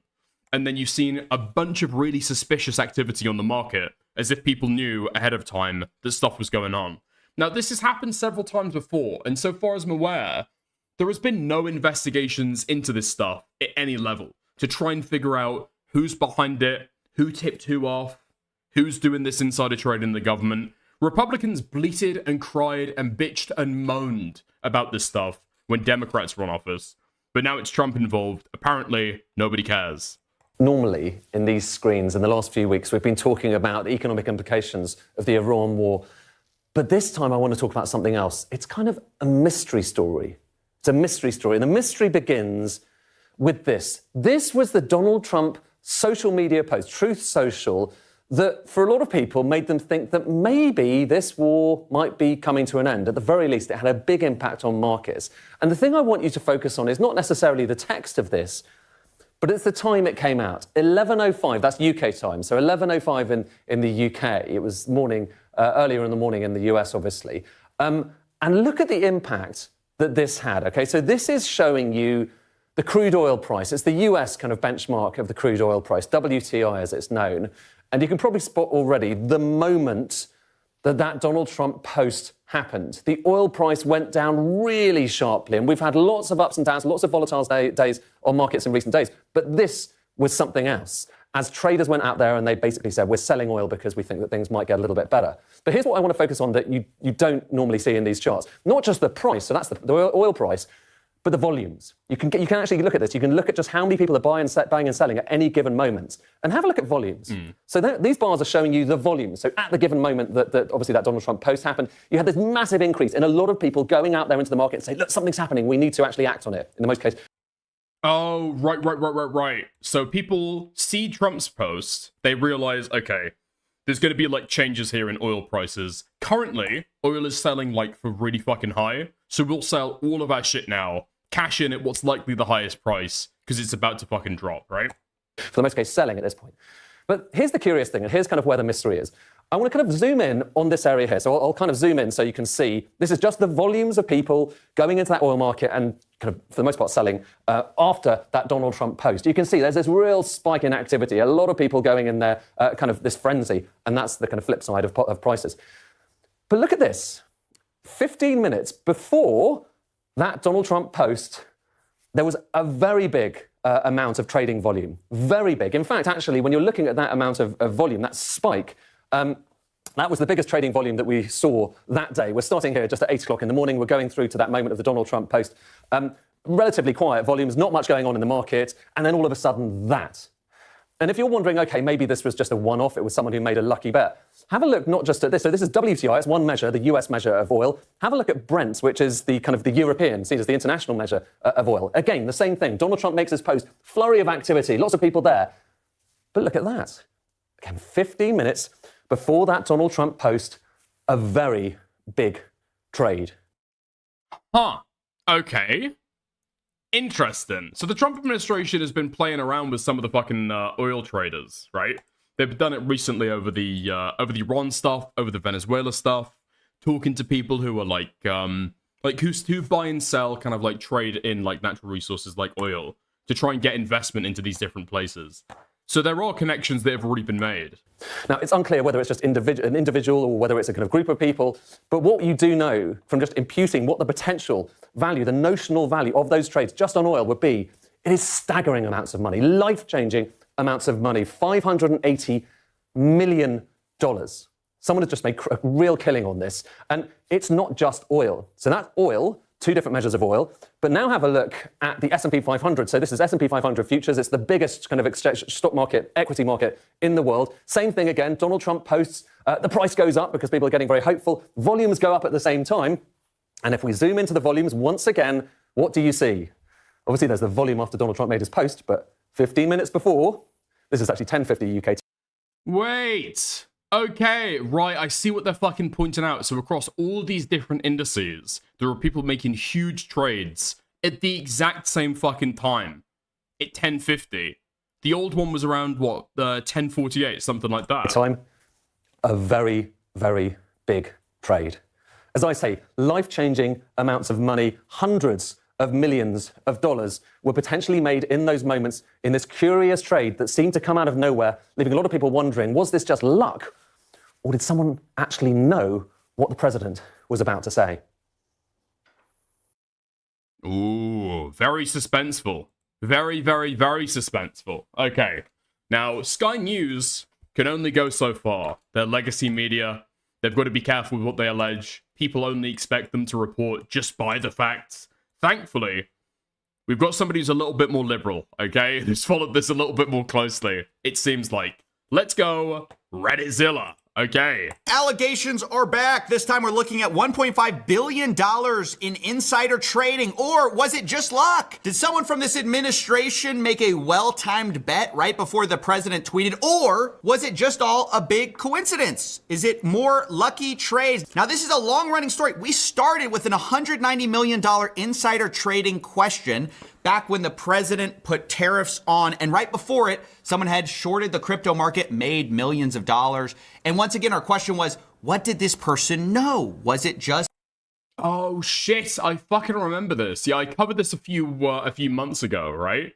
Because, what's his fucking son's name? Is it Barron?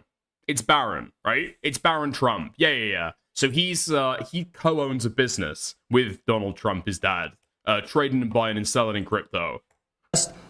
And there was huge activity on the fucking market before Trump went out and made this announcement. Yeah. Luck. And we're back to this question because with the increasing financialization of everything, increasingly geopolitical moments are more than just horrific questions of whether someone's going to get bombed or not. The new question is whether your portfolio is going to get nuked, or your position is going to get blown up, or somebody else is going to make a killing on you financially. And this is a question not only for the traditional markets. Obviously, we now have war trading on places like Poly. Every fucking time, man. I saw a Destiny clip. I just saw a Destiny clip. He's been saying this repeatedly about being fatigued over Israelis being involved in every single news story. initially, I thought that Destiny was just given cope because, like I would say public sentiment has crystallized against Israel over the last little while, especially online. But now, I mean, dude, every single time there's a news story, you will see a fucking Israeli Only flag for there. the traditional markets, John obviously. saw it as well. What is that doing there, huh? Israelis arrested over alleged insider polymarket trades on IDF military secrets. Every time. We now have war. I'm not saying that I'm noticing. I'm not doing the fucking noticing meme, all right? But it's every fucking time. No, stop curious posting. Trading on places like Polymarket.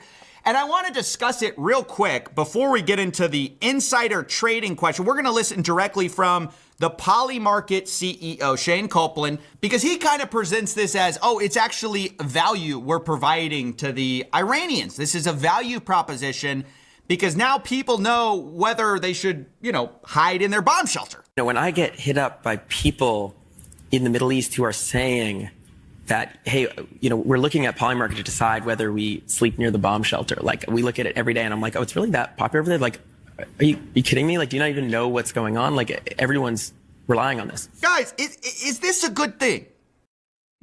That has become a lot more popular, right? Even all the way down to like election results. People talk about polling a little bit now. They'll still talk about traditional polling. But a big section that people will always talk about now is, what do the betting market thinks is going to happen, And people usually, I've seen fucking news reports where people don't even talk about the polling anymore. They just talk about the effect on the fucking betting markets after something new has happened. Because I guess it's like, a part of it is that it's instant, right? It's instantly traded. All of these decisions are made in the moment. You don't have to go back and do a big long fucking poll to try and test where somebody's sentiment is. And then another section of it is like, people are putting their money where the fucking mouth is, People aren't just like saying, yeah, I reckon I'd vote for reform. Yeah, I reckon I'd vote for reform. Yeah. They're actually saying, no, I am betting money that they will win the next election. You know what I mean? Is it a good thing we're going to gambling apps and going, am I getting bombed today? Look, setting aside even the national security threat of people basically placing bets on insider information of who we're going to strike when to try to make a buck. Okay, setting that aside, isn't this just like really immoral that bets are being placed on whether we're going to strike a country, and then that country is retroactively trying to use that information to figure out, insider information on whether a colonel or a general or a lieutenant placed a $50,000 bet on Polymarket, move the market. Now we know something's going on. Like, I just want to pause and think about what kind of dystopian hellscape we've created where people are looking at a gambling company to see, are we actually going to get blown up today? Because this has been Oh, man. Like, this has been discussed for a long time, right? Should politicians even be able to, like, own stocks in individual companies? Or should they only be able to, like, buy, like, in mutual funds? Or buy, like, huge fucking spreads of the market? Should they be allowed to, like, buy and sell individual, like, assets? And personally, I do think that politicians shouldn't be able to, like, buy and sell individual stocks. It seems kind of retarded. And the incentive is there to try and do a little bit of, like, a money-making scheme on the side. But it's even fucking insaner now. It's got even fucking crazier with the fact that, like, yeah, generals or their family can do totally anonymous. This stuff is not in, like, a public register of trades, who's buying and selling what. You literally log into Polymarket, place a fucking bet. Are they gonna actually kind of cohere or like answer like a fucking subpoena? Or do they even have to, right? Are people even looking and investigating that fucking deeply? It's like an instant fucking infinite money glitch that you can do if you work in like a high up position in the fucking government. Reported on from, The Guardian, from Reuters, from people like the New York Times, that bettors are constantly cashing in on some of these war strikes. And some of them show signs of insider knowledge, meaning people are going to these platforms ostensibly with what looks like insider information, placing bets.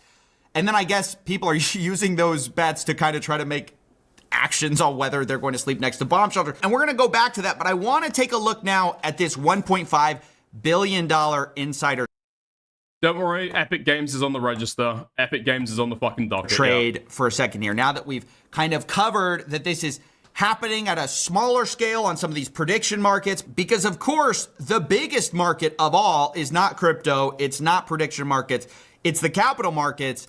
And we saw some big moves here pre-market, because previously the position of our government, which of course is laid out on Truth Social, is that if Iran did not fully open without threat the Strait of Hormuz within 48 hours, the U.S. was going to obliterate their various power plants. And of course, the reason we're trying to get the Strait of Hormuz open is because without it being open, the price of oil is very high. So you can imagine that if this is resolved diplomatically, the price of oil would go down, the stock market would rip, go up. And if it doesn't happen, the opposite occurs. Oil probably goes higher. Stock markets probably take a dip if it's not open. So the information of whether Iran is going to capitulate is very valuable. And this administration are the people who know it, right? And so when the president... Yeah, I mean, Pez's God makes like a pretty good fucking good point in Kick Chat. Pizza delivery was the original indicator. Now, I'm not fucking plugged into all of this stuff, so I might not give the best explanation. But as I understand it, there's a way to be able to bet more effectively on these markets and not talking about like geopolitical, what politician has said what, are these meetings going to happen here, has like an insider spoken on Twitter favorably about how it's going to go. Apparently, you can go and look in Washington, D.C. and the Pentagon specifically to try and see how long it takes for a pizza to be delivered to you if you were to live in one of those addresses, right? So one day, super fucking quick, 5 minutes, straight to your door, easy peasy, pizza's right there, right? But another day, maybe it's going to take half an hour. That's interesting. Seems like there might be an office building in the locale buying a lot of pizza to work overtime late at night, right? There's a war happening. There's a war happening. There are meetings happening at the Pentagon. People are staying there late. And apparently that's like a signal that these guys use to be able to like bet on it, right? What do you mean the pizza method is patched? How do you patch the fucking pizza method? What, they all order Chinese now? Is that it? Is that actually the fucking thing? When they go for the catering, they try and do a spread amongst several different types of takeaway. Shut the fuck up. Pizza method is patched. But that was the way that they used to be able to try and game the system, I think. But it's not explained by that, right? It's not explained by that. Because how quick is the pizza math signal? Especially when the thing that you're waiting for isn't an initial strike, it's an announcement by the fucking president, you know? And if you've got that bid in 10 minutes before he tweets out, something super sus is going on. How the fuck, what signal would exist to be able to like give you that information? I don't think that signal exists. President posts that he's pleased to report that the U.S. has had very productive... No fucking way. They've got a pizza place inside the building now. Fuck off. No way that's fucking real. Somebody send me a fucking link to that. An in-house pizzeria. Talks with Iran, that obviously sent the stock prices going up and the price of oil coming down, just like predicted. But people were quick to notice that there were some traders that seemed to get in early. This is the Financial Times graph. And you can see the Trump post right there. And before both of them, you can see a little spike in trading volume 15 minutes prior. 15 minutes prior, the Financial Times reportedly found that $580 million in oil trades shorting the oil market were placed. And specifically, $1.5 billion worth of S&P 500 futures were bought. Again, this is only minutes before, about 15 minutes before, Trump announced that there are peace talks with Iran, which potentially could settle this whole thing. And obviously the question is, was this all a coincidence? I mean, look, I think pretty clearly it's not. I have to hedge, of course, and say that we don't know who exactly placed these trades. This is something that the SEC, CFTC would have to investigate, which, you know, is obviously unlikely given that we just had the Enforcement Division Director resign. We just had the CFTC. They're busy, you know, diving into regulated betting with Polymarket and the MLB. So it seems like they have different priorities on their hands. I don't know if they're going to investigate it. Someone should, obviously. But at this moment, we don't know who placed a bet. We don't know if they were related to the Trump administration. It was someone inside. Maybe it was just someone from the Iranian side. We have no idea. Again, though, the problem is that we've had a history of these stories coming out. But there are also just more direct links that are concerning. You have this lucky investment by the president's son, who invested in a rare earth startup at a $200 million valuation, according to Joe Weisenthal. And then Oh, somebody was saying in chat a little while ago that they thought that it was Don Jr. It seems like Don Jr. might be involved in the rare earths rather than like the crypto. 3 months later, the U.S. government announced a huge loan backstop for the company. Specifically, the Commerce Department got an equity stake in the company, which obviously sends the price of it skyrocketing. The valuation goes way up. Now it's a critical part of the American portfolio. And this, of course, makes a ton of money for 1789 Capital. So when we look at these events in their totality, it's very concerning, and it obviously screams, you know, people are benefiting from insider information. That's what it suggests to, you know, I think anyone paying attention. The idea that this is just happenstance or just some smart trader in all of the cases is unlikely. Maybe one case, you know, maybe two cases. But how many times does it have to happen? Do people have to front run the president's posts by only a few minutes with very well-placed, very well-timed bets before we start to think maybe this is, you know, somebody benefiting from some insider information? And I want to be clear, that isn't just necessarily, you know, Barron Trump sitting on his phone. I think that's what people imagine when they hear insider trading. You have to understand, this stuff is usually much more sophisticated than that. It can be someone calling. Congress is allowed to insider trade. They're allowed to buy and sell individual assets. Yeah, but I think it might be against some code of conduct to do insider trading. The problem is, how the fuck do you possibly prove that, right? A hedge fund friend they know. But it's fucking insane. This is no longer like Congress people doing insider trading on like discrete stocks based on things that they've heard, right, in a fucking meeting. Or the other thing that people would complain about usually is that somebody is in government, they work in a government position for like a long time, and then later on, you know, they go and work in some kind of consultancy business, and it's usually because they've got the connections to be able to do it, right? I truly do not care about the fucking latter. Sure, it's people like benefiting on the fact that they've had public office. What's the fucking issue? Like, that's not actually going to cause anything bad. This, okay, this is like the most flagrant fucking corruption that I've ever fucking heard about now. I don't know if I've got like massive like recency bias over this stuff. Is this not like insane? Is this not unprecedentedly insane? And say, hey, I've got some intel, here's what it is. And that person then goes and places a bet and makes a ton of money. And then they, you know, pay a kickback under the table to the person with the inside information. So I want to. Well, the difference is they started a war to insider trade. I don't think that's even true. I think you're going too far with it. It's going to be a lot like subtler than that, right? If they're doing it, it's going to be like, well, would they favor a contractor that has investment opportunities? Maybe they would be, maybe they'd be more preferential to a contractor where you could buy and sell their stock on the open market, right? Somebody who's like publicly traded, rather than maybe a business that isn't publicly traded. They might be able to have a better service that they can deliver to the government, but they might be passed over because you can't do insider trading on them. Do you know what I mean? That might be where it is. I want to be clear that even if this is insider trading, the scale and brazenness is unique. Okay. I'm glad that some people are agreeing with me. It's both better and worse. I don't know what you mean by that. It is very possible that it's someone, you know, outside, some hedge fund placing these huge bets, because these are giant bets that are being placed.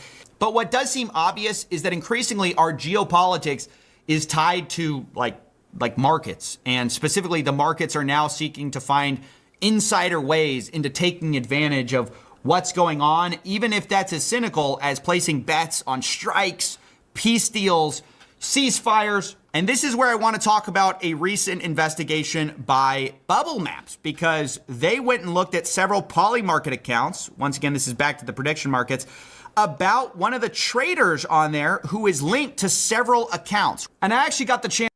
Wait, what? Okay. All right, I'm a fucking retard. I didn't realize this. You can go on Polymarket and look at individual accounts when they've deposited what they've fucking bet on. Dude, I need to get into Polymarket. I need to understand it better, I think. Chance to talk to Nick, the person who did the investigation, about what it means. here was our conversation. Hello, Coffee. My name is Nick. I'm the CEO of BubbleMap, which is an on-chain analytics company. So you guys just analyzed a series of Polymarket accounts, which seem to be related to each other financially.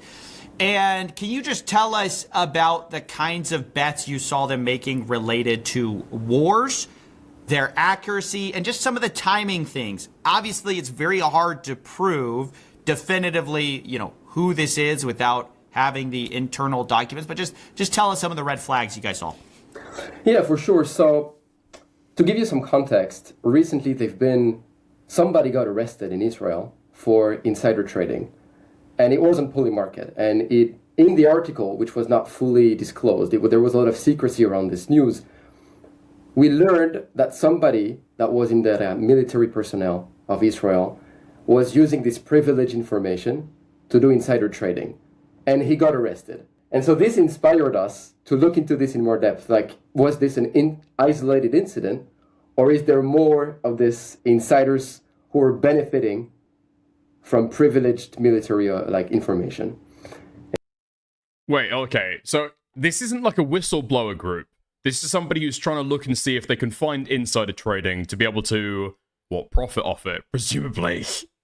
Make the exact same bets. I mean, it's based. So we looked into more of this Polymarket war bets and war markets, and we found that, in fact, no, there was plenty more insiders or potential insiders. I'm going to be very careful with the wording. As you said, we're never sure. But more of these very suspected or suspicious trades that were happening on these markets. And on this particular post that we shared today, it was 7 accounts on Polymarket that were, for the most part, betting on US and Israeli military operations with a 93% success rate. Pretty good. Pretty good. Decent. And let's be clear, they weren't betting on events that were already like 90% going to happen. Some of their bets were on actually very unlikely events, right? At the time, the mainstream consensus was that these were unlikely events, like 80% not going to happen. They would bet the yes, or 80%. What, dude? That's crazy. The return positive over 400%, 355%, 352%, 300%, over 400%. These returns are crazy. Why even go in at that point for the fucking 4% return? Percent gonna happen, they would bet the no, right? Isn't that what y'all found? What have the odds got to be? What have the odds got to be? What have the odds got to be to be able to get that kind of crazy return? Oh, okay. I'm guessing the cent value is probably tied to the probability, right? So if it's 50-50, the share price, I guess, is like 50 cents, something like that. Right, okay. So presumably they're betting on stuff where it's like, people think, the betting markets currently think it's only 17.3% likely to happen. And so they flood it with a shit ton of money just before it gets resolved because they know what's going to happen, yeah? Yeah, for the most part. For the most part, at least for the trades that made the most money, of course, it was mostly trading at like 20 cents, meaning that the consensus was 80% not going to happen. And they traded against it. So not only the amounts were suspicious in the sense that it was very unlikely events, but also the timing. So as you said, the timing of these bets occurred, I don't know, maybe 1 or 2 weeks before the resolution of the event, which was the strikes from the US and from Israel in Iran. And we've seen this network of accounts that were betting, dating all the way from 2024 to 2026. So it's been 2 years of successful trades. And then the part that is insane is the fact that they are connected on chain.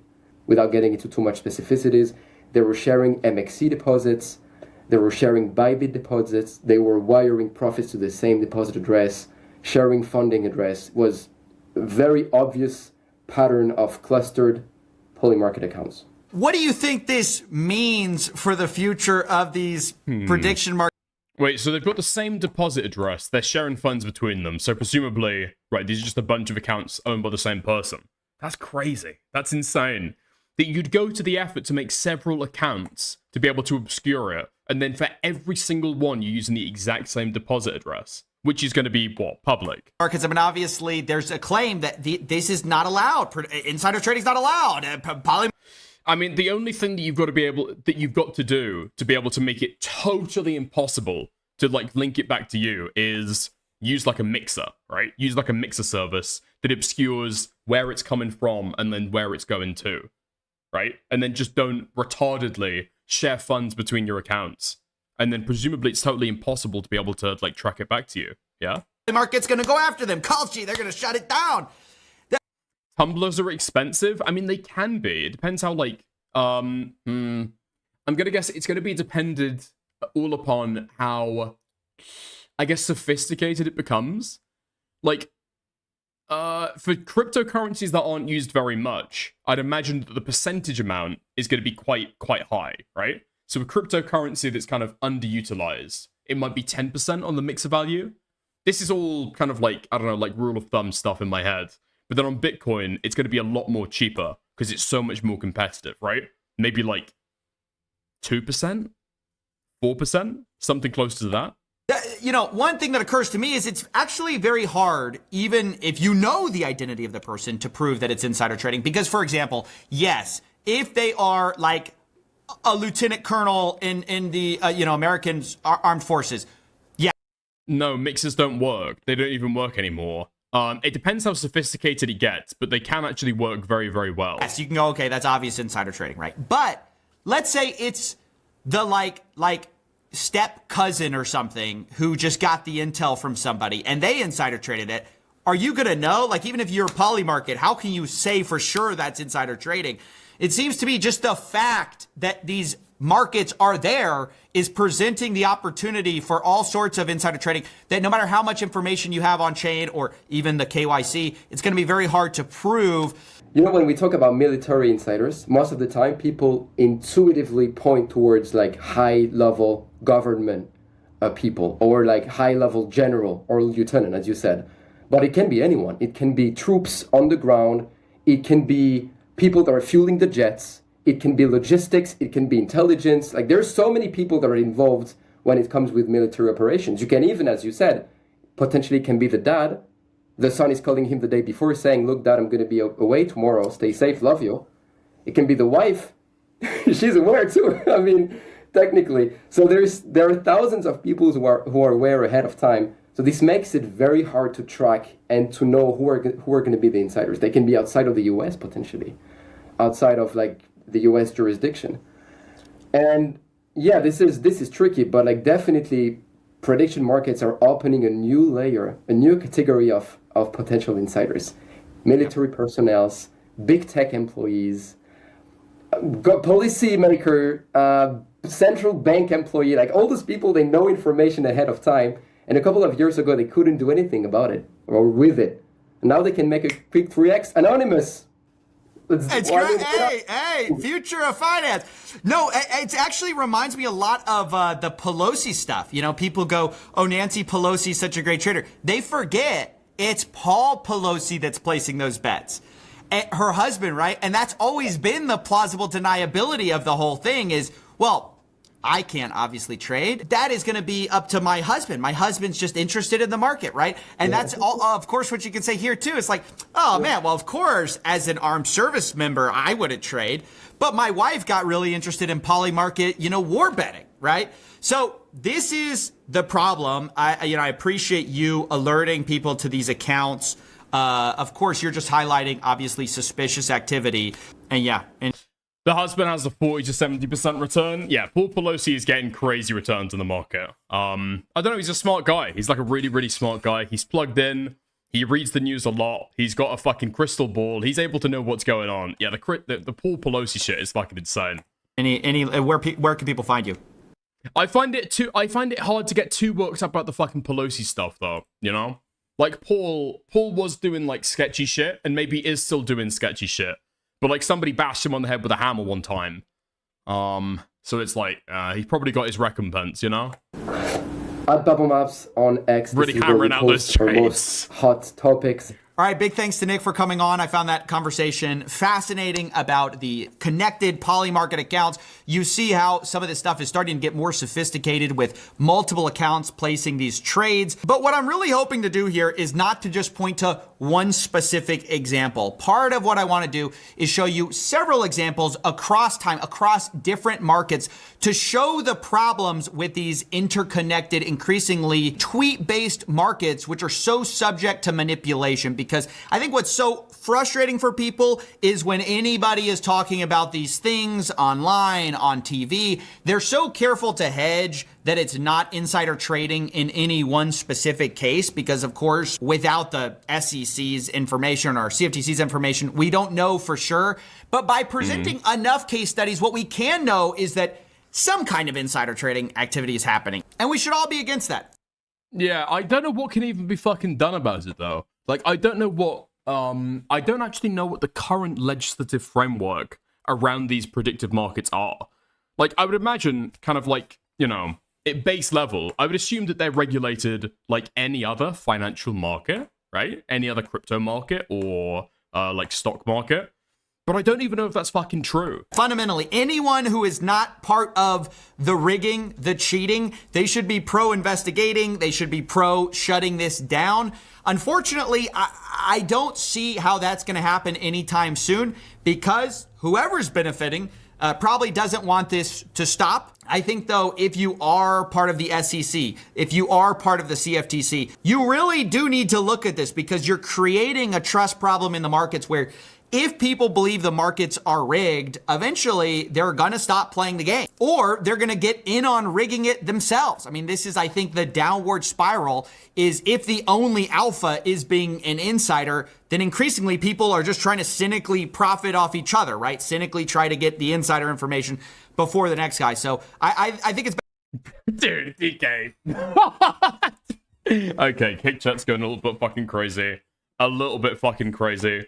What do you mean, hing those traitors? What could you possibly mean? Hong those traitors? I don't know what you're talking about, dude. I don't know what you're talking about.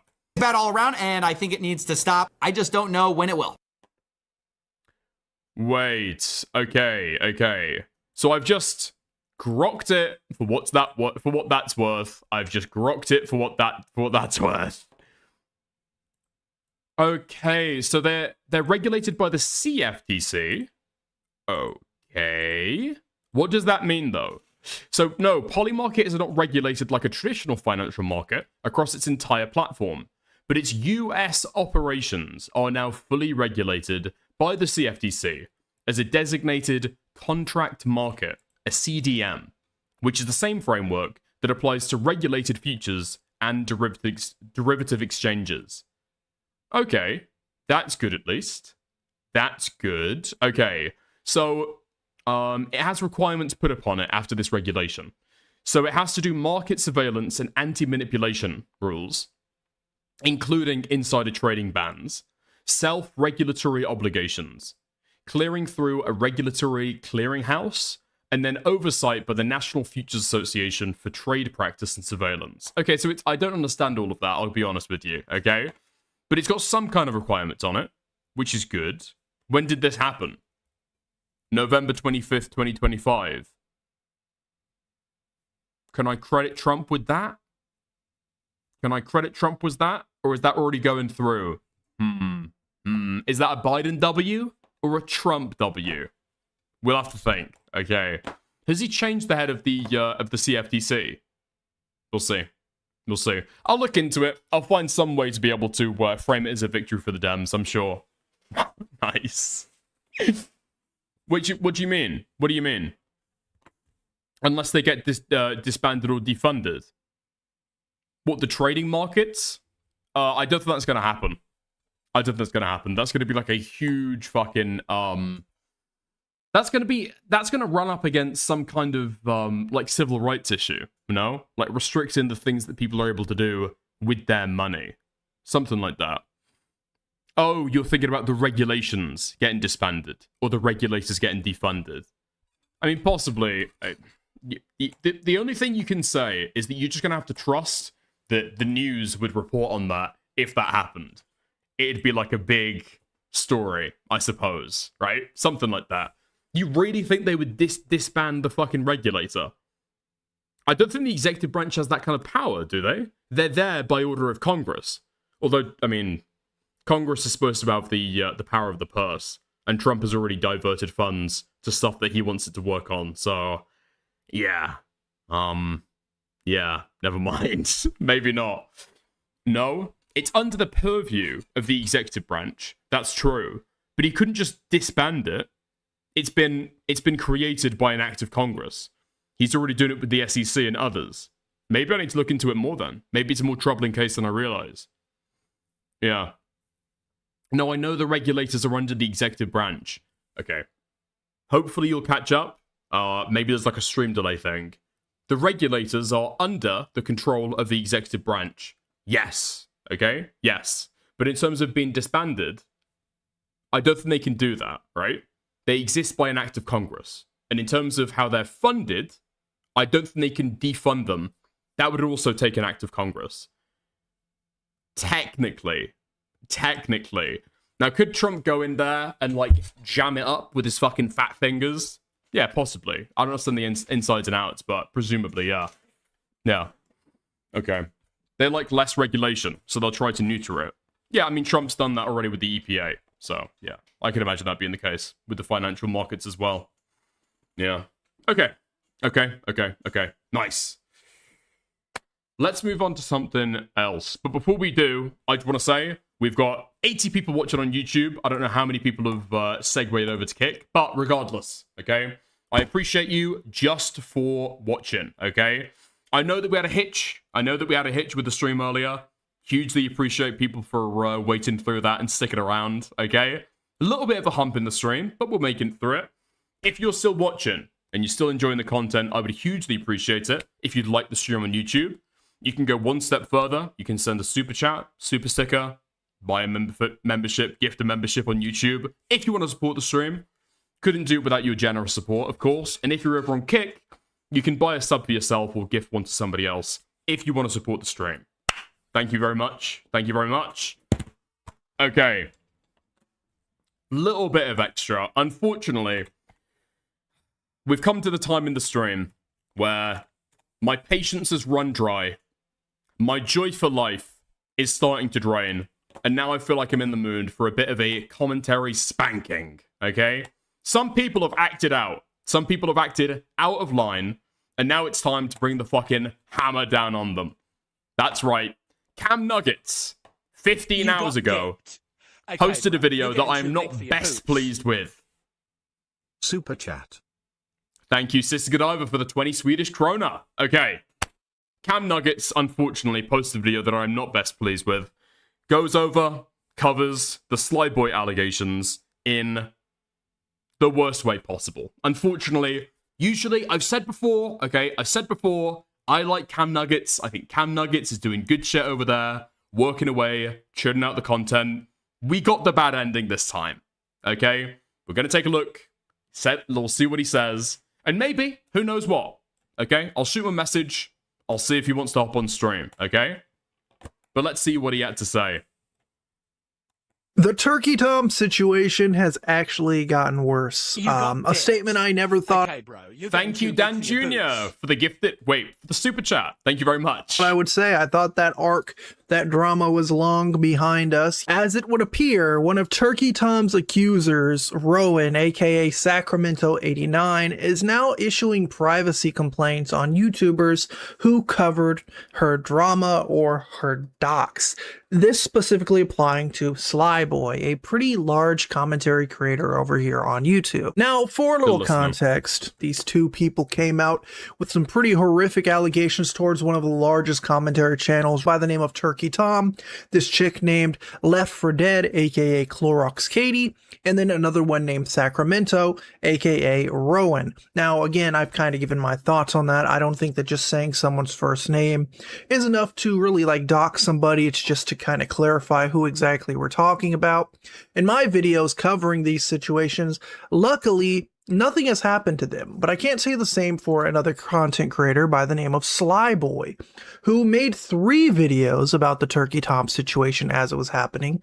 Turkey Tom allegations without all the BS, probably one of the most popular videos on the Turkey Tom stuff. And then Turkey Tom is completely and unequivocally innocent.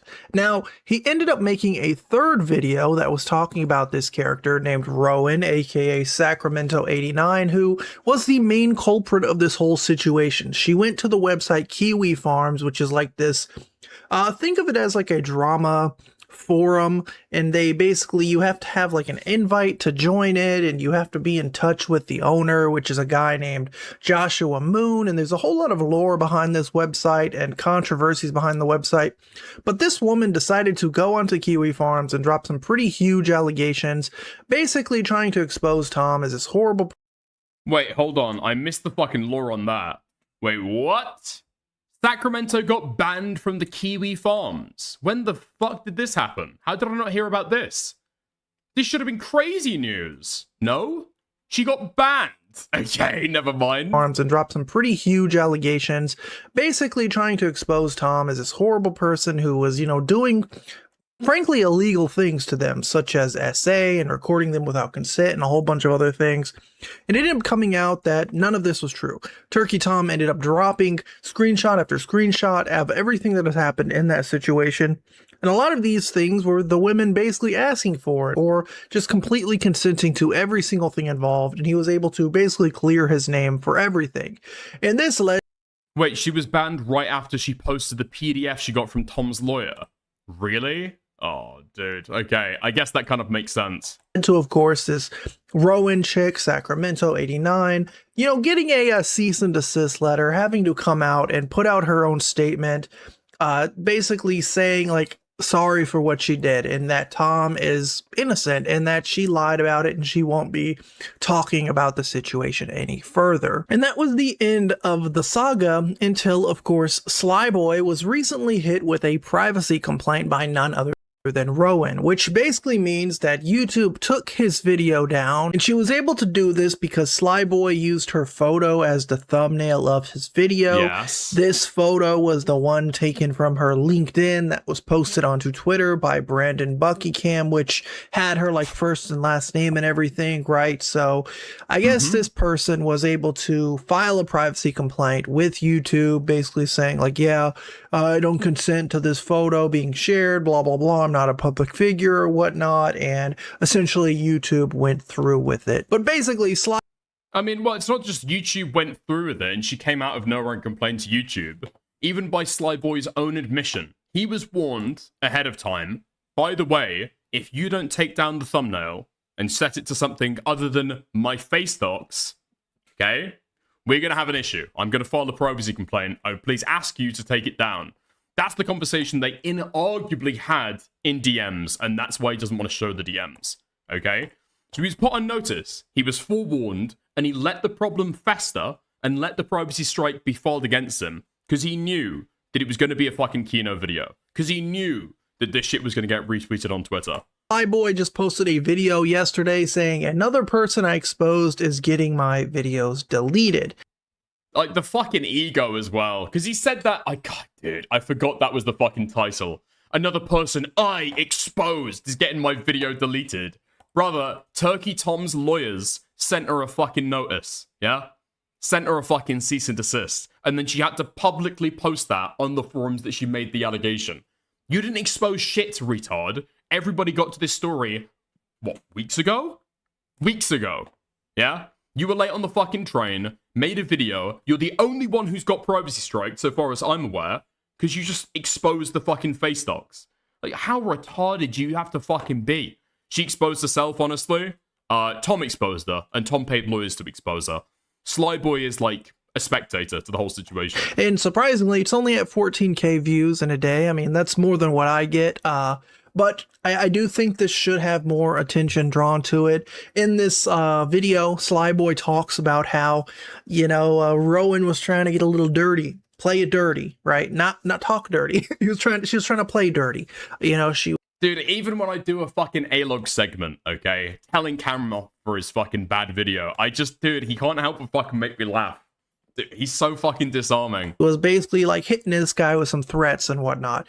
I will say our conversation was extremely strange. She employed a number of manipulation tactics on me that would have worked on like a 16-year-old version of me. I think next playthrough, she needs to up her charisma stats a little bit. Her aim was to Manipulation stats. You had to get her fucking face dock taken down. Nice. Get me to take the video down myself. I told her no. Obviously, she has put in a privacy complaint, and then YouTube has taken her side. Now, the reason the video got taken down was because I included a picture of her as the thumbnail. And listen, has he ever caught a predator? I don't think Slyboy would even claim to have caught a predator. No, he makes videos talking about them and the weird pest shit they do on the internet.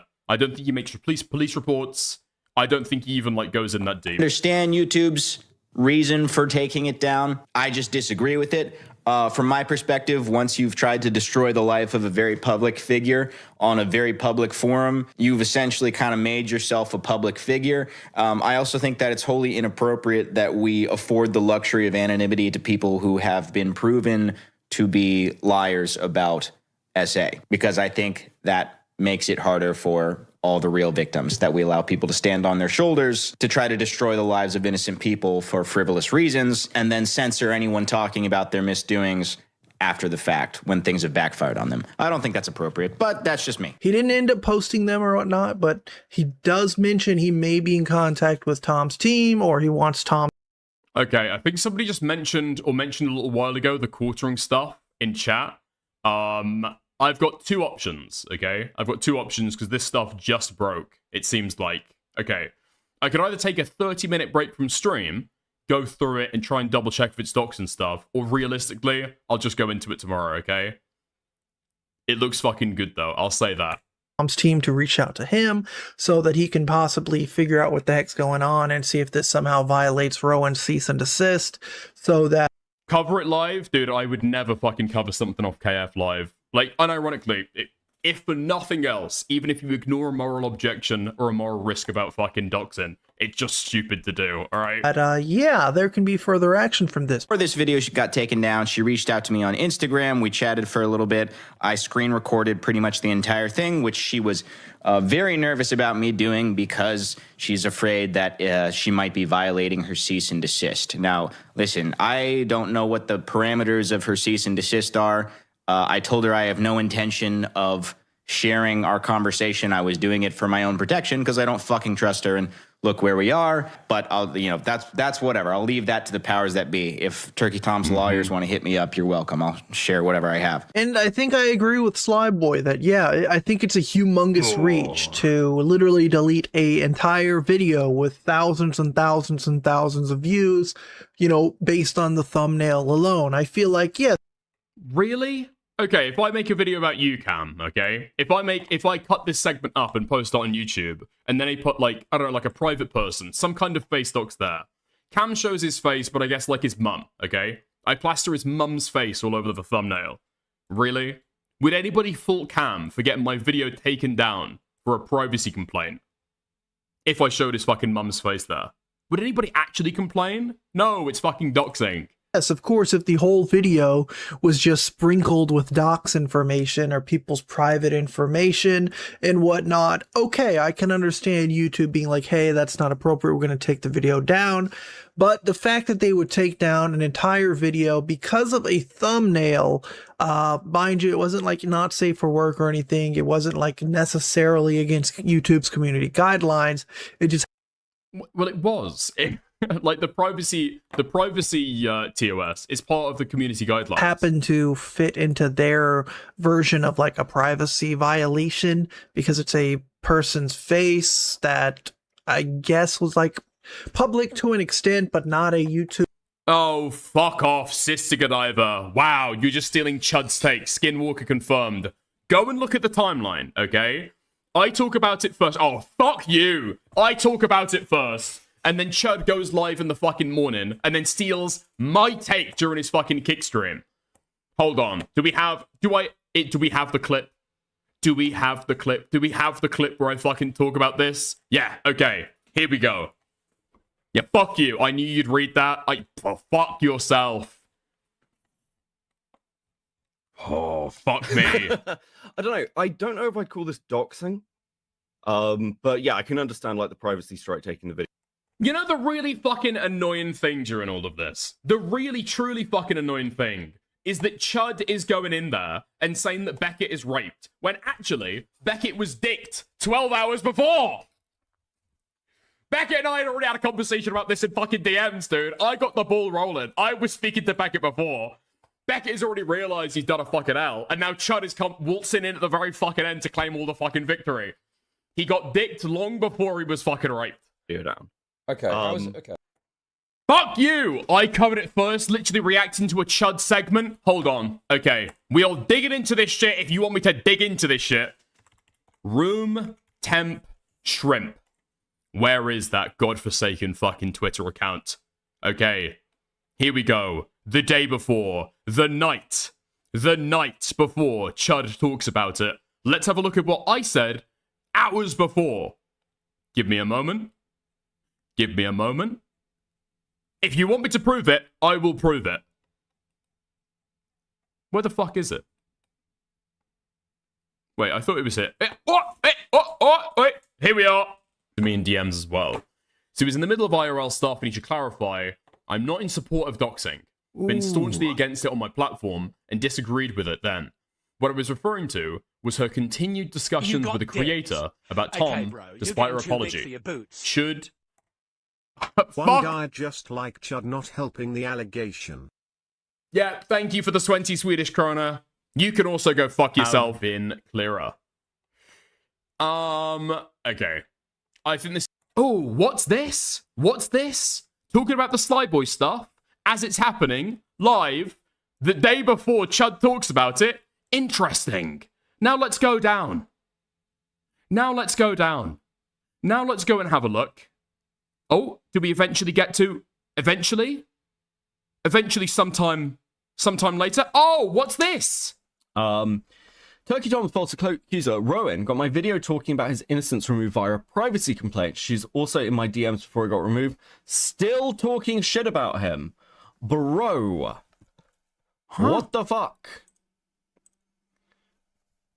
That is fucking... Dude, fucking... Listen, guys, I never ask you to do this kind of shit, but please go and like and retweet this. Okay, this is... Bro.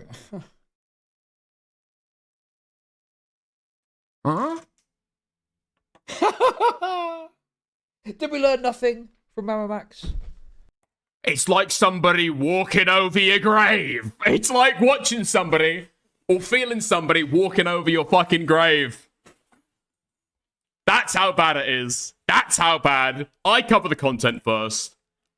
And then Chud gives the same take as me, copies my take, let's be fucking real, okay? And then I get accused of the fucking... Being a small streamer is like... it's like being a Jew in the 1800s. It's like being a black in the fucking segregation era. It's unimaginable suffering. So downtrodden. YouTuber, not a celebrity. Okay, let's get back to this. I think Cam is wanting to call in a little bit, okay? Your public it's a weird slope, right? It's a slippery slope that we go down. Personally, I think YouTube should have just removed the thumbnail, or allowed him to change the thumbnail in like a certain amount of time to go through with her request. But it also is weird that like she asked him to remove the thumbnail and he didn't do it, and so she struck the video. So it's kind of like a damn, like it's a war. There's a war now among the Turkey Tom cease and desist squad. I'm in this weird boat where I do understand as a person, as a public person, or as a private person like Rowan, you wouldn't want your face and name to always be associated with like a YouTube video when you yourself are not a creator. And unfortunately, that's the kind of situation you end up in on YouTube when you like start talking about people's private lives or private information, even when it comes to Turkey Tom and whatnot. Like when I was covering his Kiwi Farms thread, I was as careful as I could to not dox the dude's name, right? It showed his first and last name, blah, blah, blah. It showed where he's from. It showed his family. And I wanted to make sure I didn't show that for anyone involved in this situation because of a situation like this. YouTube does not play around when it comes. Dude, it's not personal details about their lives. It's personal, private, identifiable information. Like, it's stuff that can be used for doxing, harassment, and like, this is my take every single time, right? Every single time this is my take. Like, you've got no idea what the recompense is going to be when you spread that information. Like, the downside could be truly fucking infinite. And Cam says at the start, well, these girls have faced no repercussions for their actions. They've faced no harassment. How do you know? Legit, how do you know? We don't know what they fucking faced. We've got no fucking clue. Tom's video has got, like, hundreds of thousands of views. And the Brandon Buckingham stuff has got 1.6 million. They've got Kiwi Farms on their fucking arse. They've got Kiwi Farms going after them. And we think that nothing has happened to them IRL. You think their school's not received any fucking emails?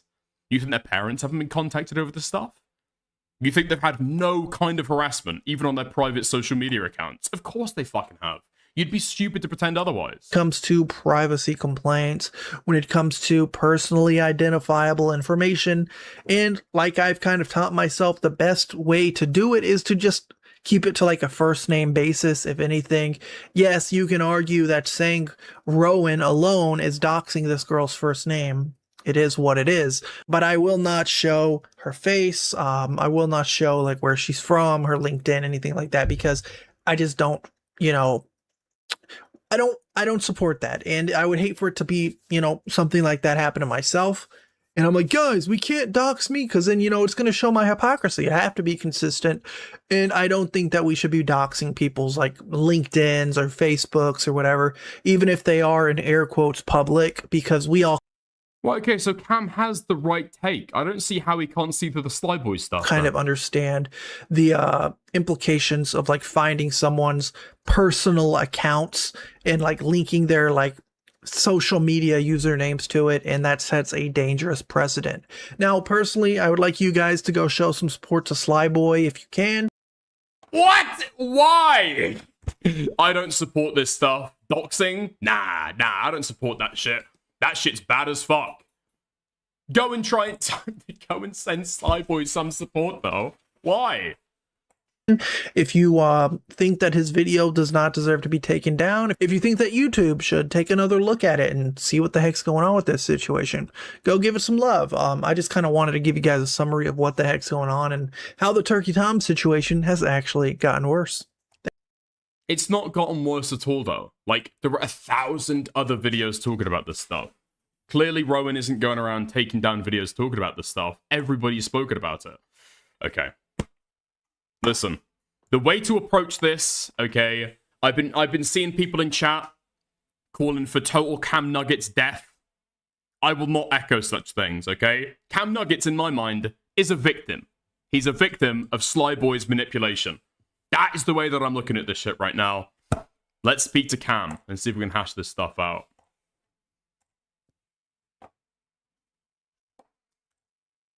Calling. Hello. Hello. How's it going, Cam? You're right, mate. Yeah, I'm good. You? I'm just working on a thumbnail. TECTONE.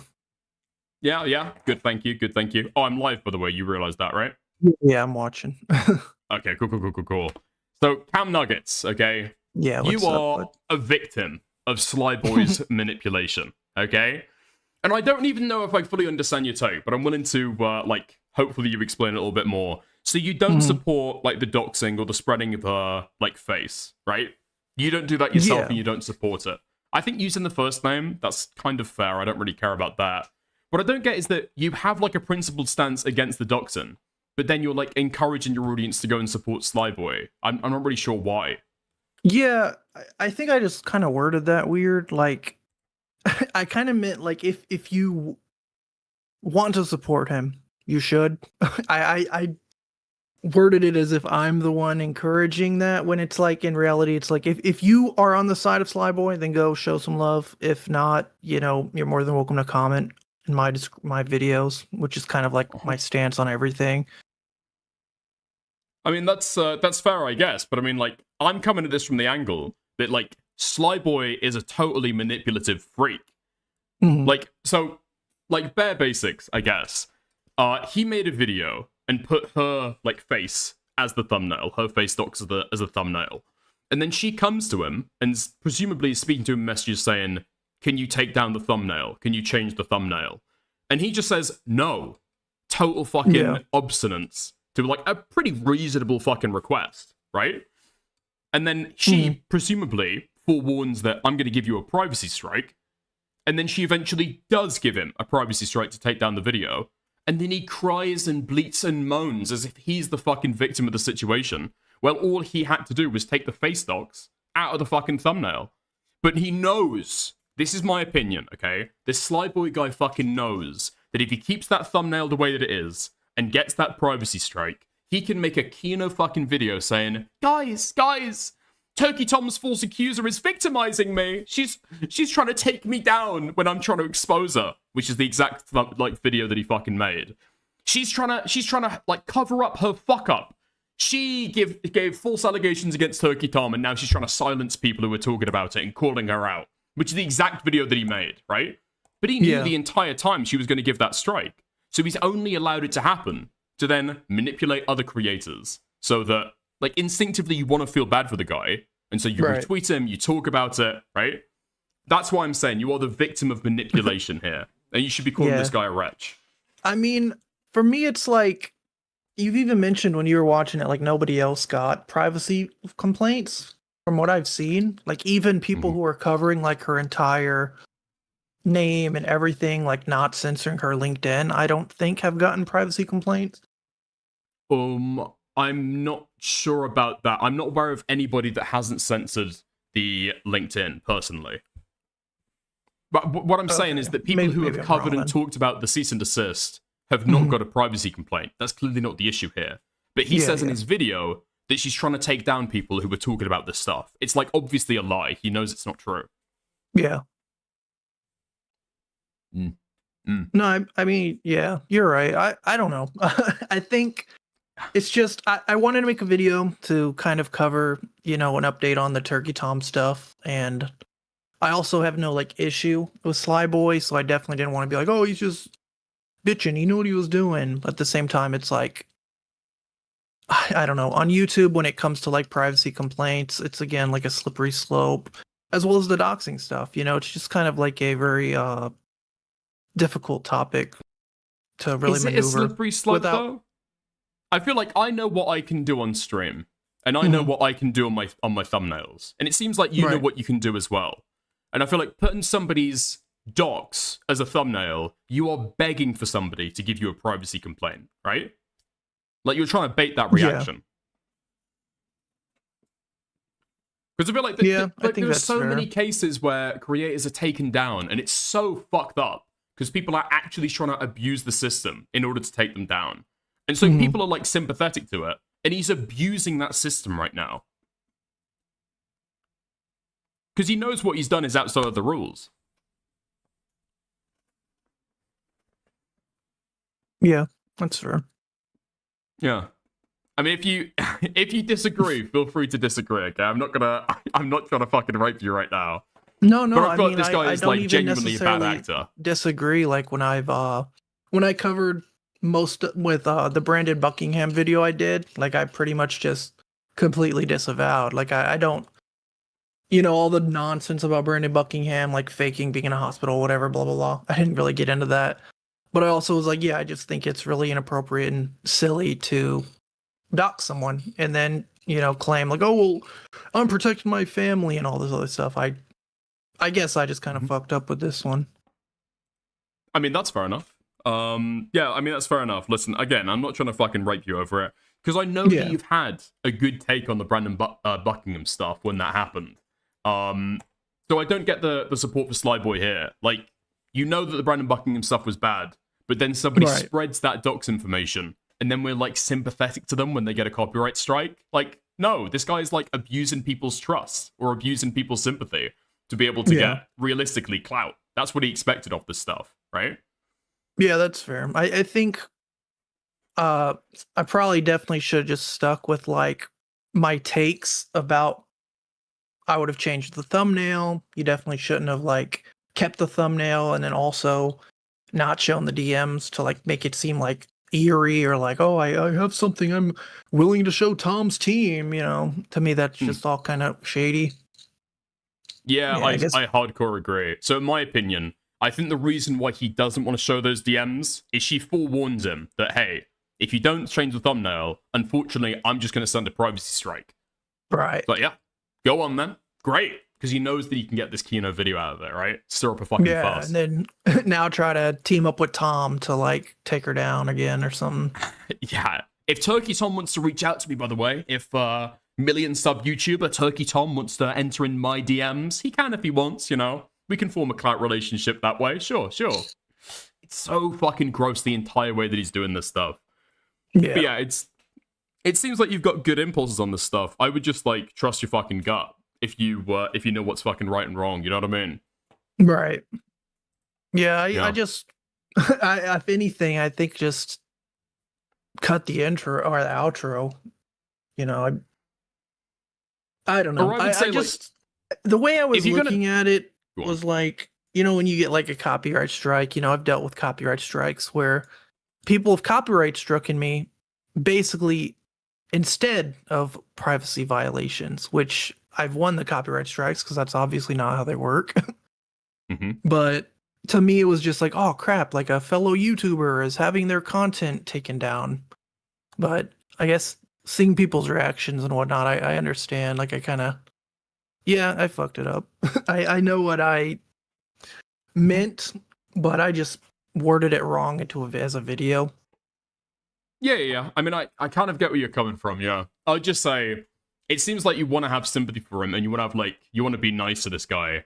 But I mean, like, when you've got people like this, like, abusing fellow creators' trust, it's like, okay. It's time to do a little bit of fucking scalping.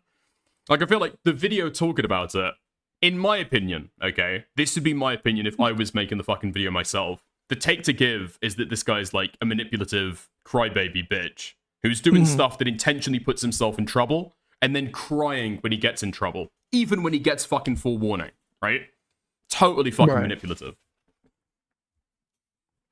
Yeah. I would say, personally, okay, don't be afraid to say that somebody is a fucking a cunt when they're a cunt. But yeah, whatever you want to do, or like however you want to phrase your own videos, I mean, it's totally up to you, obviously. But yeah, sometimes you got to fucking dig in a little bit, I think. Yeah, for sure. I mean, I definitely just, I think a lot of that came down to just kind of wording things badly, I guess. Because like even in the Brandon Buckingham video I didn't really shit on Brandon, but at the same time, I shit on the idea of him doxing. Because I feel like a lot of people were just kind of like, oh, well, she accused Tom, so it's fine. Yeah. That is like that's the opinion that a lot of fucking people have. Yeah, I agree. Right. I don't agree that it's kind of wording though. I think that you're overly sympathetic to the guy. And I think you do kind of want to support him in a way, right? Like, being honest, that's probably fair. Right. Like, to me, it was like, yeah, change the thumbnail. If he would have changed the thumbnail, you know, he wouldn't have even gotten the complaint.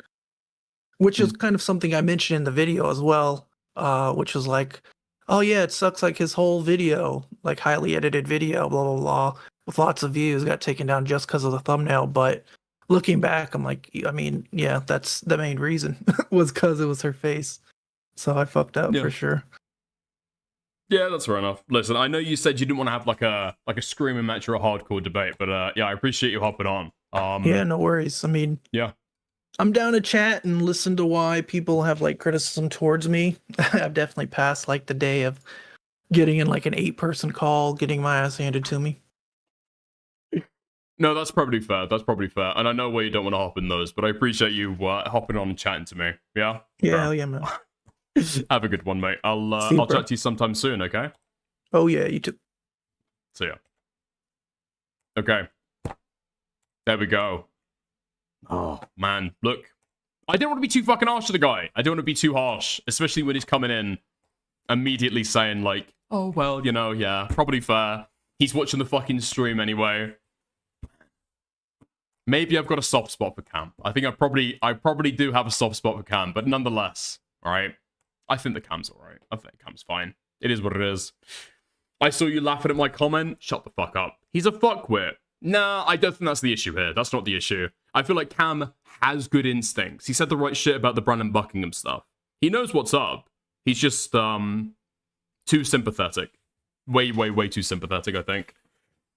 Everything you say is wrong, because huge muscle mummies are grotty. Thank you very much. Thank you very much. All right. Dickers is forming his own cabal. I mean, I would just rather somebody like Cam be able to have him on, have a chat, be fair, rather than, like, slamming him. And then, I don't know, never been able to speak to the guy again, right? Like, he's receptive. He's receptive. Oh, that was to Cam, Dickers. Okay, never mind. Nice. Okay. Oh, shut the... Okay, I'm not even getting baited by you again. Yo! Okay. One thing that I have seen, okay? I saw that Inside Out was doing some of this. Some of the emotes. Or not emotes, sorry. The fucking subscriber milestone stuff. We might take a little look at some of these. Because these are good. Actually, if Inside Out and Cal could fucking work together, that'd be great, because I'm liking the stuff so far. I've shown the palette that Inside Out did, right? We've got the brand new ones from Cal. So we've got the gay Japanese cotton trans flag shirt. And then we've also got the sunflower shirt as well. It's slowly building up. It's slowly building up. Eventually, we'll have, you know, 3 or 4 shirt subscriber milestones. Oh, man. That is good. I'm looking forward to doing that. We'll have to see what the aspect ratio and stuff is, but I like it. I like it a lot. If we could combine the efforts, that'd be cool. Thank you, Roho Remixers. You did good, sir. GG's. Thank you for the 2. Yeah. There can always be more fucking fireworks and bombast. But that's not the kind of thing that I know that Cam wants, so it is what it is, you know? Okay. Nice, nice, nice. Yes, Massa. Anything for you, Massa. Now, that is the kind of attitude that I like from a chatter, you know? Submissive, servile, knows their place. Something that I think Nate could probably learn from, you know? Something that Nate could probably take a lesson or 2 from. I think so. Okay. Oh, fantastic. Okay. Wait, Mama Oko, sweeper extraordinaire, will be shocking himself for our amusement on YouTube tonight. There is no way that is fucking real. What the fuck is this? I got a special collar so you can punish me for playing games wrong. Live in 90 minutes. This is fetish content, right? This is fucking Gooner fetish content. What the fuck is this? What the fuck? Huh? I'm mocking a song, guys. I'm mocking a song, guys. Everybody in chat is fucking beating their meat. Isn't Hassan gay? Isn't Hassan gay? Yeah, we're winning. We're winning over Hassan. Stop zapping me. Stop zapping me. Do you want me to bark? $20 to bark. $20 to make me bark. Please don't do it. Please don't donate me money, chat. From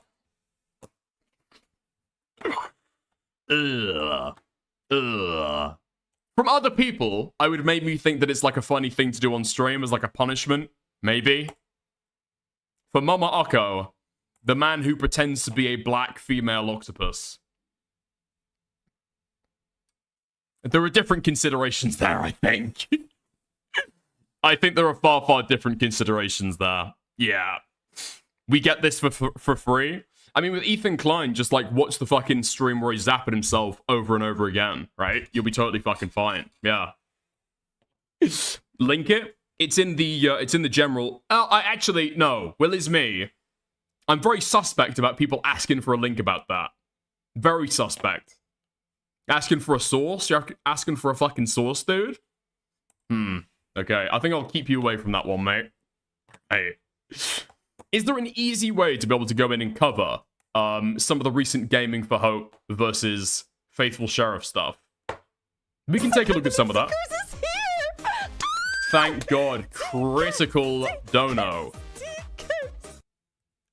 Dickers, why do your shirts look like you got a sympathy invite from the other dads, and wore horrible Hawaiian shirts to Epstein's Island, and were excited to be invited the whole time?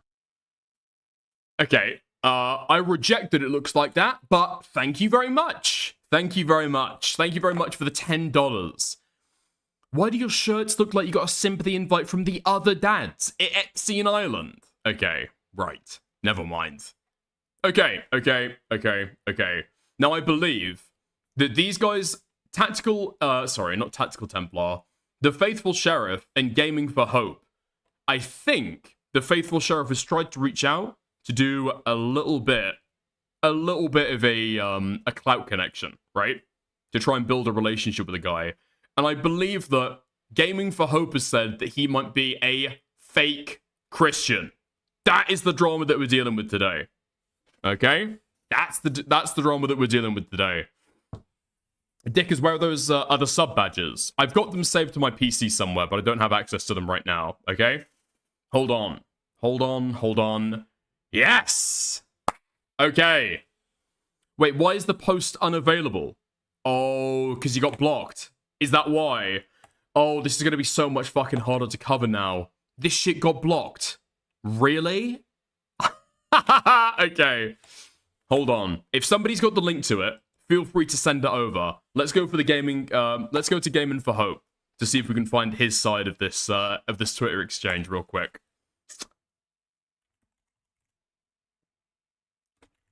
Gaming for Hope. Wait, no, that's not the right Gaming for Hope. What is his username? Game in for Hope. Okay. Nice. Boom. Faithful Sheriff is that low on views that needs to collab with Gaming for Hope. Dude, Gaming for Hope is on a fucking come up. Okay? That's what you don't get. Somehow this guy got, was it $3,000 from TikTok alone? Insane amounts of money. Totally fucking insane amounts of money. Yeah? Game for Hope. Thank you. Thank you very much. Okay. Here we are. Is it in the responses? It might be in the responses. Okay, it's in the responses. Where are we? Let me look at the date. Fuck, I had all of this shit fucking prepped. Where is it all gone? I've deleted, oh fuck it, exited out of the tabs like a retard. Okay. What date was this on? The date was March 23rd. Okay. Nice.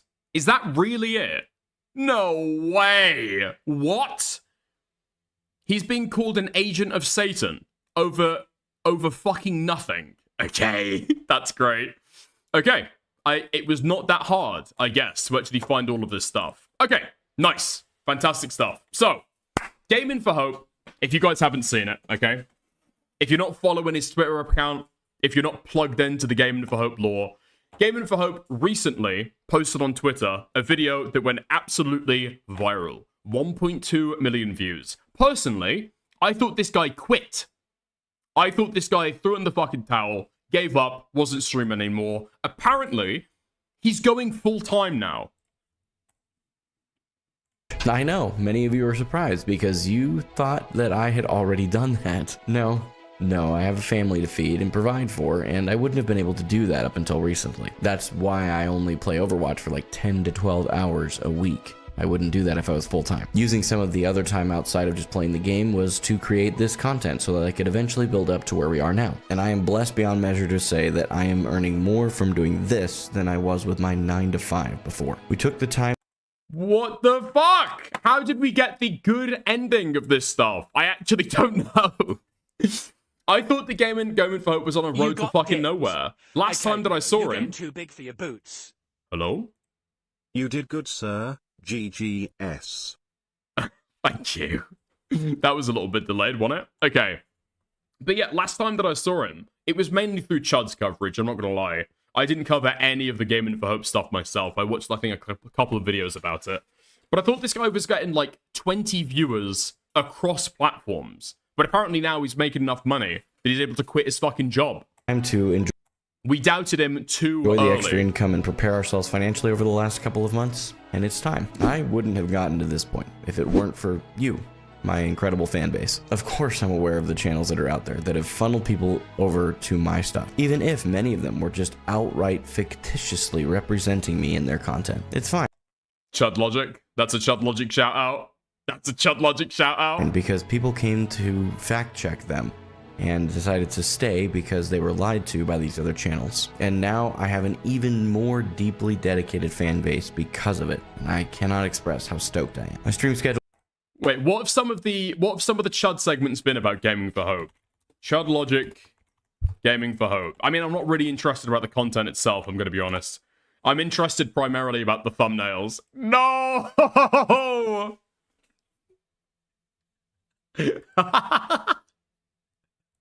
Oh, fuck me. Okay. As always, DK1, okay? I found the most delusional lolcow ever, and it's an image of him throwing up a fucking Hitler. Throwing up a fucking Hitler salute. Give it a Roman. Okay, it's not what you think. It's not what you think.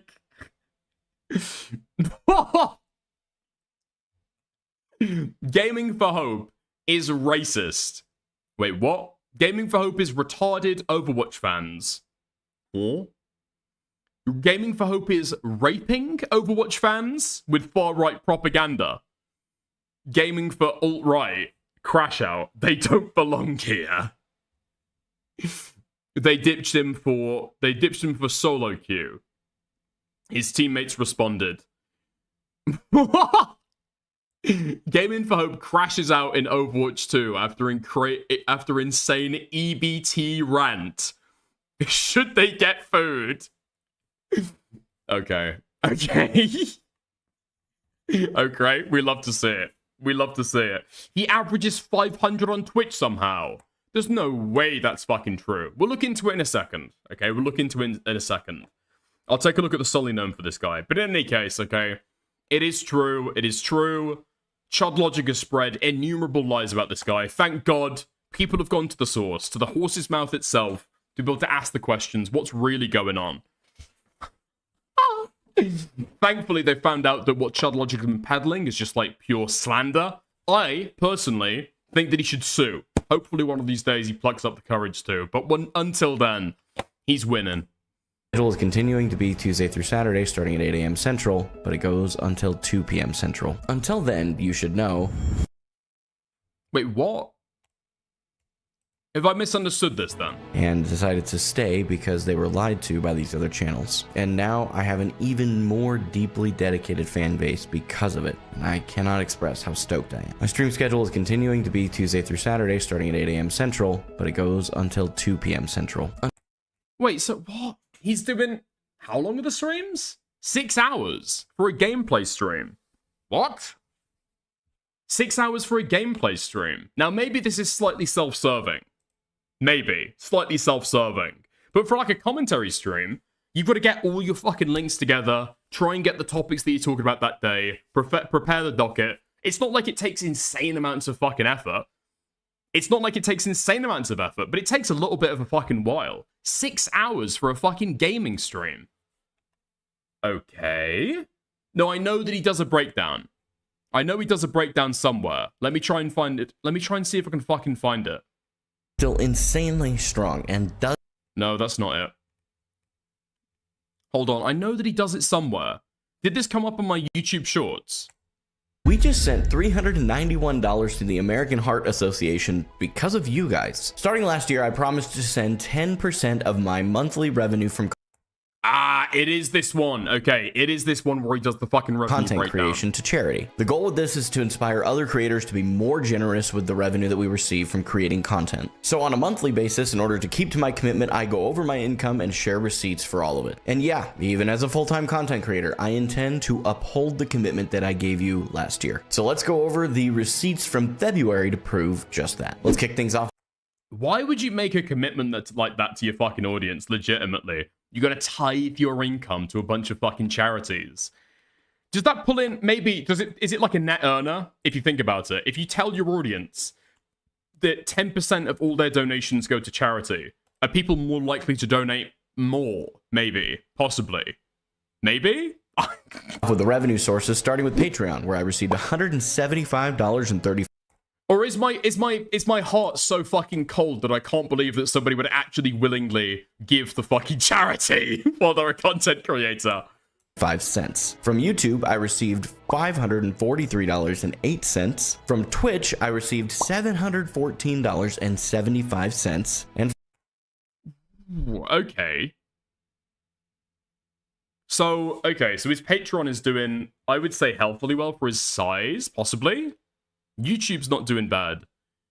Is Twitch always going to be a bigger earner? I know that the Twitch AdSense rates are a lot fucking higher because viewers are expected to be a lot more plugged in than on YouTube, I guess. 75 cents. And finally, certainly not least, from TikTok, I received $2,472.35. Yeah, that last one took me by surprise too. This means that in total, I earned $3,905.53 in February. And what the fuck? This is the decision that he's making to fucking, like, shift all of his finances over to YouTube.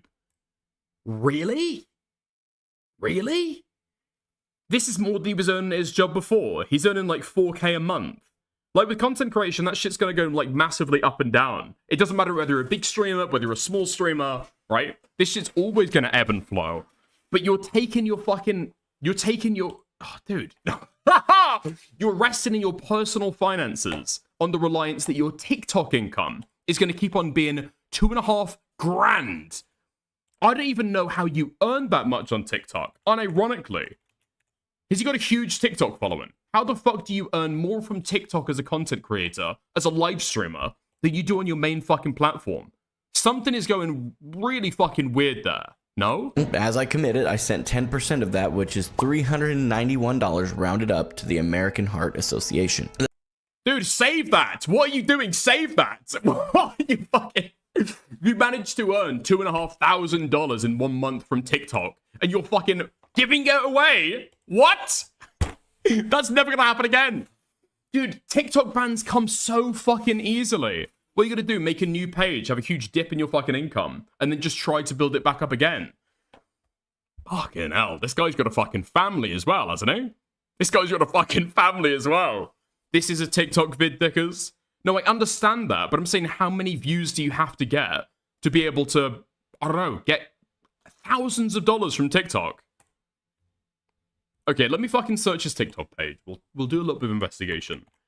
Gaming for Hope. TikTok.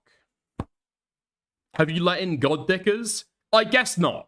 I guess not, because I have earned presumably, well, definitely $0. $0 from TikTok.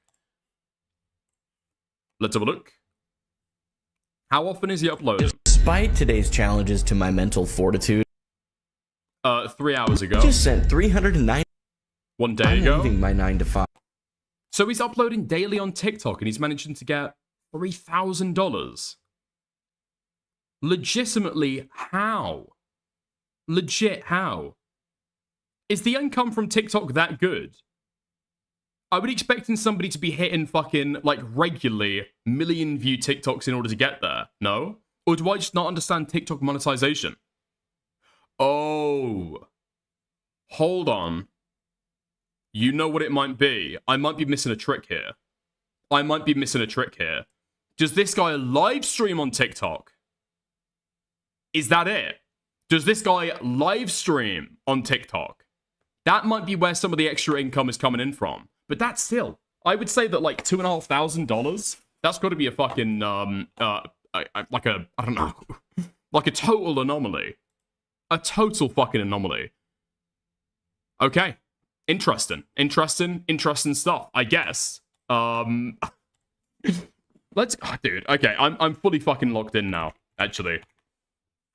I'm probably fucking up the content right now, but I'm totally fucking going in. Gaming for Hope. Let's have a look at his Twitch. Gaming for Hope. Ah, and Hengist, you've got his social blade. Thank you. Wait, this is not, okay. Oh, piss off. This is not the... You try and type in Gaming for Hope on Solynome, and the first account that comes up is Gaming for Child Support. Okay, that wasn't quite what I wanted. Gaming for Hope. Okay, I've got him. I've found him. Okay. I think his kids live at home, don't they? Okay, so his average viewers, 428.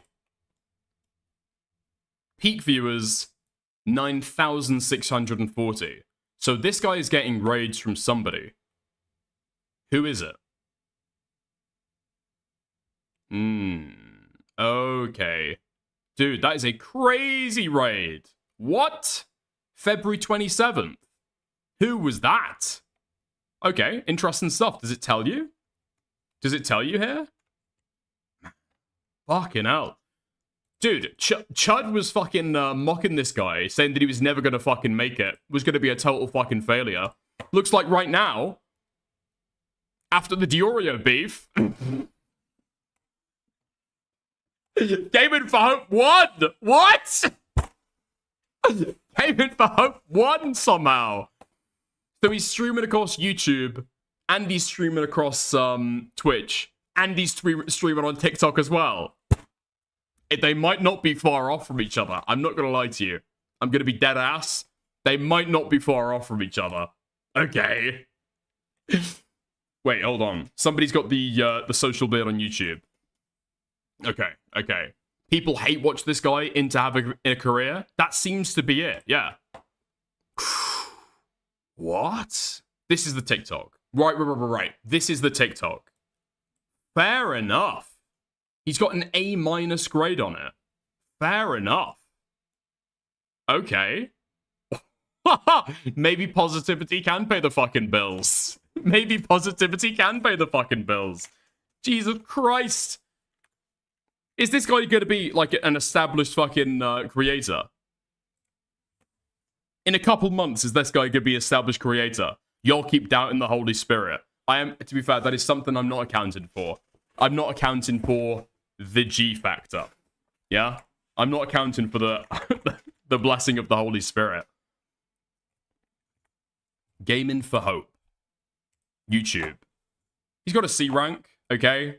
Subscribers 15.7k. 8 million views isn't bad. That's a healthy sub growth, I guess, for his size, right? That's a very fucking healthy sub growth. In the last 30 days, the last month, that's like more than a that's like a 15% jump, right? 50% growth over the last month. Dude, to stay motivated by an underdog story, make sure to subscribe. That's brilliant. That's great stuff.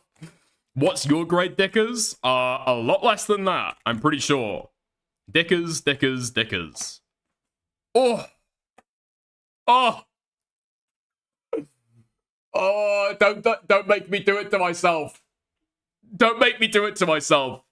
Oh, C-. C-. Wait, who the fuck is saying D in chat? Who the fuck is saying D in chat? No, I got a C-. Thank you very much. Thank you very much. I'm getting fucking raped by Gaming for Hope. Wait, hold on. This is the real test. What is his arch enemy looking like? He's on par. Okay. He's... wow. Oh, man. That is... He's on par, okay? That's all that we need to know. That's all that's important here. He is on par with Geopolitics. Maybe surpassing soon. God, that is actually rough to fucking see. Oh, dude, John. You know what would be actually... Dude, Gaming for Hope has the opportunity to do something truly fucking amazing right now. He has the opportunity to do the funniest fucking thing right now. If Gaming for Hope went and did a review of Chud's channel and started criticizing his success. Oh, doesn't this guy have kids? Doesn't this guy have to support his kids with this revenue? Oh, how the tables turn. Oh, fuck me. I don't think he would. I don't think he would, but oh, could you fucking imagine it? Hasn't this guy got a mortgage? This guy's trying to pay his bills with this shit, isn't he? Could you imagine the content? Okay. Sorry, Chad, I don't think you can blame Nick on this last 30 days. No, the best thing would be Gaming for Hope going in with absolutely no fucking context. Like, damn. I guess love does win out in the end. Yeah? I guess love does win out in the end, doesn't it? He's wrong as well to say that a lot of the people who originally hated him has come over and become fans of his channel. I think it might be like an initial exposure that people become aware of him because of this stuff. But I don't think that it's going to be what? Chud or Diorio A-Log in this guy that's launched him to success. I don't think so. Those guys are primarily on YouTube, right? That success wouldn't really carry over to Twitch like that. Seems like he's actually made creator relationships. Okay, speaking of creator relationships, this is what we were here to talk about the entire time. So Gaming for Hope says, it's finally time to send it. Announcing that he's doing a 9 to 5, going full time. Let's go. Now that you're full time, you should work with more creators.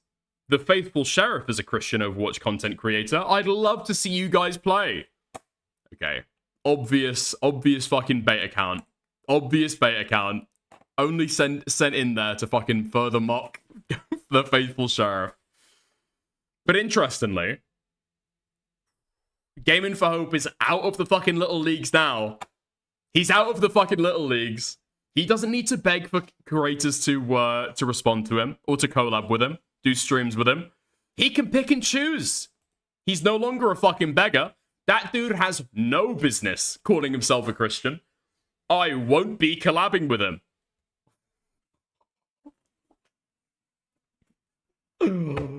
Oh, that must fucking sting.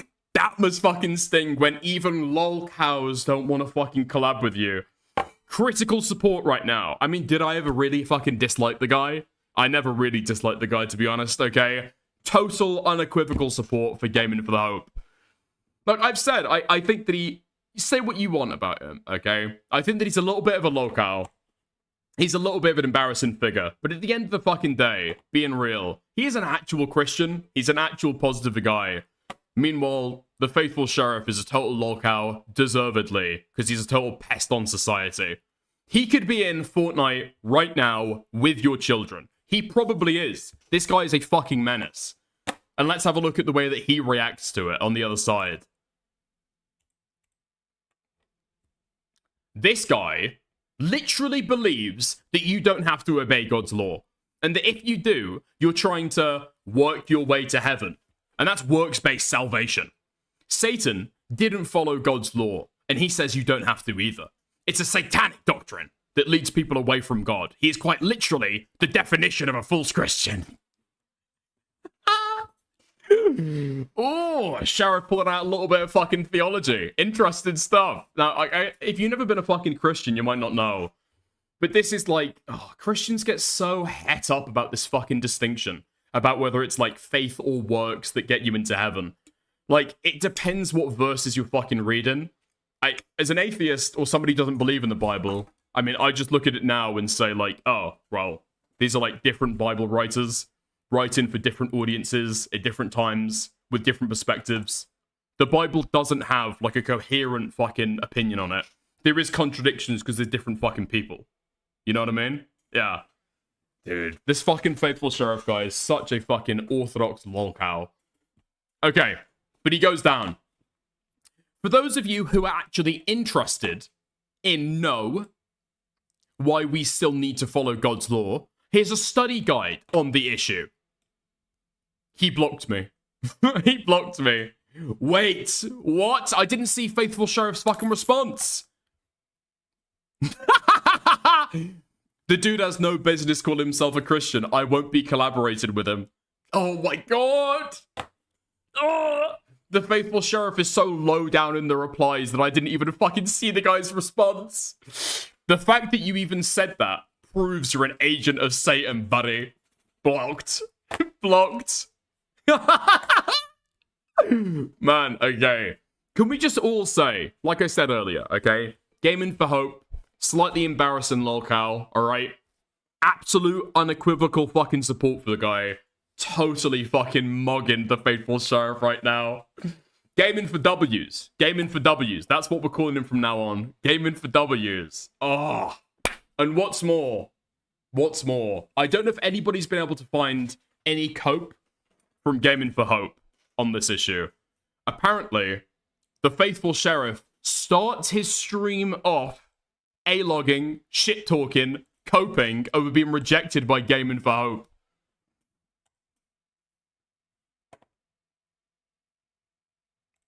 Oh, let's go.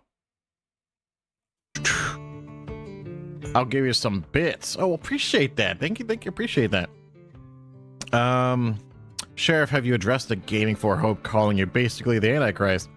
I don't know. Did he? Did he? I mean, that's crazy. Yeah, people keep asking me, like, look, I don't. Okay. I don't know this Gaming for Hope guy. I personally don't know him. People were like asking me to collab with them all the time, and I'm like, I don't know who this guy is. Okay, I don't know who this guy is. And then people were pointing out. Fuck me, man. Gaming for Hope totally fucking mugs this guy. Gaming for Hope totally fucking mugs this guy. Gaming for Hope rapes this guy every fucking turn. I forgot about the farting. It's so fucking annoying. Oh, holy fucking shit. Yeah, it's like every 5 minutes with this guy. He can't fucking help it. Out that, oh, he's this other guy. He plays Overwatch. So, and then they're also pointing out that he made some nasty tweets about me in 2020 when I was getting really big as Dr. Witnesser. My past life, you know what I mean? Before I got turned into a peanut, you know what I mean? And I seen the tweets he said about me back then, and they were not nice at all. Wait, really? Hold on. I've got to go and look through Gaming for Hope's background. I didn't realize that he spoke about it before. Oh my god. Wait, did this guy go through and fucking name search himself? All the way back in 2020? Call me a legalist and all that.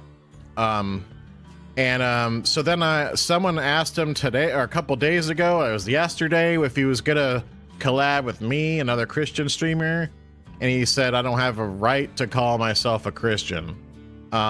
Which, that's pretty harsh words, to be honest, when I'm the only one here on Twitch in the gaming world that actually seeks out people to tell them the gospel message. I don't. What the fuck are you talking about? When he says that, by the way, what he actually means, if you're not aware of any of the other Faithful Sheriff A-log content, what he means by that is he goes into Fortnite games and Ark Raider games and tries to shove his fucking religion down people's throats. That's literally what he fucking does, okay? Somebody cannot say to him, I don't want to talk about religion. Okay, cool, we'll move on. He doesn't try and throw it in there. That is the conversation he's there to fucking have. I mean, Gaming for Hope, it's cringe and fucking, yeah, okay, Bible bashing. But he makes content and says, like, I'm trying to spread the light of the Lord. I'm trying to spread the good message. I'm trying to spread, you know, love of God into the fucking gaming space. But it's like, he does it in kind of a banal way. And if you're not really, like, hardcore into it, you can just ignore his content. Do you know what I mean? Like, he talks and gives offhanded references towards religion, and maybe talks about it to his fucking stream chat, but he's not forcing it on people that he plays with. He's not, for example, telling Muslim kids that they're gonna die and burn in hell, for example. Like, sit down and say, you know, read scripture and stuff to my chat, which is fine, but we're, you know, my mission, our mission as Christians, the disciples did sit there and wait for people to come to them. The disciples went out to go to people. Everybody knows who Jesus is now. I'm sorry to break it to you, okay? The mission is over. Mission complete. Mission success. Everybody in America knows who Jesus is. You're not preaching to them, and I doubt you're changing anybody's fucking mind about it. Arguably, or inarguably, okay? You're actually turning people away from the fucking message you're trying to preach, right? By being such a fucking obnoxious cunt. I mean, you get a random knock at your door. It could be. It could be. It could be witnesses. It could be It could be Mormons, Scientologists, maybe, every now and again, every once in a blue moon, right? But you think at the very least when you go into a fucking Fortnite game, you're safe. You can hide there. Nobody can try and preach to you until this fucking guy shows up. We're not supposed to just sit idle and wait for people. We're supposed to go out and find people and tell them about the good Lord. And very few do that. To my knowledge, he's not talking to people in his Overwatch match about Jesus. In fact, he seems to care more about Overwatch than Jesus, talking about how he paid for a coach and his coach told him this and his coach did him that. And he's like, big into, you know, fine, you want to be big into something and that's your hobby, great. But how could you sit there and criticize me as a Christian and say that I'm not a Christian? Like, what? Dude, this guy's preaching consists of just telling people that they're going to fucking hell. It's like the Westboro Baptist Church style of fucking preaching. Meanwhile, there's like interspersed fucking braps throughout the entire fucking thing. It's so fucking annoying. I actually hate this fucking guy now. I actually fucking hate this guy. Gaming for Hope is a fucking moron. He's a fucking idiot. But he's like a nice, wholesome fucking guy. Call him a fucking agent of Satan or shit talking him. Fuck you! I don't know why I'm getting so defensive over Gaming for Hope. But the fucking judgment dripping off this little fucking moron while he sits there with a Snapchat filter making his fucking eyes and mouth go onto a fucking peanut, which he stole, by the way. He coveted this VTuber model, and he fucking stole it from another man. That's a sin to fucking start off with. Dressed there in a fake fucking sheriff outfit, Bible on his fucking satchel. Brapping every 5 fucking minutes, telling children that they're burning in fucking hell. The worst example, okay? The worst fucking example. You are driving people away from Christ, you fucking moron. You are going to hell. You are going to hell. You are driving people away from the Lord. I think I saw Clover say this a second ago. Hold on. I found the best way to convert people is just to be normal. The way they have questions, wait, what? That way, when they have questions, they know you're not going to Bible bash them. I'm pretty sure, I could be wrong, okay? I could be wrong, but in my opinion, or from what I've heard, the usual reason why people convert to Christianity, right, is because they know somebody in their life who's a good person, treats everybody right, is like an example, totally fucking perfect, lives a good life, totally pure, totally honest with everybody, and they have a strong faith, right? And so they see that person and think, oh, okay, I'll give that a try. Right? They want to fucking learn about it, read about the fucking Bible. I don't know, get baptized if they're fucking born again and blah, blah, blah, right? That's the fucking look-in. It's not by bashing people over the fucking head and telling them they're gonna burn in hell. Like, he basically has no pretext to say that. Like, he doesn't even know me. I lost faith watching that guy. Really? Dude, that is unironically, okay, in the Bible, one-way ticket straight to fucking hell. And I don't even know him. He just straight up attacking me for no reason. But, anyways. He made his opinion about me clear. For you, well, unfortunately, Janky Johnny, it's like the only form of suicide bombing in Christian faith. Unfortunately, if you lose faith in Christianity because of somebody else, you go to hell because you've fallen outside of the faith, but also they go to hell. So you kind of drag them down with you. So it depends whether you want to take that, you know? Sure. And we appreciate your sacrifice, Jono, basically. You know, I didn't even know. I haven't even talked to the guy. I didn't see any of his clips until you guys mentioned him. No idea who he was. No, obviously, he heard of me. And he decided to burn a bridge instantly instead of reaching out to me. Instead of, you know, that's what, you know, do you notice how that goes? People never reach out to me. Yeah, who would? What? You're a fucking freak lolcow, dude. What the fuck are you talking about? You're out there saying the fucking N-word. You're out there saying the fucking N-word. Brapping all the way through fucking game and telling kids they're going and burning in hell. Who the fuck would want to speak to you? They never ask me stuff. They never say, hey, is this true? Did you do that? What did you mean by saying this? What, mind the if we talk? You mind if we talk? You want to come over to my Discord? Have a discussion? Nobody ever does that. They just jump to conclusions based off a 30-second video. They don't come talk to me. They don't ask me. They don't want to hear my side. They just jump to conclusions. He is such a fucking crybaby bitch. It's beyond fucking belief. You know what Jesus said? You know what Jesus said? If you want to go fucking biblical, Jesus said about his disciples, you will know them by their fruits. What fruits does this guy give? Retarded fucking annoying soundboards every 5 seconds. End of the N-word. Braps and ninjas. That's the fucking fruit of this guy. He actually sounds sad. He is sad. He is sad and it's deserved. And that guy decided to just burn a bridge. Gaming for hope. He decided to just burn a bridge by blatantly saying, I don't have a right to call myself a Christian on Twitter. And then, of course, it's got like 5,000 likes because everybody likes to hate on me. I wonder why. Well, I wonder, what would the Bible principle be in this example here? What would the Bible principle be in this example? The dude has no business calling himself a Christian. I won't be collaborating with him. Now, I would call that a slap to the face. I would be offended by that personally. Me personally, I'd be offended by that. But what are Christians told to do? Turn the other cheek. No, turn the other cheek. That's what I would do. Back when I was a Christian, I would know that it's my duty, okay, to turn the other cheek when a brother slaps me in the face. What does the faithful sheriff do? The fact you even said that proves that you're an agent of Satan, buddy. What? That's crazy. That's crazy.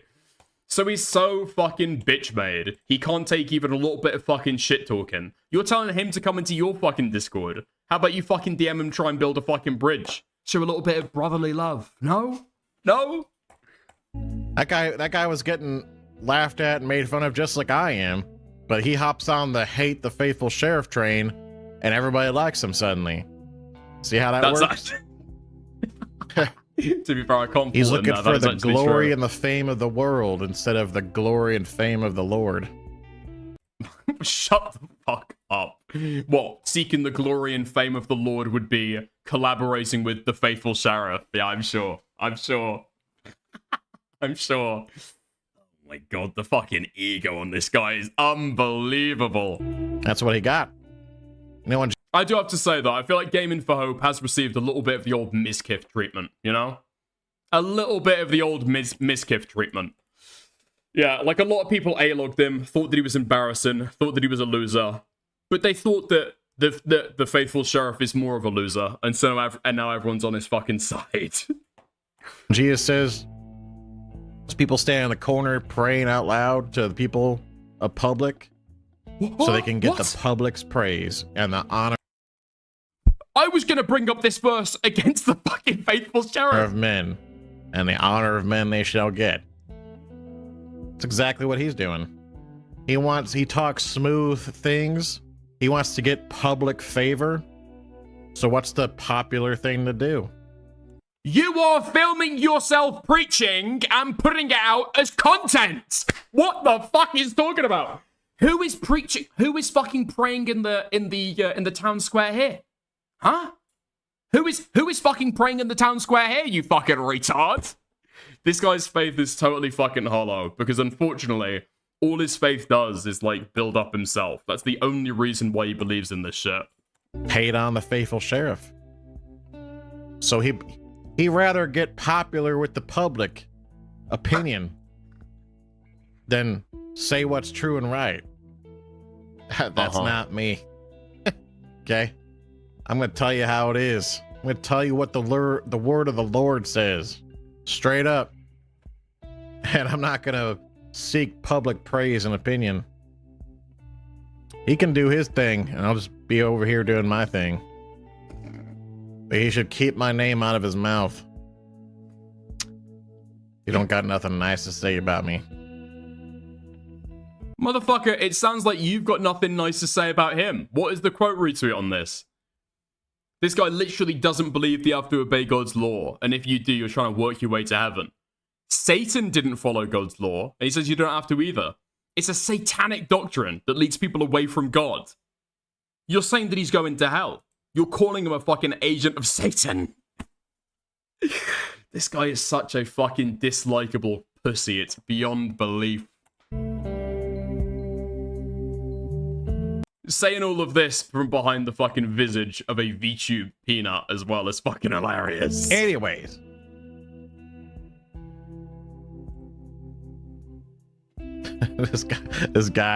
This guy name alike really wants to get banned. He's trying his hardest to get banned from the channel. He's trying his best. He really wants to get banned. Mr. Sheriff, my brother's kids are watching. Please say hello to Peter Oxlon and Mike Oxlon. They love your Christian messaging lessons. Lots of love. Hey, hello, Peter. Hello, Mike. How you doing? Welcome aboard. Hope you become a... Shut the fuck up. Shut the fuck up. Shut the fuck up. There's no way. How long has this guy been streaming? 5 years. Shut the fuck up. Straight up. And I'm not gonna seek public praise and opinion. He can do his thing, and I'll just be over here doing my thing. Go on. Say the line. He should keep my name out of his mouth. You don't got nothing nice to say about me.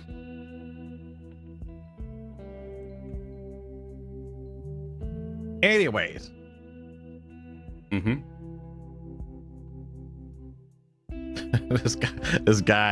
This guy name alike really wants to get banned. He's trying his hardest to get banned from the channel. He's trying his best. Okay, here we are. Here's the message. From Genital Herpes Stage 999. He really wants to get banned. Mr. Sheriff, my brother's kids are watching. Please say hello to Peter Oxlon and Mike Oxlon. They love your Christian messaging lessons. Lots of love. Hey, hello, Peter. Hello, Mike. How you doing? Welcome aboard. Hope you become a faithful deputy one day. Hope you enjoy the show. Fuck off. Dude, the guy's name is Genital Herpes. This guy's such a loco. There you go. A little bit of fart. How you like that? Is he gonna realize? Why you guys making fun of his name? What's the matter with his last name? Oxlon. Who cares? Don't make fun of people's name. That's not nice. Sounds like a cool name. Oxlon. That's right. He's gonna realize. Witness.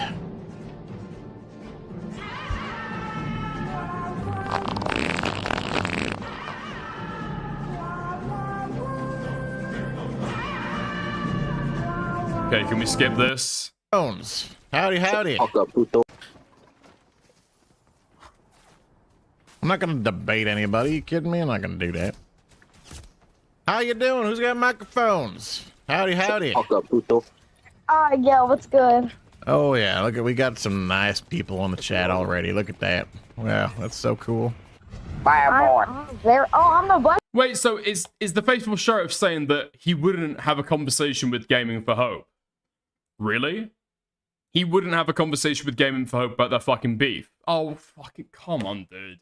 You guys are clearly having a fucking, like, public spat at each other, calling each other fake fucking Christians, and you wouldn't even talk to the guy. Bus driver. Bad boy. Drive it to the left, a little bit to the left. Let's go. Hey, watch it now. Talk nice like we got kids in the channel. Okay. Back. Okay, nice. Dude, having kids in your fucking Fortnite group, and then you're asking how old they are, and the kids are calling you pedos. You love to see it. You do love to see it. Okay. Nice. It's that time. 2:45. There we are. Wait. Hold on. I didn't see this shit the other day. Wait. Okay. Last little bit, the fucking faithful sheriff stuff then, I guess. Because what I did see, we missed that. Run the clip back. Wait, really? Fuck.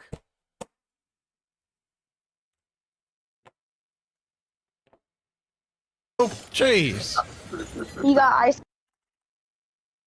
Kids. I don't know. Let's go. Okay, hey, we watch are. it now. Talk nice like we got kids in the channel. How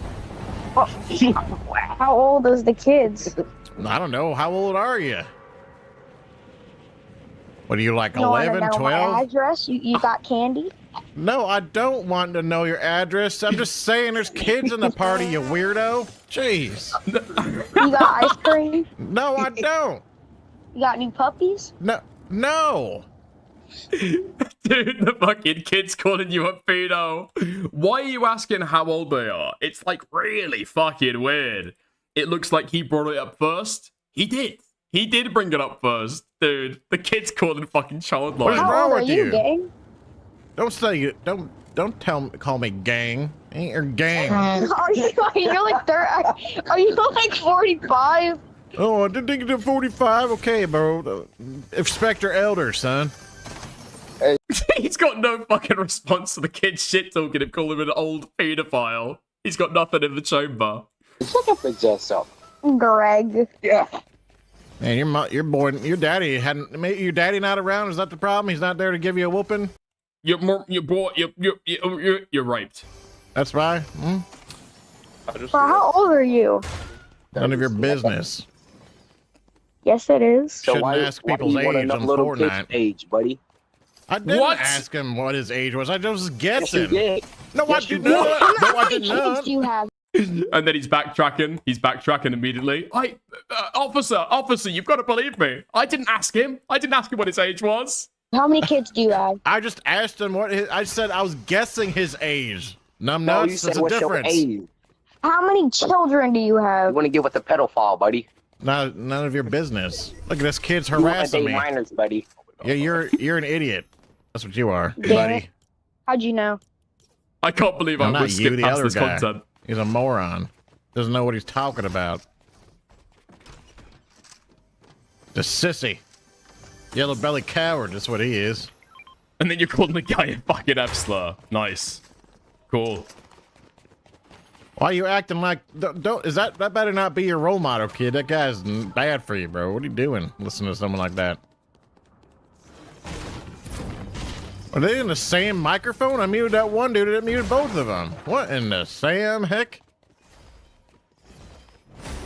They were both on the... Wait, he muted the kid. He muted the fucking kid. The same microphone. Yeah, they're probably brothers, I imagine. Wait, no, wait, hold on. Wait, he didn't mute the fucking 11-year-old, like the little kid. I've just realized. He muted the older guy, and then started trying to... What? He muted the older lad, and then was interrogating the kid about what friends he has. Huh? What? Dude, this guy has got insane fucking nonce vibes. Hello, Orca Dame, you got a mic? Hello? Yeah, I got a mic. What was that all about? I muted them guys. I don't know. I'm still listening to him. Oh, that's crazy. I don't know what the hell they're talking about. Honestly, I don't. Well, how you doing today? Let me have some nice conversation with you and not with these ruffians talking about how old I am and stuff. You know what I mean? It's weird. Mate, you've already got called out for asking their fucking age, alright? Don't go talking about fucking roofies now. Okay. Oh, holy fuck. Okay. What a weird fucking guy. Anyway, what I was going to segue to is, I covered the drama before between the Faithful Sheriff and Super Mega, right? So I've already spoken about that a little bit. Now, when I was last looking through it, the last kind of big update that I saw about the Faithful Sheriff and Super Mega was that he unpinned his tweet demanding that they stop or he'll sue them, right? So I figured that it was over.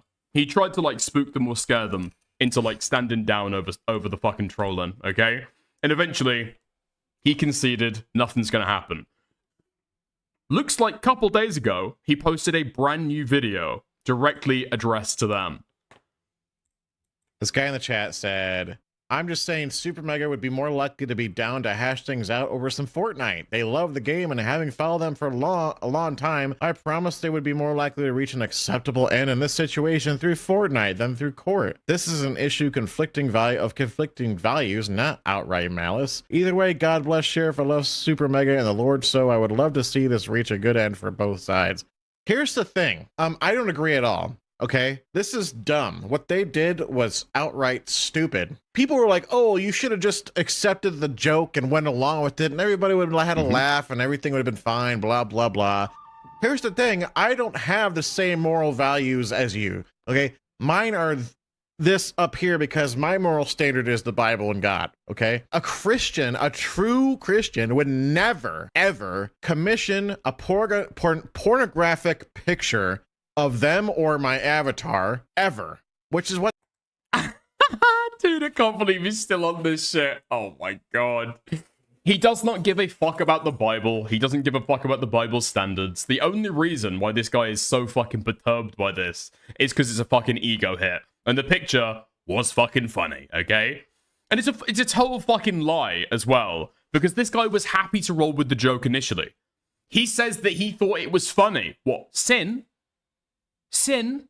Sheriff? You think sin is funny? This guy doesn't give a fuck about the Bible.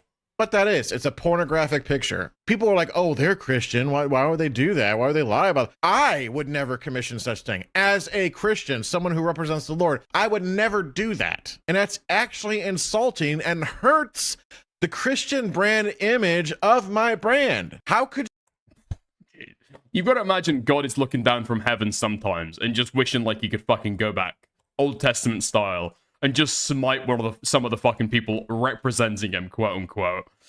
Oh, God. Do you guys not understand that? Like, maybe kids watch my stuff. Maybe kids follow me on Twitter, which they probably shouldn't, because kids shouldn't be on social media anyways. Maybe there's kids out there and they see this image and then they see a bunch of people saying that I commissioned it or I wanted it drawn, and they believe them. Then they're like, wow, I didn't know Faithful was like that. That's terrible. I thought he was Christian. Can you...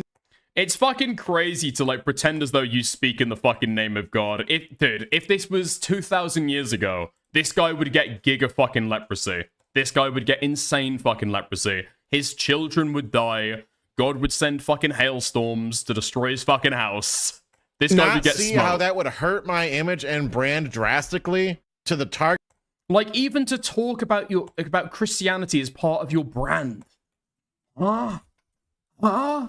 Dude, inculcating spirituality as part of a commercial interest. Where have we heard about that before?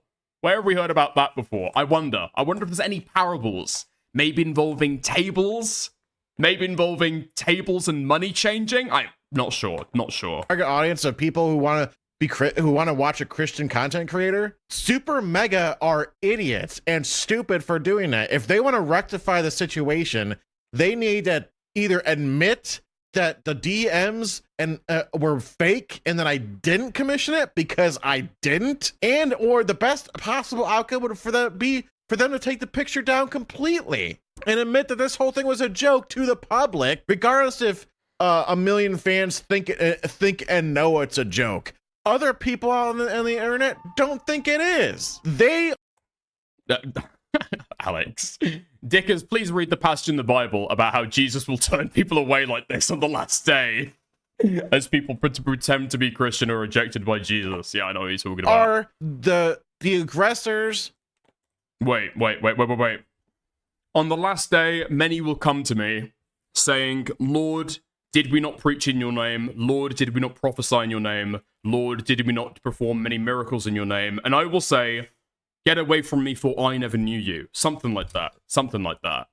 The agitators, the antagonists, Thank you, Kazaflockin, for the 100 kicks. Thank you very much. If they want to rectify said situation without court, they need to tell everybody that I did not DM them. At least that part, because I don't even want them to take the picture down because it's too late. Thousands of people have it, and it's across the internet now. Even if they took the tweet down, it's too late. The damage has been done. But they could at least come out publicly on Twitter and say, haha, we're just kidding. He didn't really commission that. We made the DMs up. What this guy seems to fail to realize is that the DMs aren't the joke, right? The DMs aren't the punchline. You are the punchline, retard. Your reaction is the fucking punchline.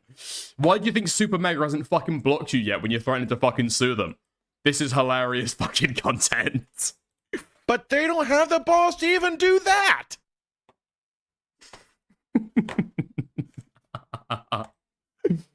Hold on, let me check the fucking replies.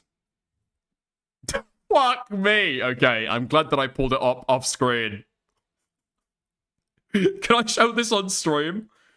I think I can show this one on stream, can't I? What the fuck are the images? What the fuck are the images being plastered all over his fucking Twitter replies? This is a man. This is a man. This is a man. These are not female breasts. This is a male chest, okay? What the fuck is this?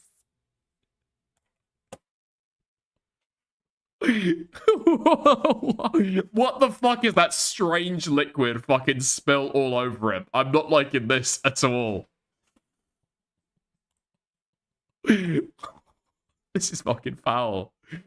This is fucking foul. Oh my fucking god. Oh man. Okay. I don't think I can say anymore. I don't think I can say anymore. It's just a lot of people reposting the fucking image underneath and asking why he commissioned it. Hold on, do we take a look at some of these? Alright, I'll do it, and I'll fucking censor it, right? That's probably the easiest way to be able to do it. Yeah. Okay. Okay. Let's go to, like, 15. Okay, I can still see the fucking penis. Let's go to 20. Let's go to 20. I think this is pixelated enough, right? I think this is just ventilation enough. He's got a tumor. He's got a tumor, okay? He's got a tumor. The peanut plant was fucking infected with pesticides and shit, and it's now fucking malformed, okay? What do you mean look at those balls? What do you mean look at those balls? Those are his stump. That's his stump. That's his stump. He's a quadriplegic. Okay. Faithful, why did you request this? Somebody called Timmy Jimmy says, do the right thing and just admit you commissioned them to make porn of you. The faithful sheriff is not Christian to call people idiots. If anybody thinks he's religious and does not bridle his tongue, but deceives his heart, this person's religion is worthless. I don't understand. If you're upset about the picture, why did you ask them to make it? So now you're sexualizing the body. Wow, man. You sink lower every day. You need to stop denying the truth. We all saw the proof of you asking for them to commission. My family used to watch you together, but now, now I know your true values behind closed doors. And I can't just watch your streams the same anymore. Also, gluttony's a sin.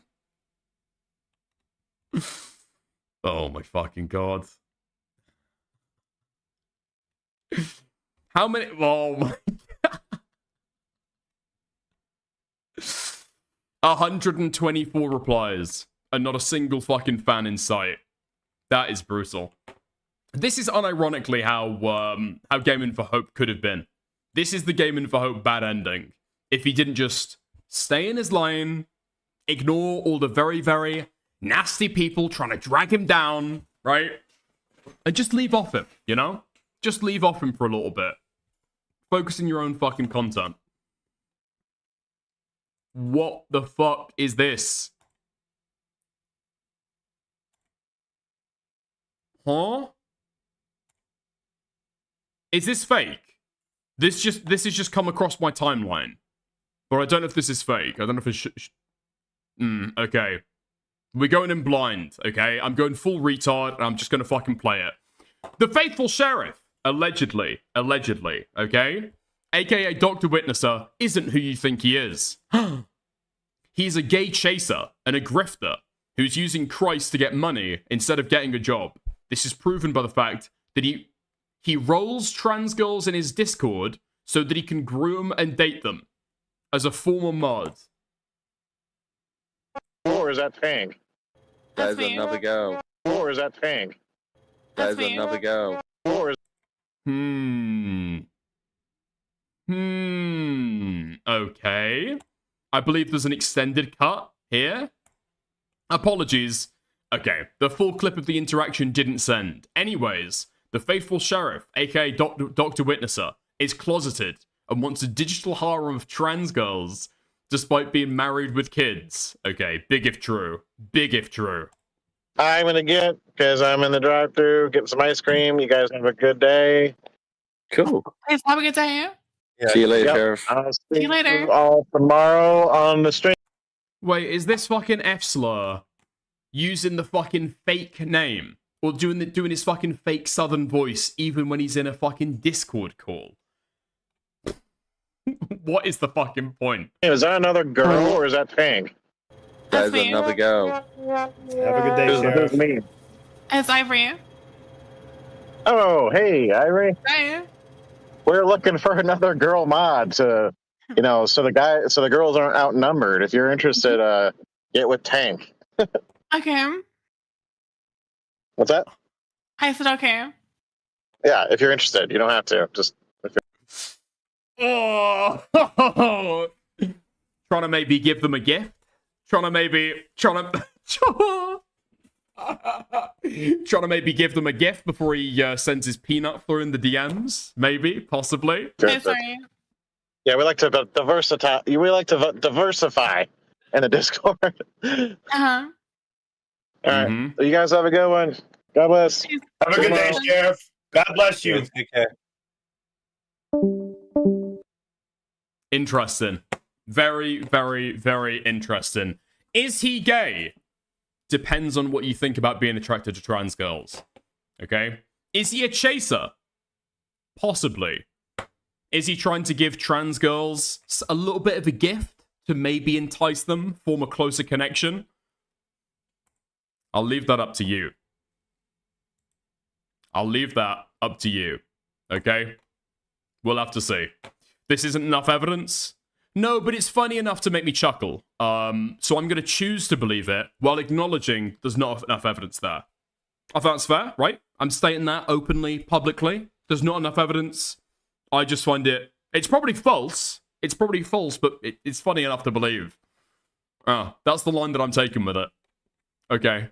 Nice. Oh my fucking god. Gok Chaser? Is Chud Logic the real identity of the faithful sheriff? I mean, it's a put-on fake voice. So it could be. We couldn't know, possibly, could we? We couldn't possibly know. Same weight? Same weight? Same sexual proclivities? Have we ever seen them streaming at the same time? That would be the deciding question. I think the faithful sheriff starts when Chud Logic stops. I don't know. I'm just thinking out loud. I'm not sure. I'm not sure at all. Okay. Nice. Do we go over the fucking, the Epic Games firing drama? Is that worth it? Epic Games fires 900 employees. I did have a link for this, but I fucking forgot where to find it. Okay. No way. Do we have to go to Smash JT? Do we have to go to Smash JT? Let's go to somebody else, please, dear God. Okay. Okay. Let's give this guy a go. Yeah? Game from scratch. Massive layoffs. Massive layoffs at Epic Games. Hello ladies and gentlemen, it's Mike here at Game From Scratch, and this is one of my least favorite types of videos to make. This is about industry layoffs, especially when it is one of the primary movers and shakers in the world of game development, and that would be Unreal Engine, or more specifically Epic Games, because Epic Games has just announced a pretty major tranche of layoffs. Hopefully it is one and done. That tends to be the way that Epic Games do things, so they just released the following note. So this is coming from Epic CEO Tim Sweeney, and I'm just going to read it in full. So this was sent to Epic Games employees today, being March the 24th. Today we are laying off over... Wait, hold on. Before we even get into it, I guess I've got false information then. Because in my notes, like typing out getting ready for the segment, or to like look a little bit more into it, I thought that it was only 900 employees. It's over 1,000 Epic employees. Fucking hell. Okay, so what I said yesterday was like Epic Games prints money. between Unreal Engine and Fortnite, these guys have just got, I don't know, they're set up like Valve, basically. They've got like a business-to-business transaction that is going to take them well into the fucking future. Everybody uses Unreal Engine, right? And then they've got a bunch of games that are just wildly successful with huge fucking upside monetarily. I don't know why they would never ever need to contract and spend less money. But I wonder if they think that AI is just going to be able to take over a lot of their kind of like in-house talent. Do you know what I mean? 1,000 Epic employees. I'm sorry we are here again. The downturn in Fortnite engagement that started in 2025 means that we're spending significantly more than we are making, and we have to make major cuts to keep the company funded. This layoff, together with over 500 million of identified cost savings in contracting, marketing, and closing some open roles, put us in a more stable place.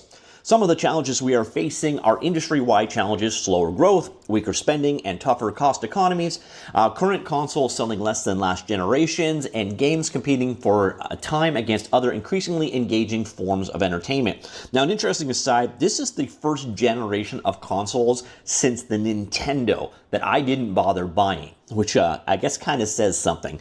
And some of our challenges are unique to Epic. Despite Fortnite remaining one of the most successful games in the world, we have had challenges delivering consistent Fortnite magic with every season. We're only in the early stages of returning to mobile and optimizing Fortnite for the world's billions of smartphones. Epic launched lawsuits against both Apple and Google for Android and iOS respectively. Those have both been more or less resolved, so they should start seeing an uptick in revenue for mobile coming soon. And in being the industry's vanguard, we have taken a lot of bullets in a battle which is only in the early days of paying off for ourselves and all developers. Of course, that would be... Wait, what? Oh, in terms of the fucking monetization. Yeah, it is actually insane, the fact that Google and Apple make like money hand over fucking fists by like the in-store purchases. That's fucking retarded in my opinion. The lawsuit, which again should be mostly behind them from this point on. Since it's a thing now, I should note that the layoffs aren't related to AI. To the extent it improves productivity, we want to have as many awesome developers developing great content and tech as we can. Okay, so it is partially about AI, right? Like, okay, dude, this is the thing that people always fuck up with AI. Like, okay, so they're not hiring, or even if it was AI, they wouldn't be firing over 1,000 people and replacing them with like robots or AI agents, right? The way that it would work is that you can give an employee an AI chatbot or like some kind of AI model that assists them with their work, and they might become twice as productive, right? And so at that point, you only need half as many employees, but you're not replacing those 500 employees, let's say, with AI models. You've got 500 employees that's using AI, and so they're so much more productive. You know? Activity, we want to have as many awesome developers developing great content and tech as we can. Okay, so they are using AI. I would be extremely fucking surprised if AI did not factor into this at all. What we now need to do is build awesome Fortnite experiences with fresh seasonal content, gameplay, story, and live events, accelerate developer tools with greater stability and capability as we evolve from Unreal Engine 5 and UEFN to Unreal Engine 6. And we'll be kicking off the next generation of Epic with huge launch plans towards the end of the year. This was not our first time being here. Epic survived upheavals in the 90s with the move from 2D to 3D with Unreal Engine 1, in the 2000s building console games with Gears of War, and in 2012 moving to online gaming with Paragon and Fortnite. Each time they rebuilt their foundation and earned a renewed leadership position. Okay, it doesn't help that the Epic launcher is the worst application ever. Yeah, it actually fucking is. Like, it always seems insanely fucking bloated. Insanely fucking bloated. It's like a huge extra piece of software that you have to install. Okay, well, okay, maybe that's slightly excessive. Okay, I'll take that back. Slightly excessive. It's not a huge piece of software in and of itself, but when you compare it to how big, like, Steam is, for example, it's like, it's fucking huge in comparison, right? Especially when you consider the fact that, like, what do people have the Epic Games launcher for? Fortnite. Just Fortnite.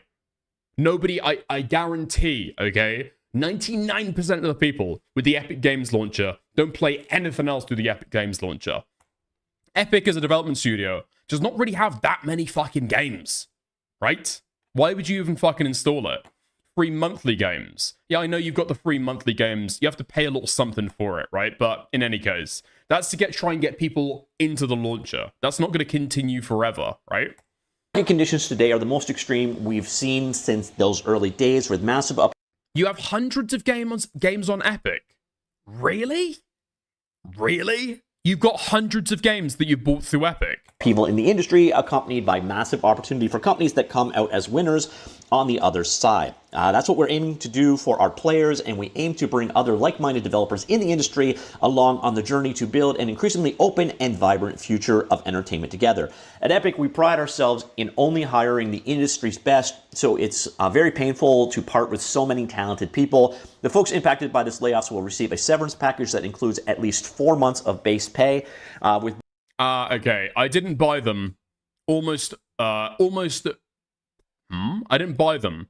Most of them were free anyway. Right, okay. Huh, interesting. More based on tenure. We're also extending Epic paid healthcare coverage. For example, in the US, they will receive paid coverage for 6 months. We will also accelerate their stock option vesting through January 2027 and extend equity exercise options for up to 2 years. We will... Okay. Even if they are free, I mean, that's to try and get people into the Epic launcher. But I feel like if it was actually worth it, I mean, what game do you play other than Fortnite through the Epic Games launcher? I feel like if there was actually good games to be able to play through there, instead of like, I don't know, kind of snake tier games, like people would talk about the Epic Games launcher and say, oh, I love the Epic Games launcher. I'm able to play this. I love the Epic Games launcher. There's this game that I really fucking love. Instead of just talking about the amount of free games. We'll have a company meeting Thursday to talk about the roadmap in more details, Tim. And the other thing that I've found out since is apparently Epic employees were locked out of Slack. Wait, really? Star Trek Online? I play that through Epic. Okay, that's kind of cool. Okay, that's kind of cool. Never mind. Today, so they don't... Okay, Zero, cool. You actually know who is there and who is not. So we don't know how the layoffs were. Are they in the Unreal Engine area? Were they in the Fortnite area or whatever? So really all we know is that it is around 1,000 or over 1,000 employees. If you're wondering how big Epic Games is, the only metric I have for this, since they are a private company, is the last time they had to do layoffs, which was back in 2023. In that case, they let go 830 employees, which was 16% of their workforce. Now, obviously, they would have hired, probably grown a little bit since then, but I think we can safely assume that 1,000 employees is probably 20 to 25% of the company. And at that point in time, they were more divesting of employees that they got through other acquisitions, etc. This one is going to, I think, go more to the core of, Unreal Engine, Fortnite, UEFN, those kind of positions. But, dude, firing off a quarter of your fucking workforce. I mean, you've got to wonder at that point, if their lawsuit with Google and Apple doesn't go over well, do they just like collapse? Do they sell off the assets and the rights to Unreal Engine? That goes to a different developer, and then it's somebody else that kind of takes it over. It sounds like it's pretty fucking dire straits, no? Ultimately, nobody ever likes to hear about such layoffs, and that is where we are today. It'll be interesting to see how many others... Epic has to pay studios to take their games away from Steam and go Epic exclusive dickers. Their story's that bad. To be fair, okay, being honest, okay, any game's launcher would have to do that to be able to compete with Steam. Steam has just got like a total fucking monopoly over the market. We see in this... The only reason why people don't cry about that more often is just because people trust Steam to be able to deliver, like, relative quality, you know? Space, again, Epic's... Like, they do have total fucking monopoly power over it, but people expect them to be like a, I don't know, like a benevolent monopolist. Earnings were a little bit unique, and again, they did go to war with Apple and Google. That obviously would have cost them a huge revenue source there. But again, this is when one of the two most successful game engines in game development is struggling to get by, and to a certain degree, so is the other game engine. It doesn't bode well for the future of game development. So if you are at Epic Games and you are impacted by this, my heart goes out to you. I hope you land on your feet very quickly. And yeah, let me know what you think. Comments down below. I will talk to you all later. Goodbye. Damn, okay. So Epic might be down the fucking toilet then. That would be insane. That would truly, truly, truly be fucking insane. That they possibly branch out. Dude, I don't want to fucking predict too hard that they're gonna, like, go bankrupt. But that seems like fucking dire straits, legit. Okay, interesting. GOG doesn't. GOG remasters games, and that's how they attract people. What's the market saturation of GOG? How many people use GOG as their primary gaming platform? Do they make a dent? Do they make a dent compared to Steam? I might actually hazard a guess that more people would use the Epic's game launcher than GOG. No? Could be wrong. Could be wrong. Yeah? It also helps at every turn. Steam does stuff in court that protects its users, that have our goodwill and makes it harder for other launchers to compete. Possibly. Possibly. Yes, you're deluded. I mean, feel free to send me something. What would it be? Market share of game launchers. Okay, nice. PC Game Store Wars. Steam, 75% of market share. Epic Games, 3 to 7.5% of market share. Okay. Dude, this website looks like dog shit. Okay. Does GOG enter into this article at all? No? Okay, well, that was kind of what I was fucking looking for. Nice. I mean, I know it's dark mode, but come on, give me a fucking break, yeah? Ooh, Reddit, from 2 years ago, pinch of salt. Okay. Ooh, hold on. Epic Games Store exclusives enabled us to compete more effectively with Steam, who has roughly 85% market share in multi-publisher PC game stores, as measured by revenue. That's interesting. As measured by revenue. What a weird measure. Okay. Nice. Okay, let's have a look then. This is going to be the definitive one. I saw it mentions GOG. Okay. Cool. This was published just under a year ago. Poll. Steam continues to reign in the PC gaming market. Where do you buy your games for PC?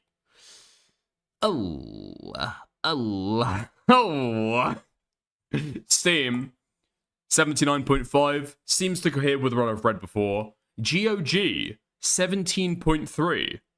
Interesting. Itch.io. No fucking way, that's not true. There's no fucking way. Itch.io has got 2 times the market share than the Epic's Game Store does. What? That's brutal. That is fucking brutal. Itches for devs? Nah. Itch.io is for gooners. That's why people go to itch.io. That's why people go to itch.io. You're either getting free games through, I don't know, fucking slither.io or something like that. Or you're going there for self-published gooner games that don't go onto Steam because they're too sexualized. That's why people go there. Oh, I fucking love that, okay? It is the unbridled. It is the fucking unbridled power of gooners. Every single time. Yeah. I'm using it wrong, smiley face. Well, you know, if you go on Pornhub and you just use it for gaming streams, you know? You go on Pornhub and all you want to watch is Let's Plays. You're using it how you use it, you know? You're using it how you use it. More power to you. Okay. Bro, Steam has porn games. Really? I guess I'm not enough of a gooner. I'm not enough of a gooner then, I guess.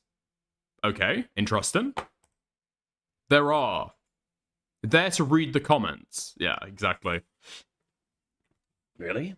Steam has porn games. Explicit porn games, like adult porn games, designed just for gooning. It does. Okay. Ah! That's what I'm talking about, though. There's lots of soft hentai games on Steam. I'm aware of those, like the dating sims and stuff like that.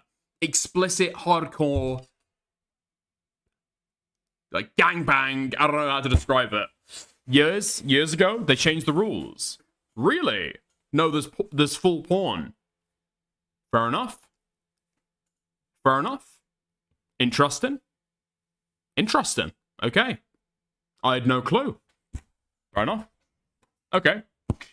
They've changed the games totally. Okay. So I knew that it was against the rules before. That's surprising, though. Because I think that payment processors get really fucking sketch whenever you start selling pornography on your platform, right? It's something about pornography having really, really high return rates. And so payment processors just don't want to fuck with pornography. Some people like seem to claim as though it's like a moral thing that they don't want to get involved. That's not usually true. It's just that people will, like, buy porn, I guess download it, and then, boom, okay, I gooned, nice. Okay, can I get my money back now, please? I didn't like it very much. I thought that it wasn't sexy at all, you know? So it's got, like, super fucking high return rates, but, you know. How do I hide games from buy play history? Look, okay, I don't know. I don't know. I've got no clue. I'm sorry to tell you. I've absolutely got no clue at all. You're gonna have to figure out your own goon problems on your own time, unfortunately. Okay. Last one. Last seggy. Okay, let's get into it. Let's have a look. I got sent this a couple days ago, so I'm not sure what this is. I'm rolling the dice. DMs, are you sending me porn games? Whoa! More hideous shirts! That's cool. That's cool. We like that. Okay. This is the lineup then. We've got 4 ugly shirts so far. Okay, we've got the fruit shirt. We've got the fruit shirt. Nice. Nice. And we've also got the ugly orange polo. That is actually fantastic. I like that a lot. I like that a lot. If we do these, we're going to have like a vote to see what people hate the most versus like the most. And that's the way that we'll do the fucking membership goals. Yeah? Yeah. We need the Polo stream shirt. Is this not the Polo stream shirt? Oh, is that the fucking stripy one? The 70s stripy one? Yeah, okay. Yeah. I like those a lot so far. Yeah, that's cool. Why does it have a that's not a... Wait, hold on. Is that a penis? That's not a penis. That's not a penis. I don't know what the logo is on the original fucking orange shirt, but it's not a fucking cock. Okay? Okay, we might need that altered. I feel like Cal's tried to get that through under my fucking nostrils. No?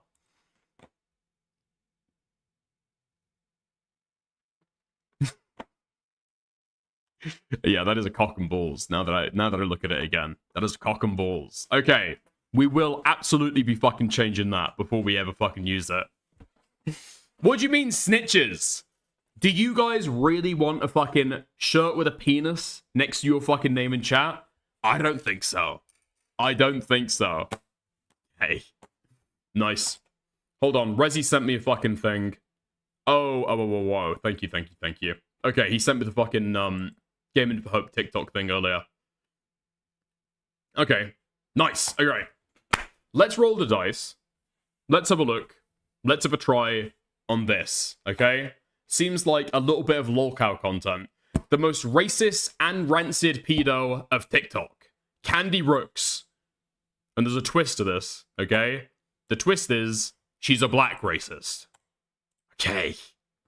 Hello everyone, it's Milky Cat here, and welcome back to my channel. I know that I've been gone for quite some time now, and I do apologize for that, but as some of you guys do know, I did try to upload a video about a few months ago, and it got taken down from being spam reported by the person that I was talking about's fans. Now, I'm not going to... I know that I should be focusing on the fucking lolcow content here, but I mean, like, this type of female creator gives me crazy evil vibes. I don't want to say too much. Crazy evil vibes. To mention who I'm talking about, but if you were around for that whole fiasco, then you probably do know. But that whole situation really did... Her PFP is Haruhi. She's my favorite character. You saying that makes me even more suspicious of it. Discourage me from making videos, but nevertheless, I'm back again, and in today's video, we're going to be talking about somebody that I've been seeing on my timeline for a few weeks now, who goes by the name of Candy Rooks. To put it into simple terms, Candy Rooks is basically like if Tophia and Lovely Peaches had a baby. She's absolutely disgusting, she's also a predator, as well as racist. But before we get into that, if you do enjoy today's video, please do make sure to like, comment, and subscribe. You can always take it back later if you end up hating me, but with that being said, let's get into today's video. So, as I said before, Candy Rooks is a disgusting human being. Oh my god, it's not gonna be one of these, is it? It's not gonna be one of these. Somebody who got, like, obviously strangled on the way out of the fucking birthing canal.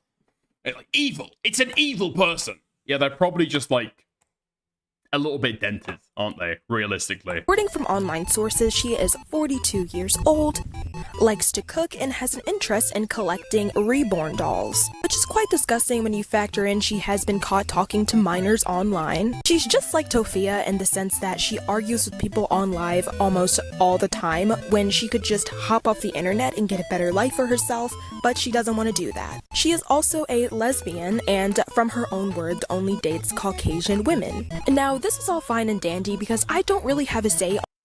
Wait. Huh? So she's racist against black people? That was not the twist that I was expecting.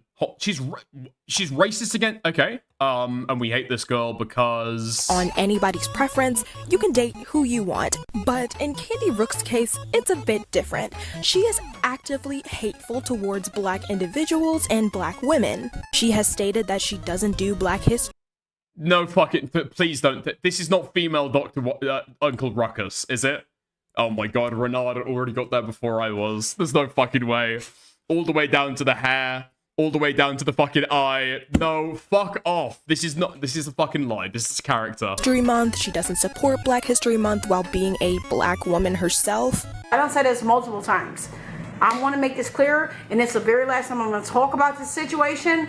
I don't support Black History Month, but I do support my black people all year round. You don't have to support something just because you're a skin color. Did you not know that? Oh, okay. So maybe get that. Shut the fuck up. Shut the fuck up. Shut the fuck up. Dude, with the fucking camera flipped as well, it's on the right side. It's on the right side. Shut the fuck up. Fuck off. Fuck off. This shit is real. After y'all heads. I don't have to be supporting black people all year round or supporting something that, if I don't want to support a history month, so fucking what? You got people out here that don't celebrate Hanukkah. What you gonna do, kill them? What you gonna do, bully them because they don't celebrate Hanukkah? People that don't celebrate Jesus' birthday every year. What you gonna do, go kill them because they don't celebrate it? Come on. You got people that don't even celebrate Jesus Christ himself. You got people that don't even go to church. Let's talk about it. So stop bullying me. I don't need to come on and tell y'all my religion, but I choose to be blunt and about what I believe in.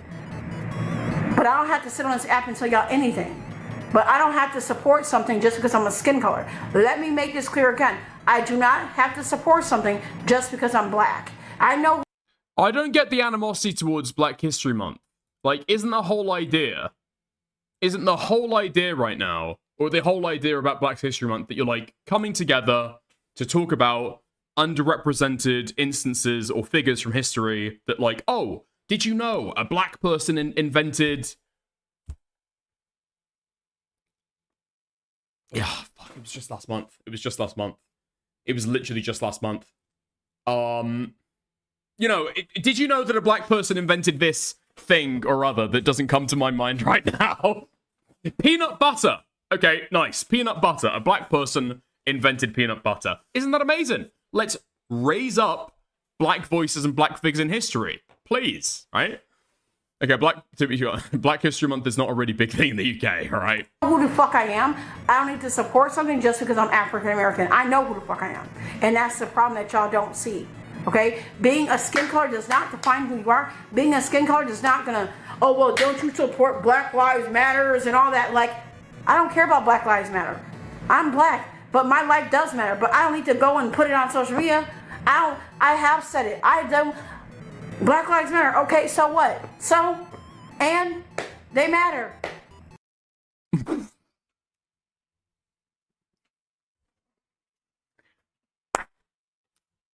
Hold on. How do I copy the video frame? Okay.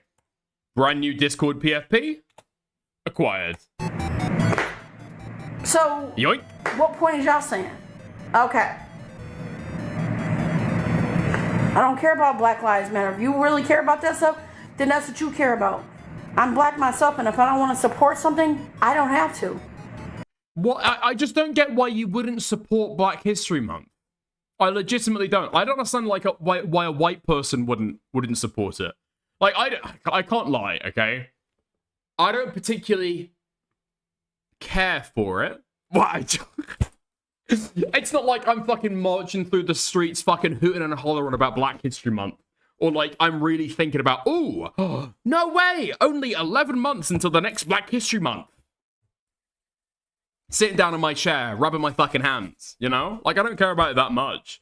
But what I don't get is white people who are super fucking objected, like object to it really fucking strongly. Do you know what I mean? I don't really understand that at all. And I certainly don't understand black people who are super objected to it.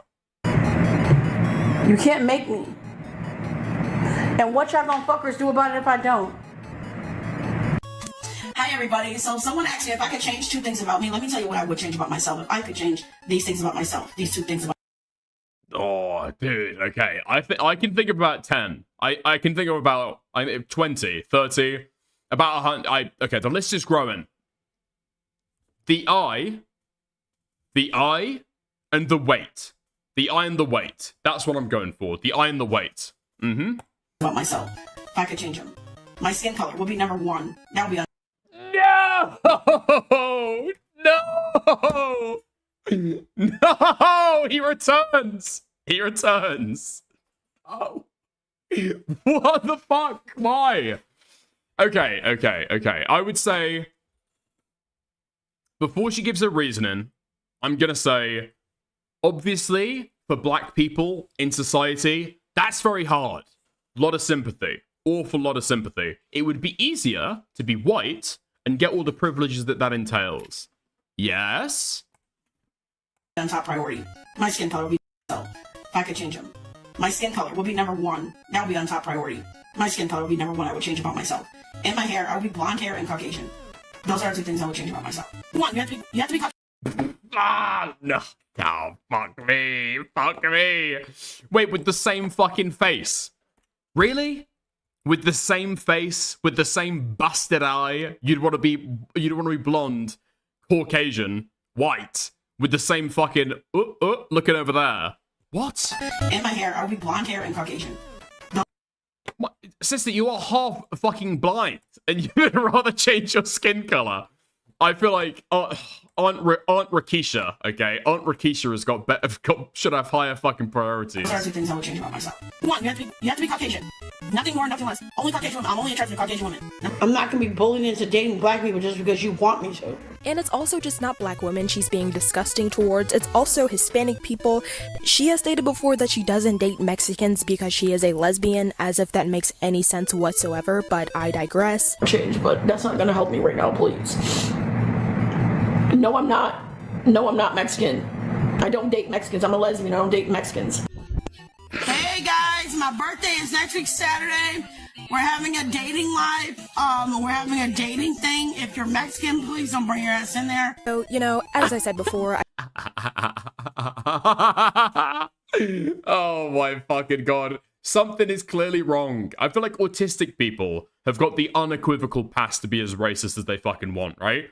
If there's clearly something wrong with you, it is what it is. We don't fucking touch it. We understand. I can't really have a say on any. I mean, autistic people, if anything, they would be the ones. They couldn't see past the patterns, you know?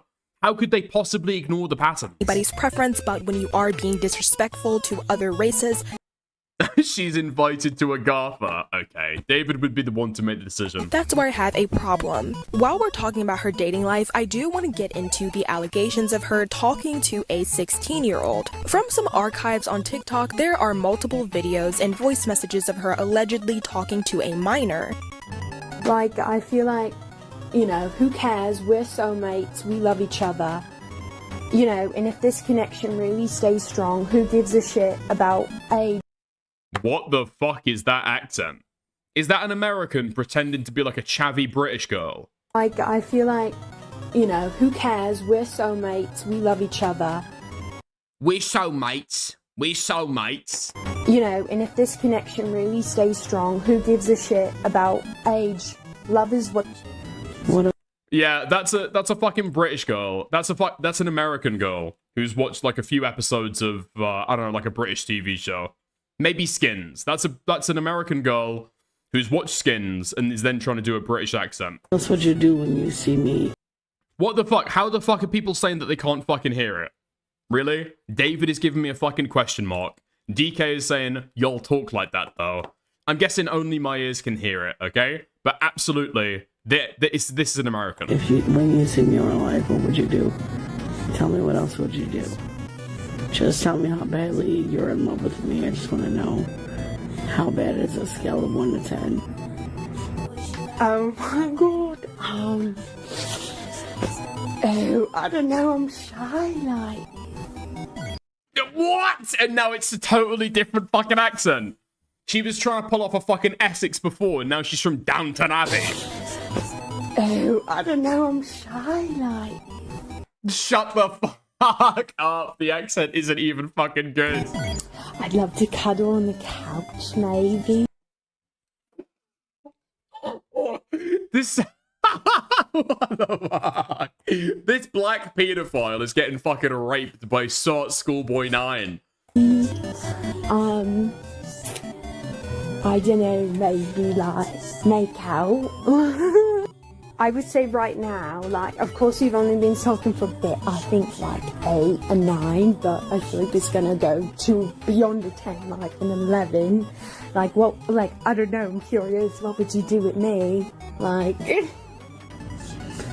Wow, you really like that, don't ya? Cool. You will find out when you get here. It's a surprise. But I'm gonna give you a little secret. You're not gonna never forget it. It's gonna be the experience of your lifetime. When would you show up here in Buffalo? But when would you come to Buffalo? Like in the summer when it's nice and warm. If you come around May, you should be good. Or you come like at the end of April, you should be good. All the snow should be melted by then. This is for obvious reasons. Oh my god, what are you going there to see? Fuck me, man. It's like, if you're a man, or if you're a woman who talks like this, or if you're a woman who looks like this, rather, and then somebody is in your DMs from the internet, you are getting fucked with. Every time. Without a doubt. Every single fucking time. Unless they have also got some kind of debilitating disability. British does not fucking work, okay? British doesn't count. Unless they're also totally fucking dented. It's a lie, okay? It's a trap. Then fucking... That's not advice... Okay, pedophiles... Hold on. That's not advice for pedophiles. Pedophiles, ignore that. They're real children. Maybe I shouldn't say that either.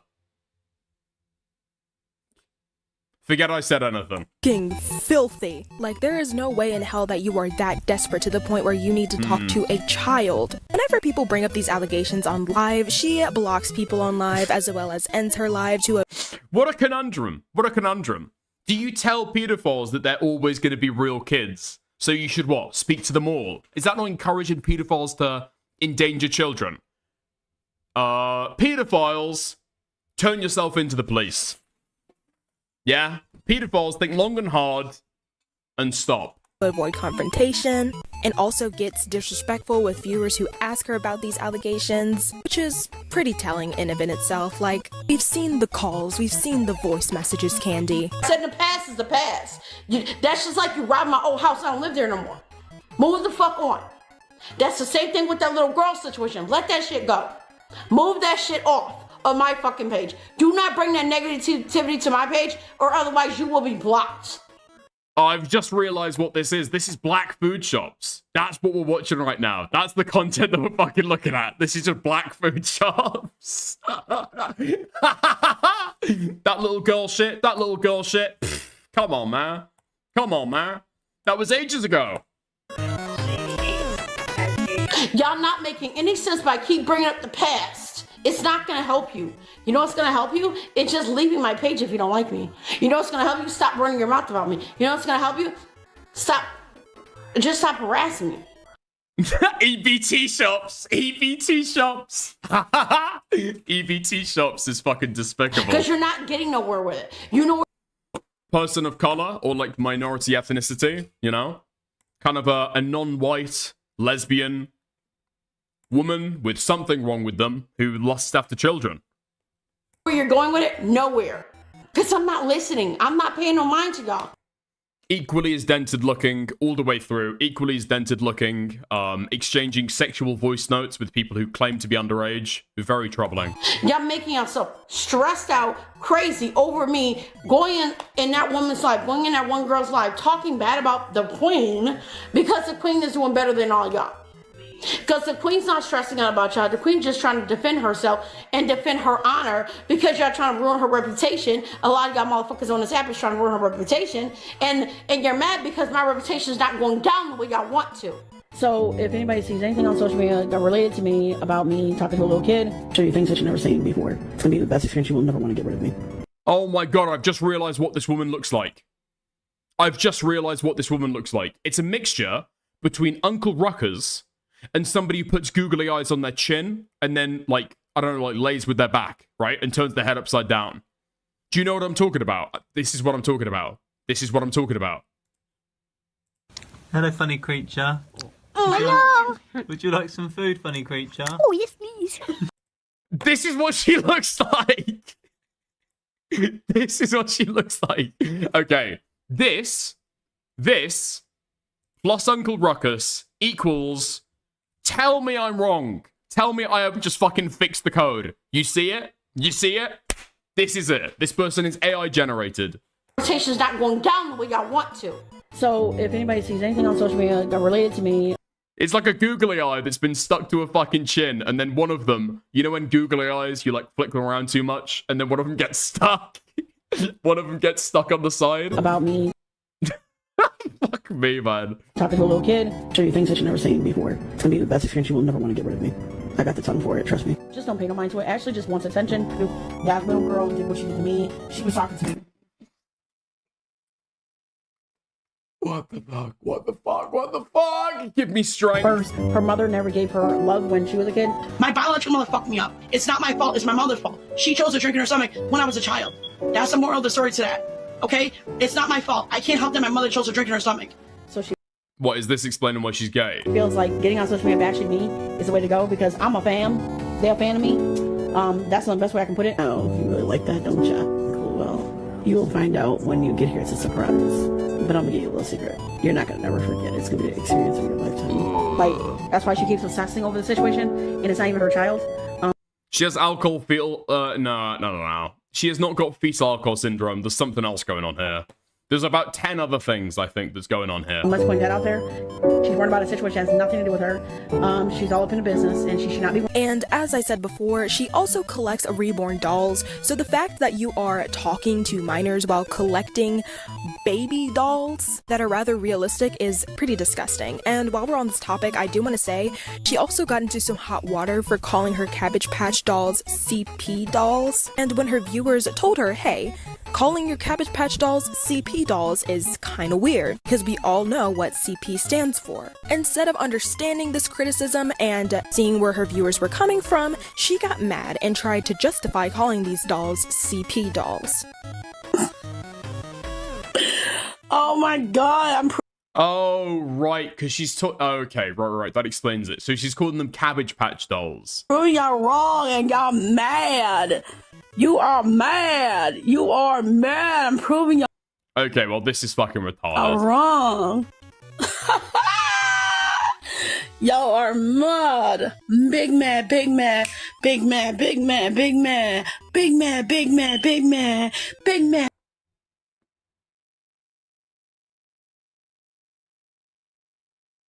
That was not a soundboard. That was not edited in. Big mad, big mad, big mad, big mad, big mad, big mad, big mad, big mad, big mad. So do we still have how are them? you- We've still got them on the OBS. We've still got them on the OBS. Let's go. Hold on, what's the witch hat for? Dude! And the witch hat lands perfectly. Is this the fucking Shelbo segment? I'm pretty sure it is, right? Okay, let's get that shit fitted to her. Let's get that shit fitted to her. Why do I still have the fucking birds on screen? What else have I got here? I need to clean out my fucking OBS, dude. What the fuck is this? Was this from when Charlie... Was this from when Charlie got shot?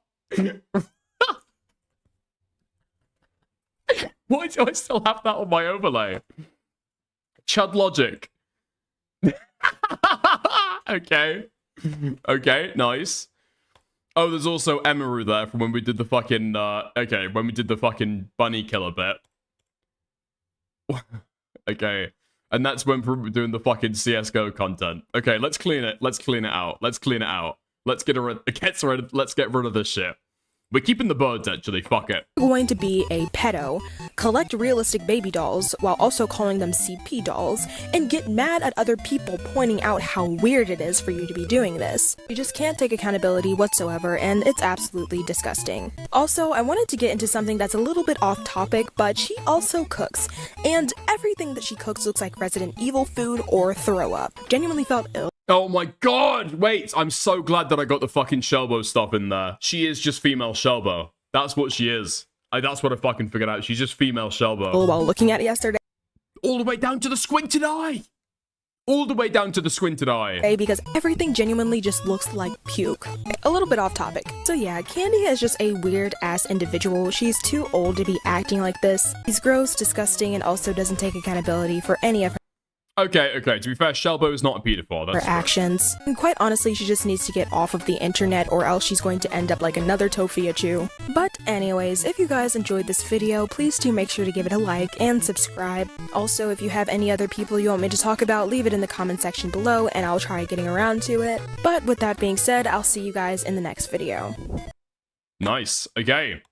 Thank you to Dickers Dan for sending that over to me. I appreciate it. I appreciate it. That was good. That was good shit.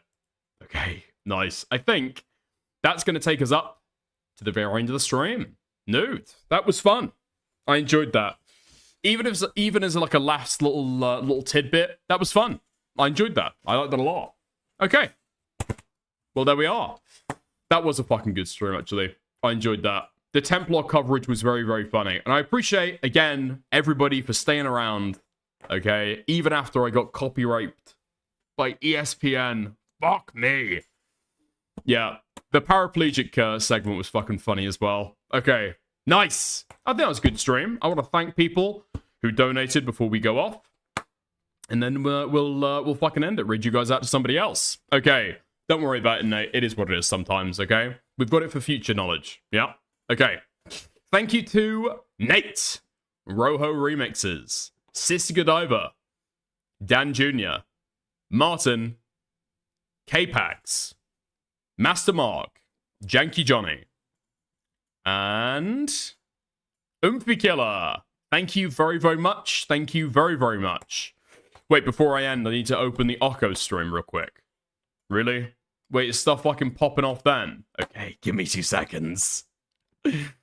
Oh my god.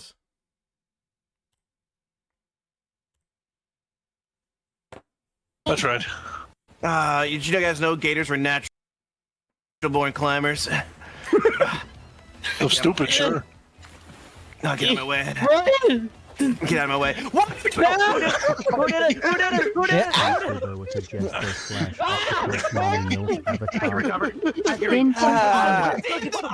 hate that I said in the water last every time I die first. She's letting herself get fucking electrocuted. If you guys didn't know, we fucking hopped in earlier. Did we go through and back and fucking watch this? Jesus Christ. I mean, we said earlier, this is absolutely fucking fetish content, right? It's absolutely fucking fetish content. People are sending $10 at a time for 3 seconds of fucking shock. People jerk off to this shit, presumably Get out of so. the way. What? Who did it? Who did it? Who did it? I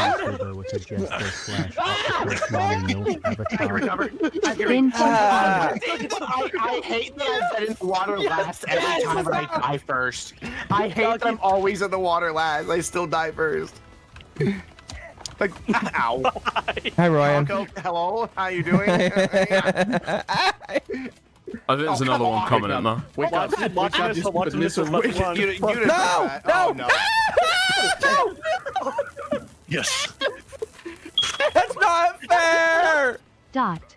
Oh, fuck. Oh, I gotta catch my breath. How fucking strange. How fucking strange. How fucking weird. It can never get this dark, can it? It can never get this dark. This is just cam girl shit? Yeah. Seems like it. Seems like it. Oh my god. Did I just hear a fire alarm, low battery? They are white in real life, so I think that was probably like an on-stream effect. Yeah. Okay. There we go. That's fucking bleak. That is insanely fucking bleak. Alright. Nice. Let's raid you guys out. Let's raid you guys out. Let's raid you guys out. Okay. Nice, nice, nice. Let's see who's live. Let's see who we're raiding into. No, fuck it. Okay. I will not be raiding in. I will not be raiding into Mama Akko. Okay. Who needs a little bit of help then? Okay. Who's on the lowest viewers? Fuck it. Have we raided Jimmy in a while? I don't think we've raided Jimmy in a bit, have we? He's the person that I can see currently with the lowest viewership. Okay. Let's raid into him. Nice. Okay. Catch you guys later. Have lots of fun. I'll talk to you soon. Bye. See you tomorrow. See you tomorrow. See you tomorrow. See you tomorrow. Okay, nice.